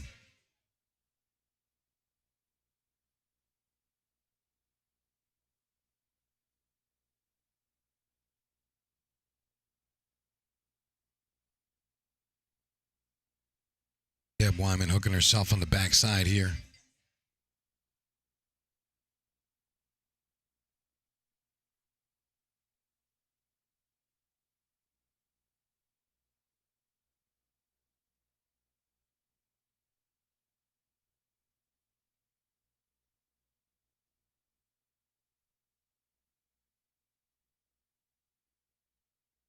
Josh Harding, thank you for sharing, bro. Thank you for sharing, bro. I appreciate it.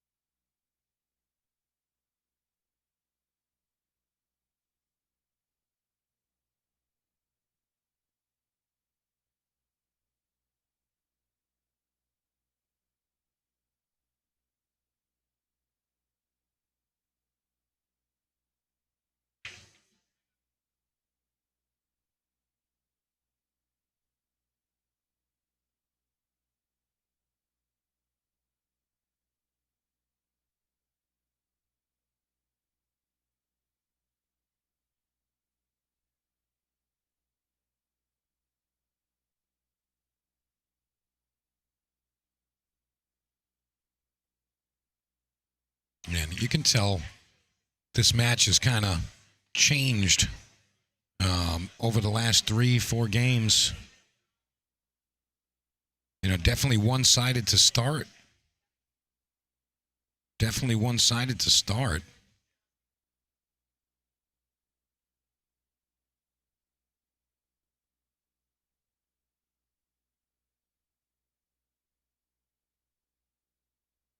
Nicole has 5 balls remaining to tie this one up. After being down 4-0, she's going to answer back 4 in a row.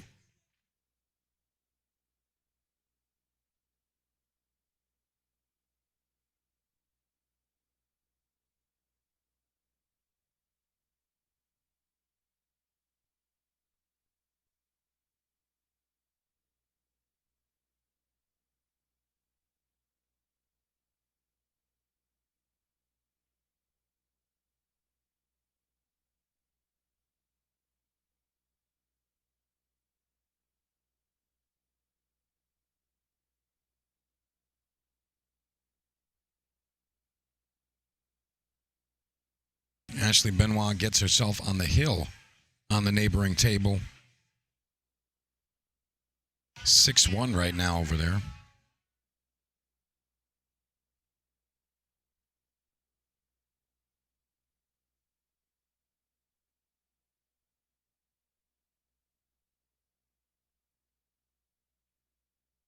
Yeah, you can totally see the difference from Nicole here. Maybe it was literally just the headphones that changed her mood and her pace and all of that. But I mean, you can tell she's a different animal right now. Totally different player.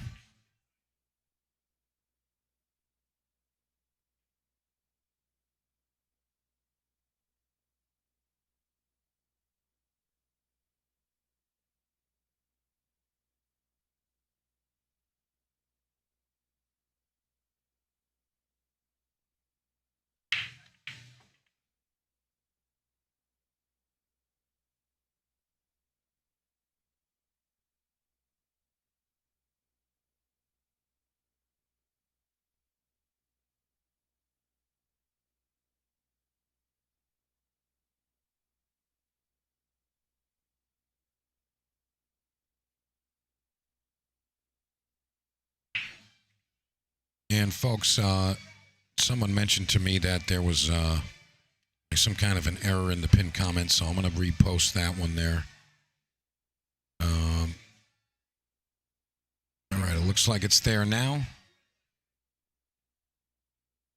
There you go. If you guys want to help support, go ahead and send in a donation. It is very much appreciated.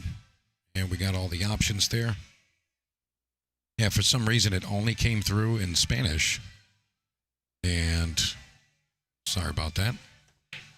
We wanted them both. And how about that bank shot there? Deborah Wyman, 5-3 now. 5-3 now. Keeping it tight. What a shot. Bam.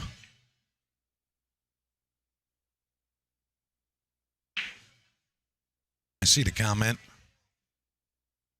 I think that's Claude on YouTube, says bam. Over here, we like to say pow, right in the kisser.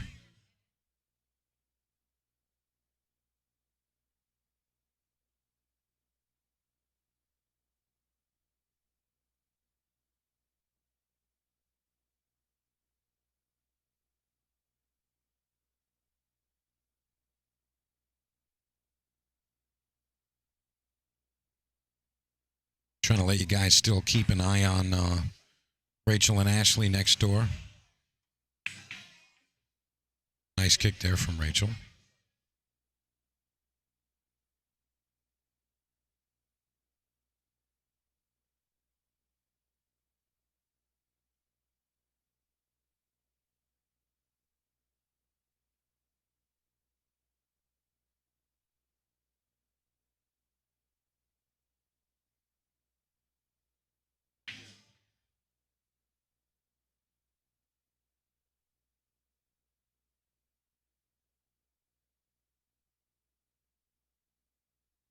Looks like these players are taking a short break.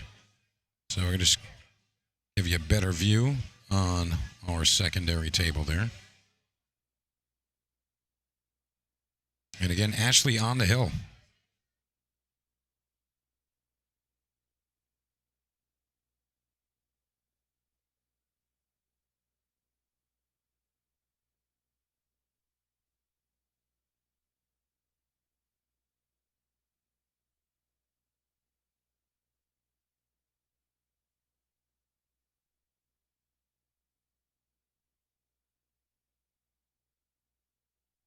Yeah, there we go.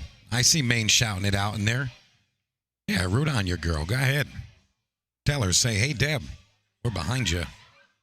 We are behind you, Deb.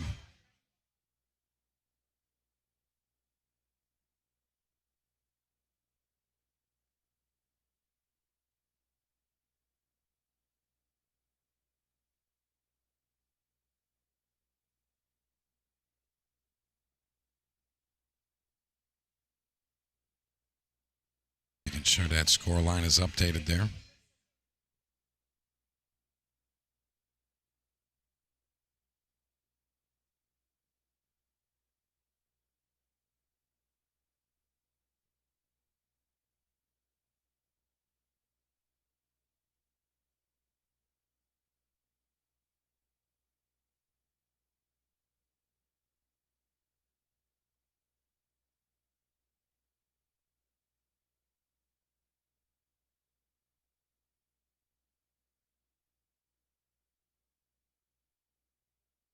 Nice carom shot there from Rachel Lang. Trying to hang on just a bit. Remember, we are on standby.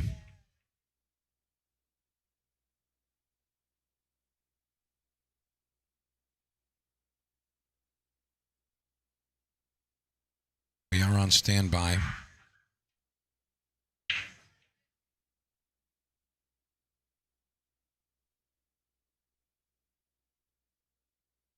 Our featured table, Nicole and Deb took a quick break, so we're just waiting on them.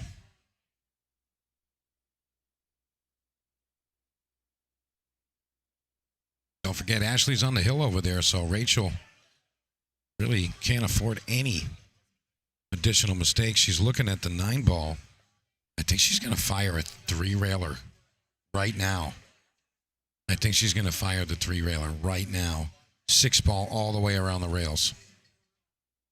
This would be a 6 shot if it goes in. Oh, what a swing. Couldn't help it. They're both smiling about it, too. They can't help it. They can't help it.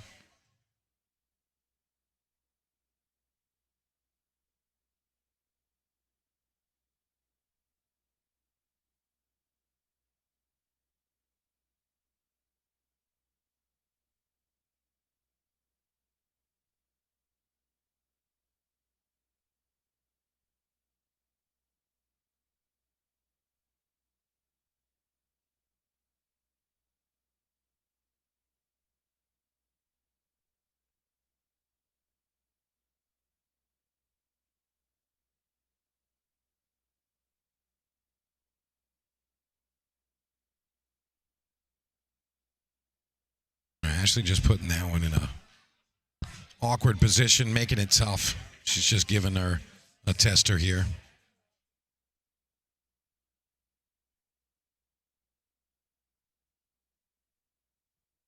All right, looks like we're ready to rock back on our feature. Both players are returned.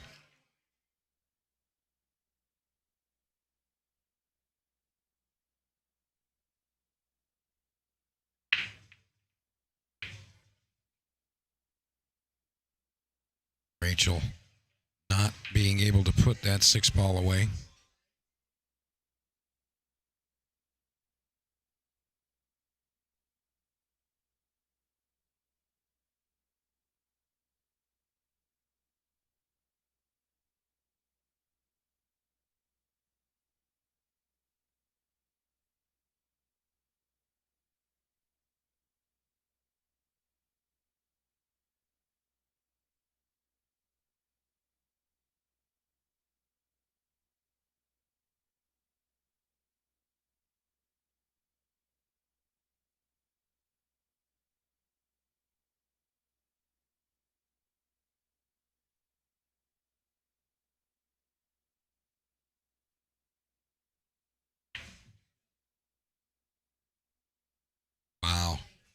Seen that shot on the next table over?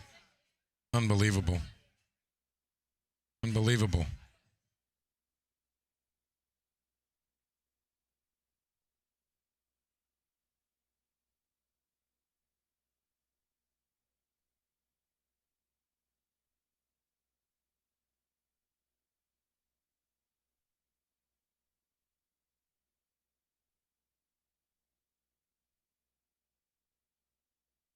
Shot there from Nicole. Needs a cue ball to slow down. She's going to overrun that one.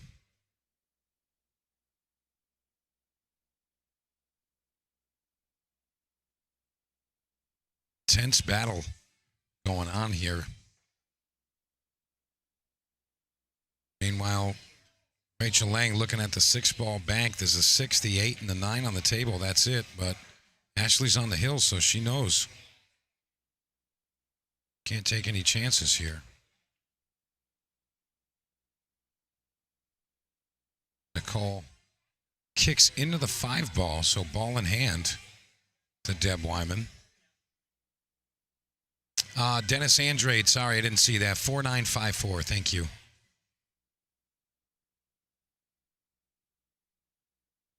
Sorry, Dennis, I didn't see that. I appreciate it, bro.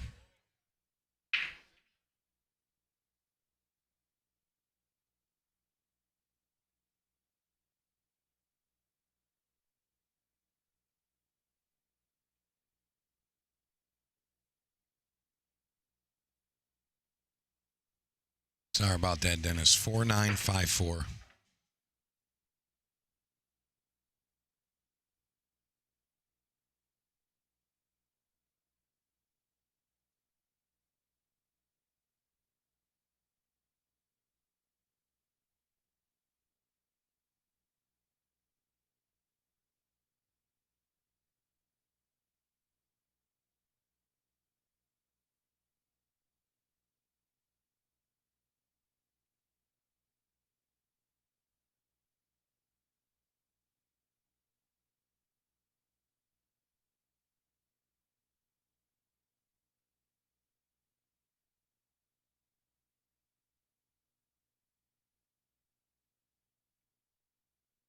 Rachel Lang takes another game over there.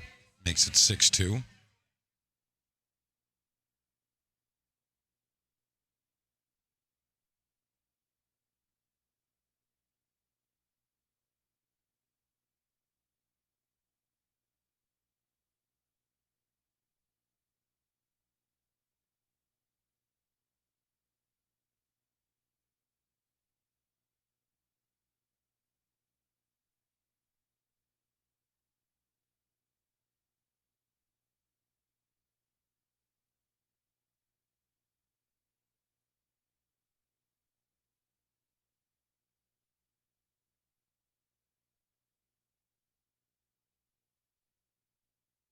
Deb Wyman. Tricky situation here. I want to see her play the cue ball under the 6-7, but I think she's going to play that. She's going all out. And she just fires these banks in. Are you kidding me? Look at this chick go. Look at her go. Unbelievable. And she's going to make the 7. You know what? I mean, you can't even be mad. She's just out there having a good time firing at the balls. If they go in, so be it. That was the intention, right?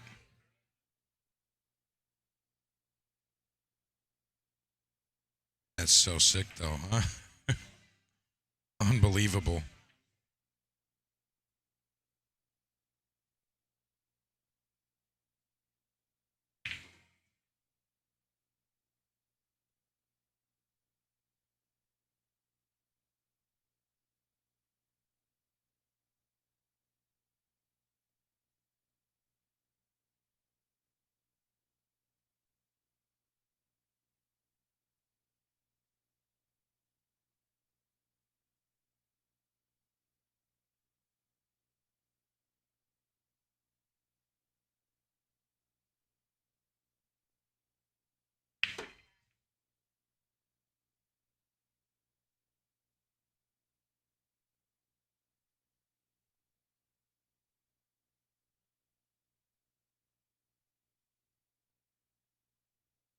right, swing and a miss on the 6 ball. Where's the cue ball?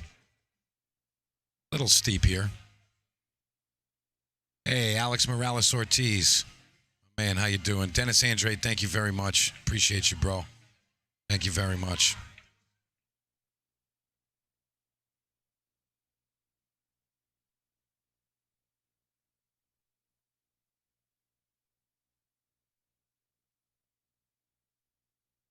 Got you, brother. Came through. Thank you so much. I really appreciate it.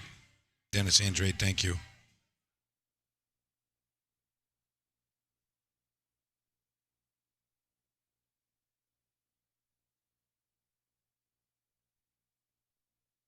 All right, Nicole coming a little bit long here on this 8 ball. I can't even tell if she can still make it. It's like literally right on that line.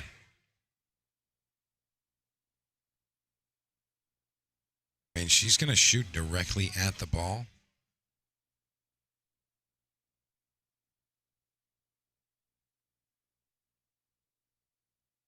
Wow, what a shot. That's just like top tier shot making right there. You know, a lot of times, you know, all of us, you know, all amateur players anyways, you know, like it's kind of a guess in a way where you're going to contact just to like make the ball. And an educated guess. I'm not saying you're just closing your eyes and swinging, but like that's such a sick shot to shoot because you got to have just enough and know that you're not hitting the 9. And to close it out, wow, what a nice finish there, Nicole Albergaria. I know New England's out there rooting Nicole on.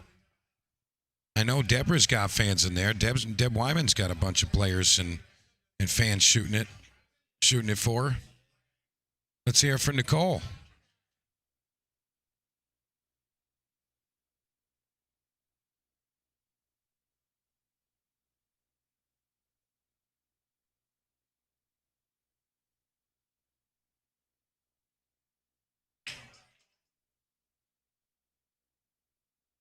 Heard some.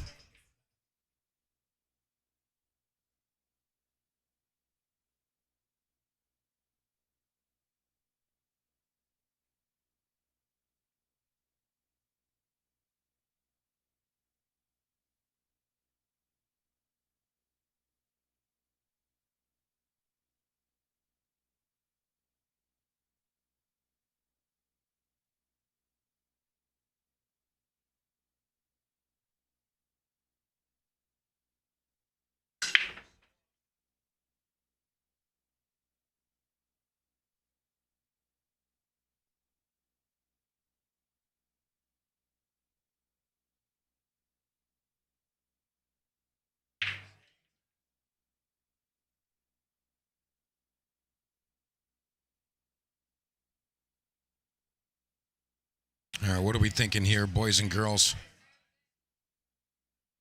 What are we thinking this match is going to end like? Because I'm curious what you think. I know what I think. But, I mean, it's 5-4 here. And, again, apologies for the delay. The score line on table 11 is 6-3 now.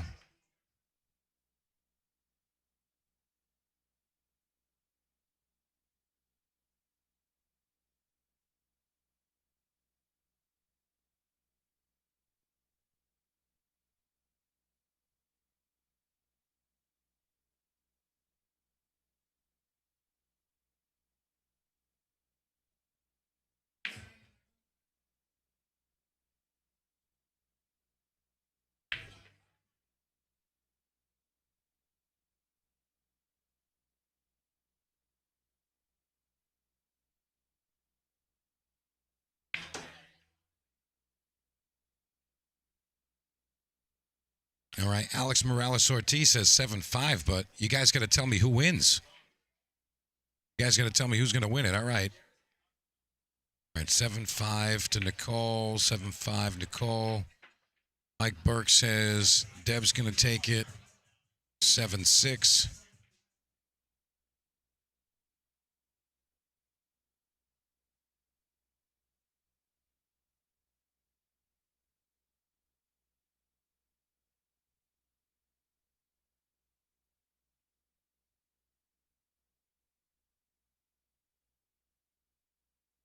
How about that shot on the 7 ball from Ashley?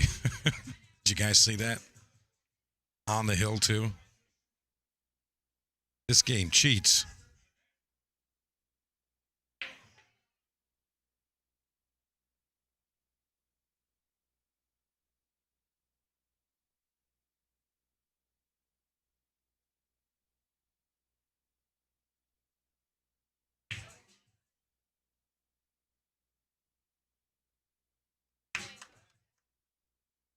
All right, there you have it.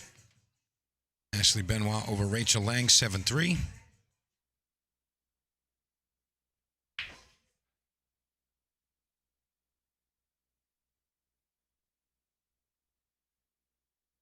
Head back over here. Again, we got a dogfight going on here, 5-4.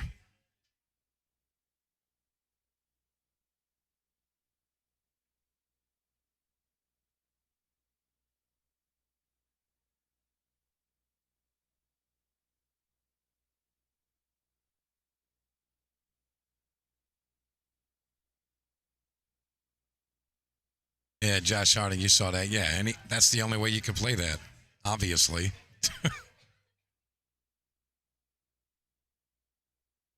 A lot of folks saying that it's going to be hill, and honestly, I don't disagree there. I think we might actually see a hill match here. Again, both players kind of had a little tear there, so Deborah wins the first 4 games. Nicole comes back with 3, and then they go back and forth a game apiece to end up here 5-4.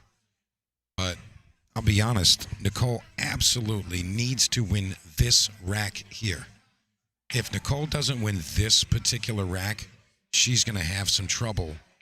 Just mentally knowing that their opponent needs one single game. You can't shoot certain shots the same way. You got to dig a little deeper and play a little tighter. But I mean that's why we're all here, right? That's why we're here. And look at this shot. Deb Wyman banks the balls like crazy. She's had at least 3 or 4 great bank shots in this match.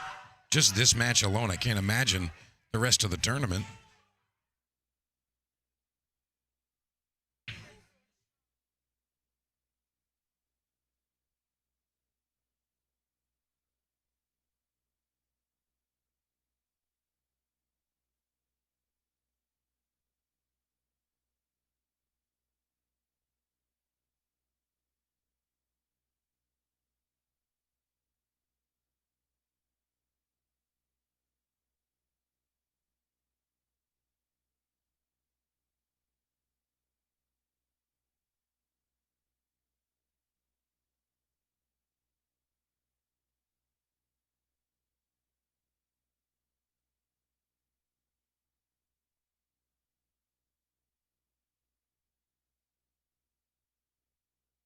Sorry, I just had a thing in the room going on. I just wanted to kind of get ahead of it just in case.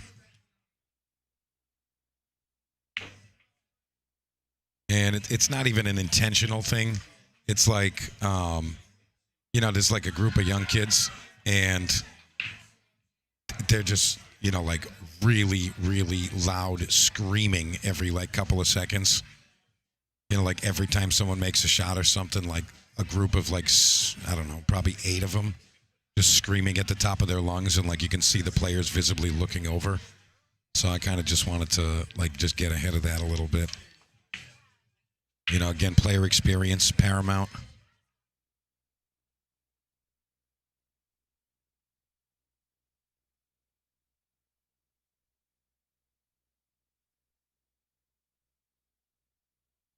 And it looks like a director is gonna be helpful.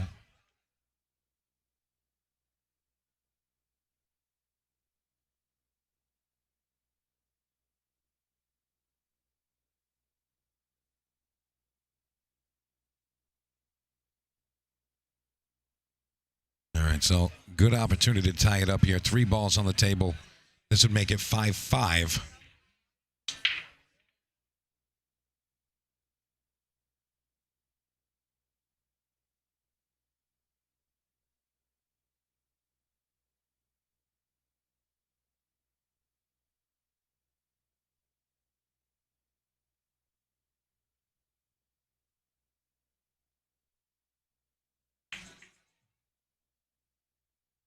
Alex, yeah, maybe.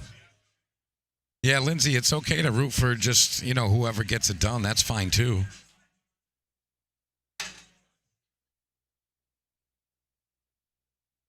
Yeah, it's okay to like both players. It's okay.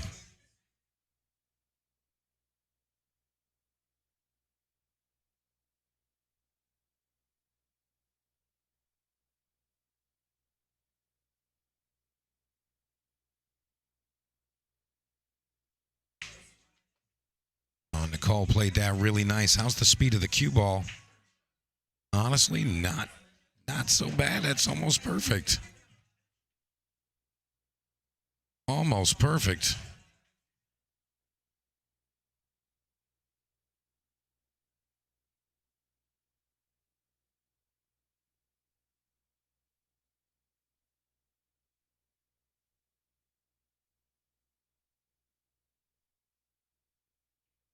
Nicole launches herself into the air as she shoots it, but it still falls with the hands in the air.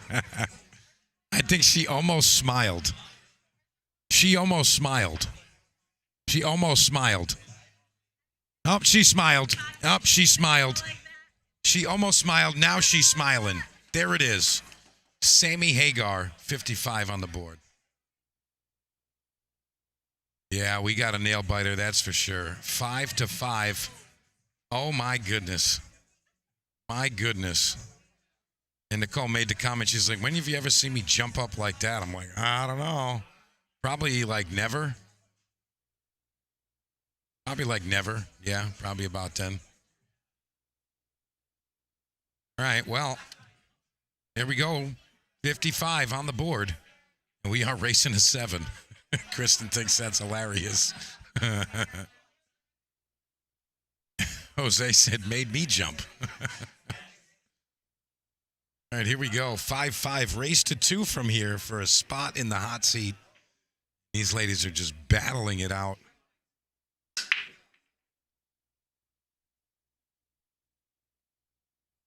Really nice match from both of them, though. Really is.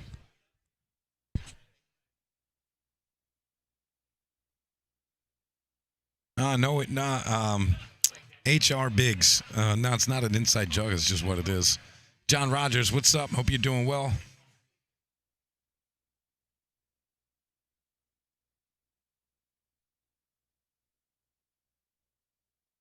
Oh, boy. Look at how tight this match is. Unbelievable. And don't forget, the winner of this match plays Ashley Benoit. That's going to be your hot seat match. That is your hot seat match.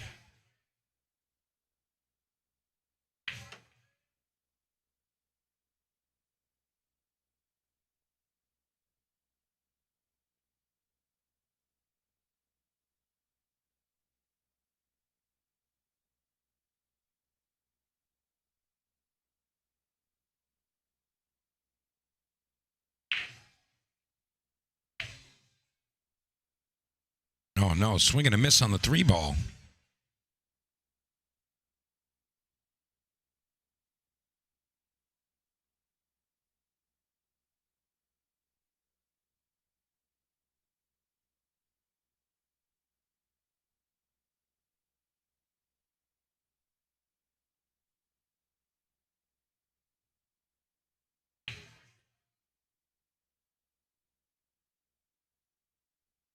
So unbelievable stuff here. These girls are really just bearing down now. 5-5, race to 7 to get to the hot seat.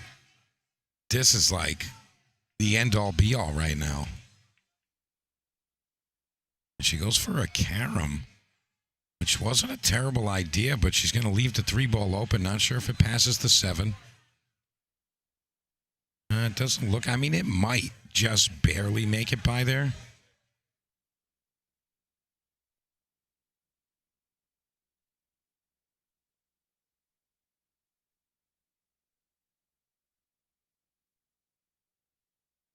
It's going to be tight if it does pass, but, she can play defense here. Or at least try to play defense here. There's a couple of options. I mean, a really simple one is just thin the right side of the 3, put the cue ball right next to the 6. Really simple safety. Cut it into the 8, you know. Watch the 3 ball all the way around the world. Is it going to fall into the corner? Of course it is. Unbelievable. Unbelievable.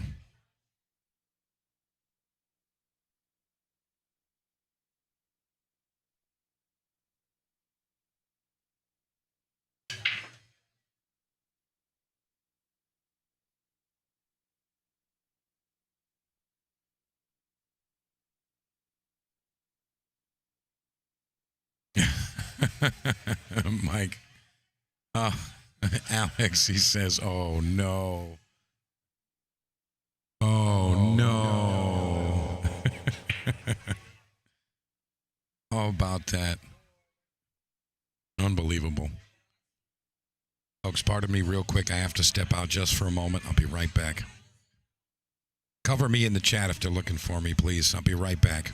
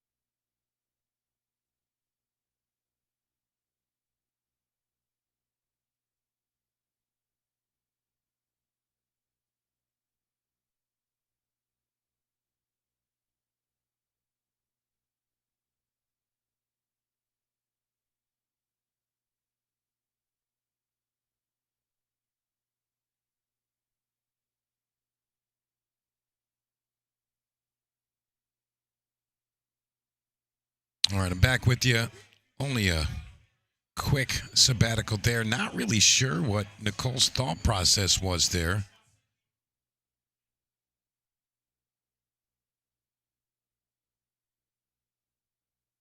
She just kind of like rolled it up to the pocket like that. She's going to give Deb Wyman the opportunity to get to the hill now, and she fires it right in. Massively missed opportunity there. I would have liked to see her stroke the 8 ball in. You know, just shoot it and stop the ball right there, maybe. All right, well, Deb Wyman on the hill now. So Maine is very happy about that.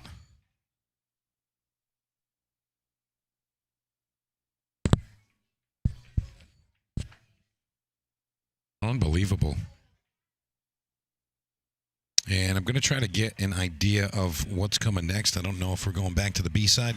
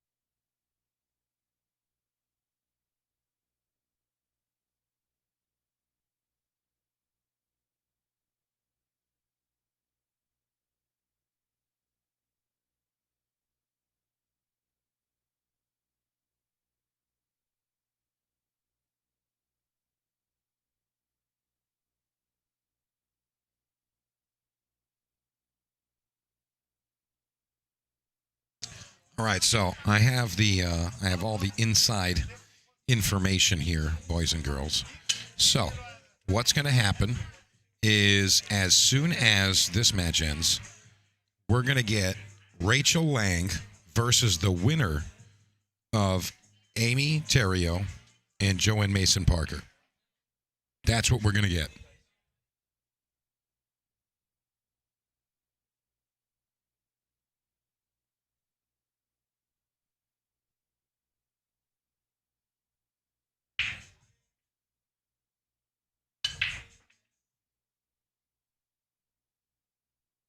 No, that's what we got coming up next for you.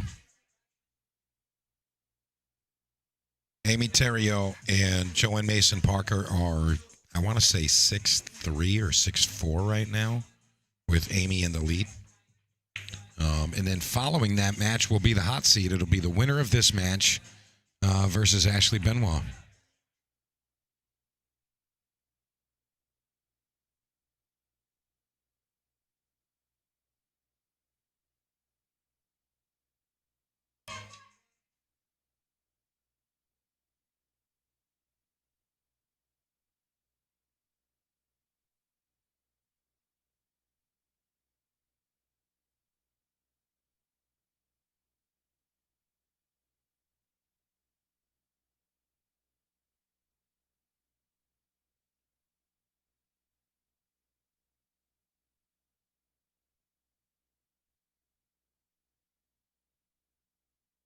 All right, going for the one rail kick here. Nothing fancy. Just make contact. Not going to get there.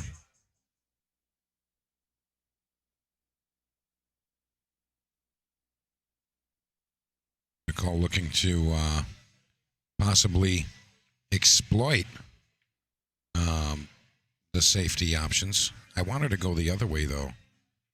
This one doesn't have a follow-up safety. She needs to bank it the other way.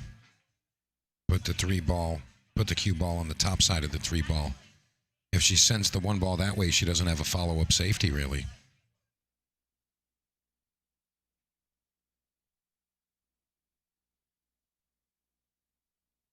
Oh, maybe she is on 2 fouls. Well, that's different. That's different. If she's already on 2 fouls, then that's different.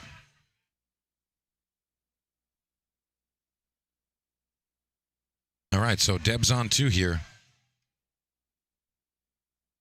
All right, I thought that was only going to be the second one here, but this is her on 2.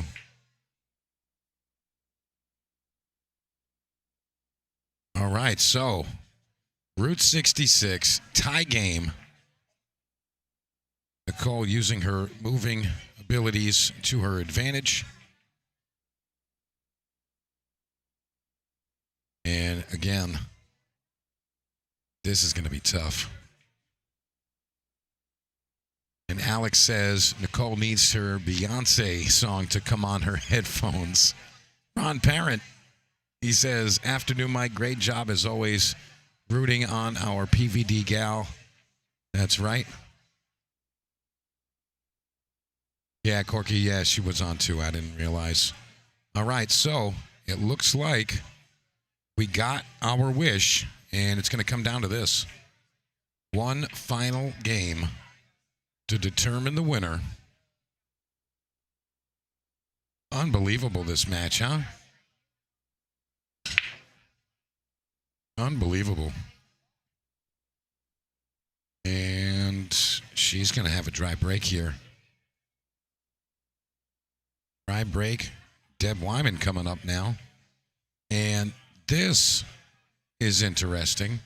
No clear shot at the 1 ball, so perhaps a push out.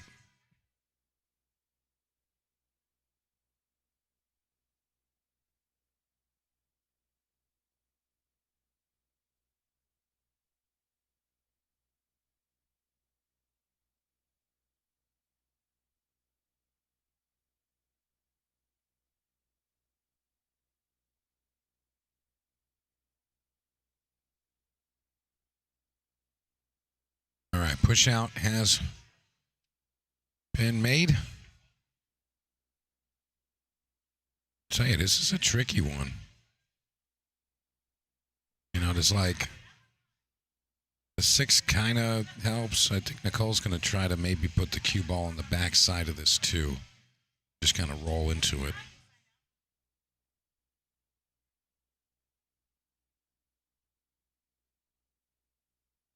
Oh, she was going all offense there. Surprised she played that.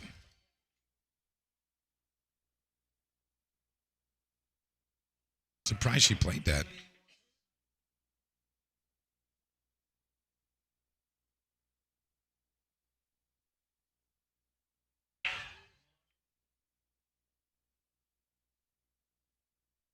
Deb missing that one, but how about the cue ball arriving there? And she's got a piece of this one, but she can't make it. She can't cut it in. Can't cut it in.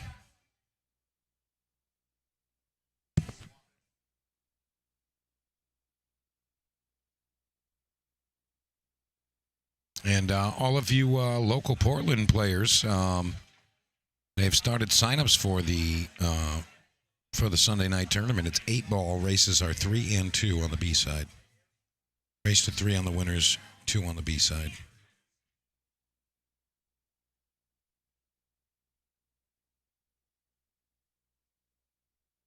So if you're local, come down. You can watch the finals of the ladies and you can play in the tournament.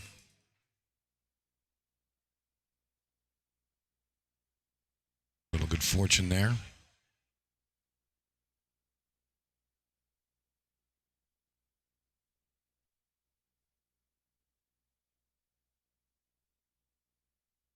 Wow, Deb Wyman really playing well.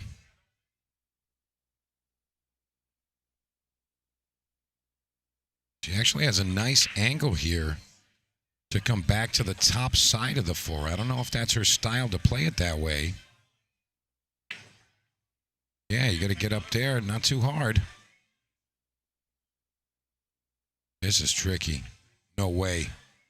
I thought she was going to get hooked behind a 6-ball. That would have been absolute brutal. Absolutely brutal.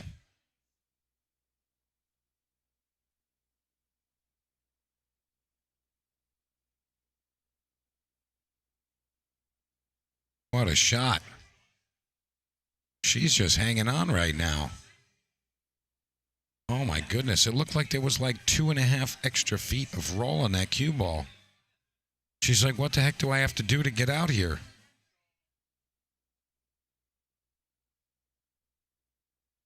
Unbelievable.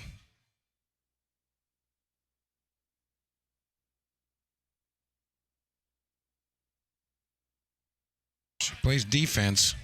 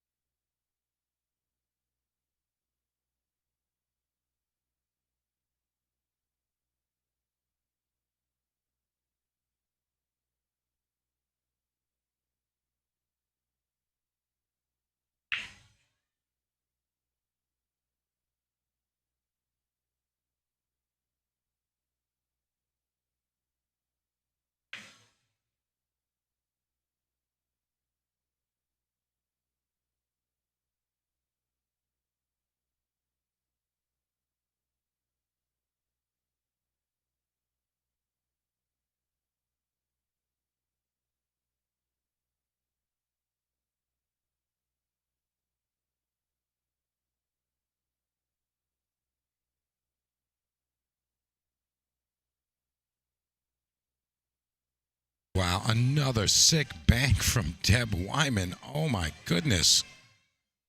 This chick's like a banking champion.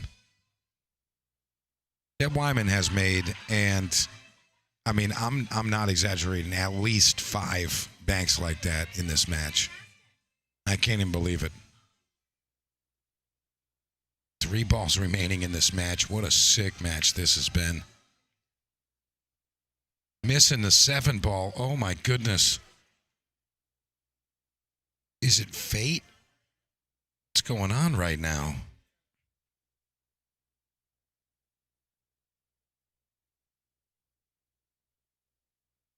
Nicole finished this out? I mean, I feel like she's supposed to get out here. She's got to get on the backside of the 8-ball. She's got to leave herself a good line there.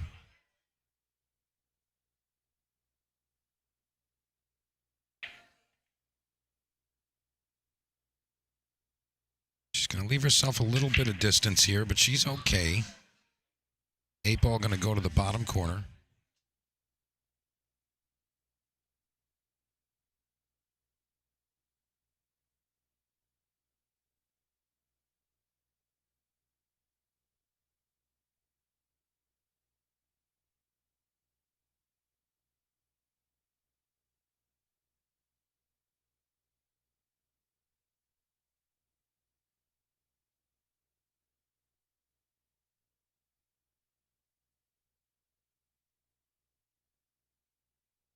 Got to hold it together here. 8-ball wiggles its way into the pocket. Oh my goodness, tension is at a maximum right now. She's got one more shot to make for the match. And this will put her in the hot seat against Ashley Benoit. All right, Nicole Albergaria for the match. And she closes it out. What a match that was. Great job to both of these ladies. Unbelievable. And you see what I'm talking about there. She gets beat. She's smiling and hugging her. They're having a blast. I don't get it. All right, we got Rachel Lang and either Joanne Mason Parker or Amy Theriault coming up next. So we're going to take a short break. And when we return, we got some more pool action coming your way. Be right back.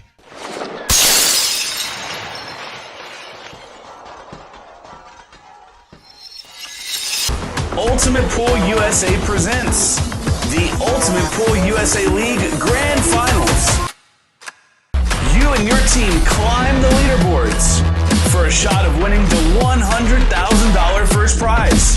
Survive the heart-pounding formats of match and shot clocks. Deliver for your teammates when it matters most. Track your progress with Ultimate Pool Score. All roads lead to the Grand Finals in October 2025, and your chance to claim a $100,000 first prize. And because our motto is for the players, all prizes are cash payouts. Begin your journey now and sign up to your local Ultimate Pool USA League. Ultimate Pool USA, for the players.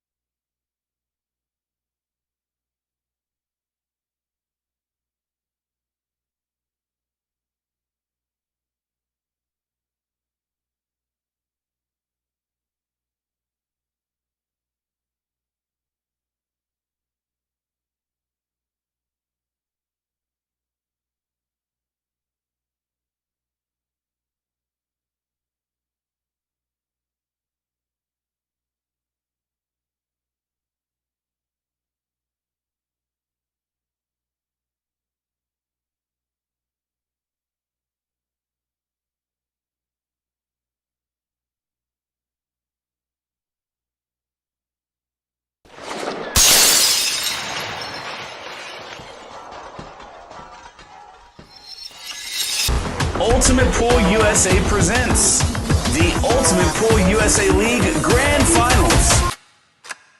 You and your team climb the leaderboards for a shot of winning the $100,000 first prize. Survive the heart-pounding formats of match and shot clocks. Deliver for your teammates when it matters most.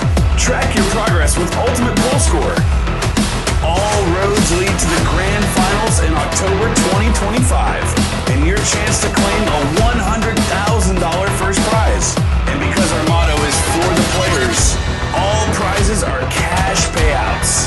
Begin your journey now and sign up to your local Ultimate Pool USA League. Ultimate Pool USA, for the players.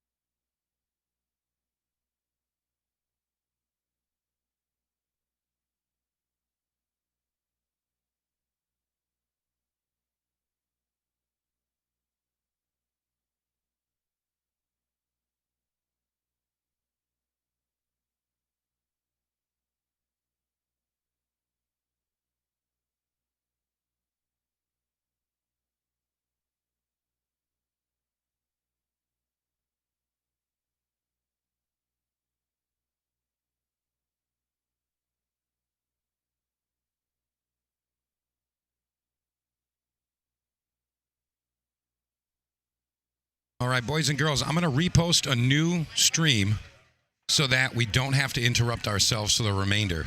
Okay, so you're going to have to find your way back. Make sure you're following the pages, all that jazz. But I'm going to repost a new one. So stand by for that. Going to come back live in just a minute. Stand by.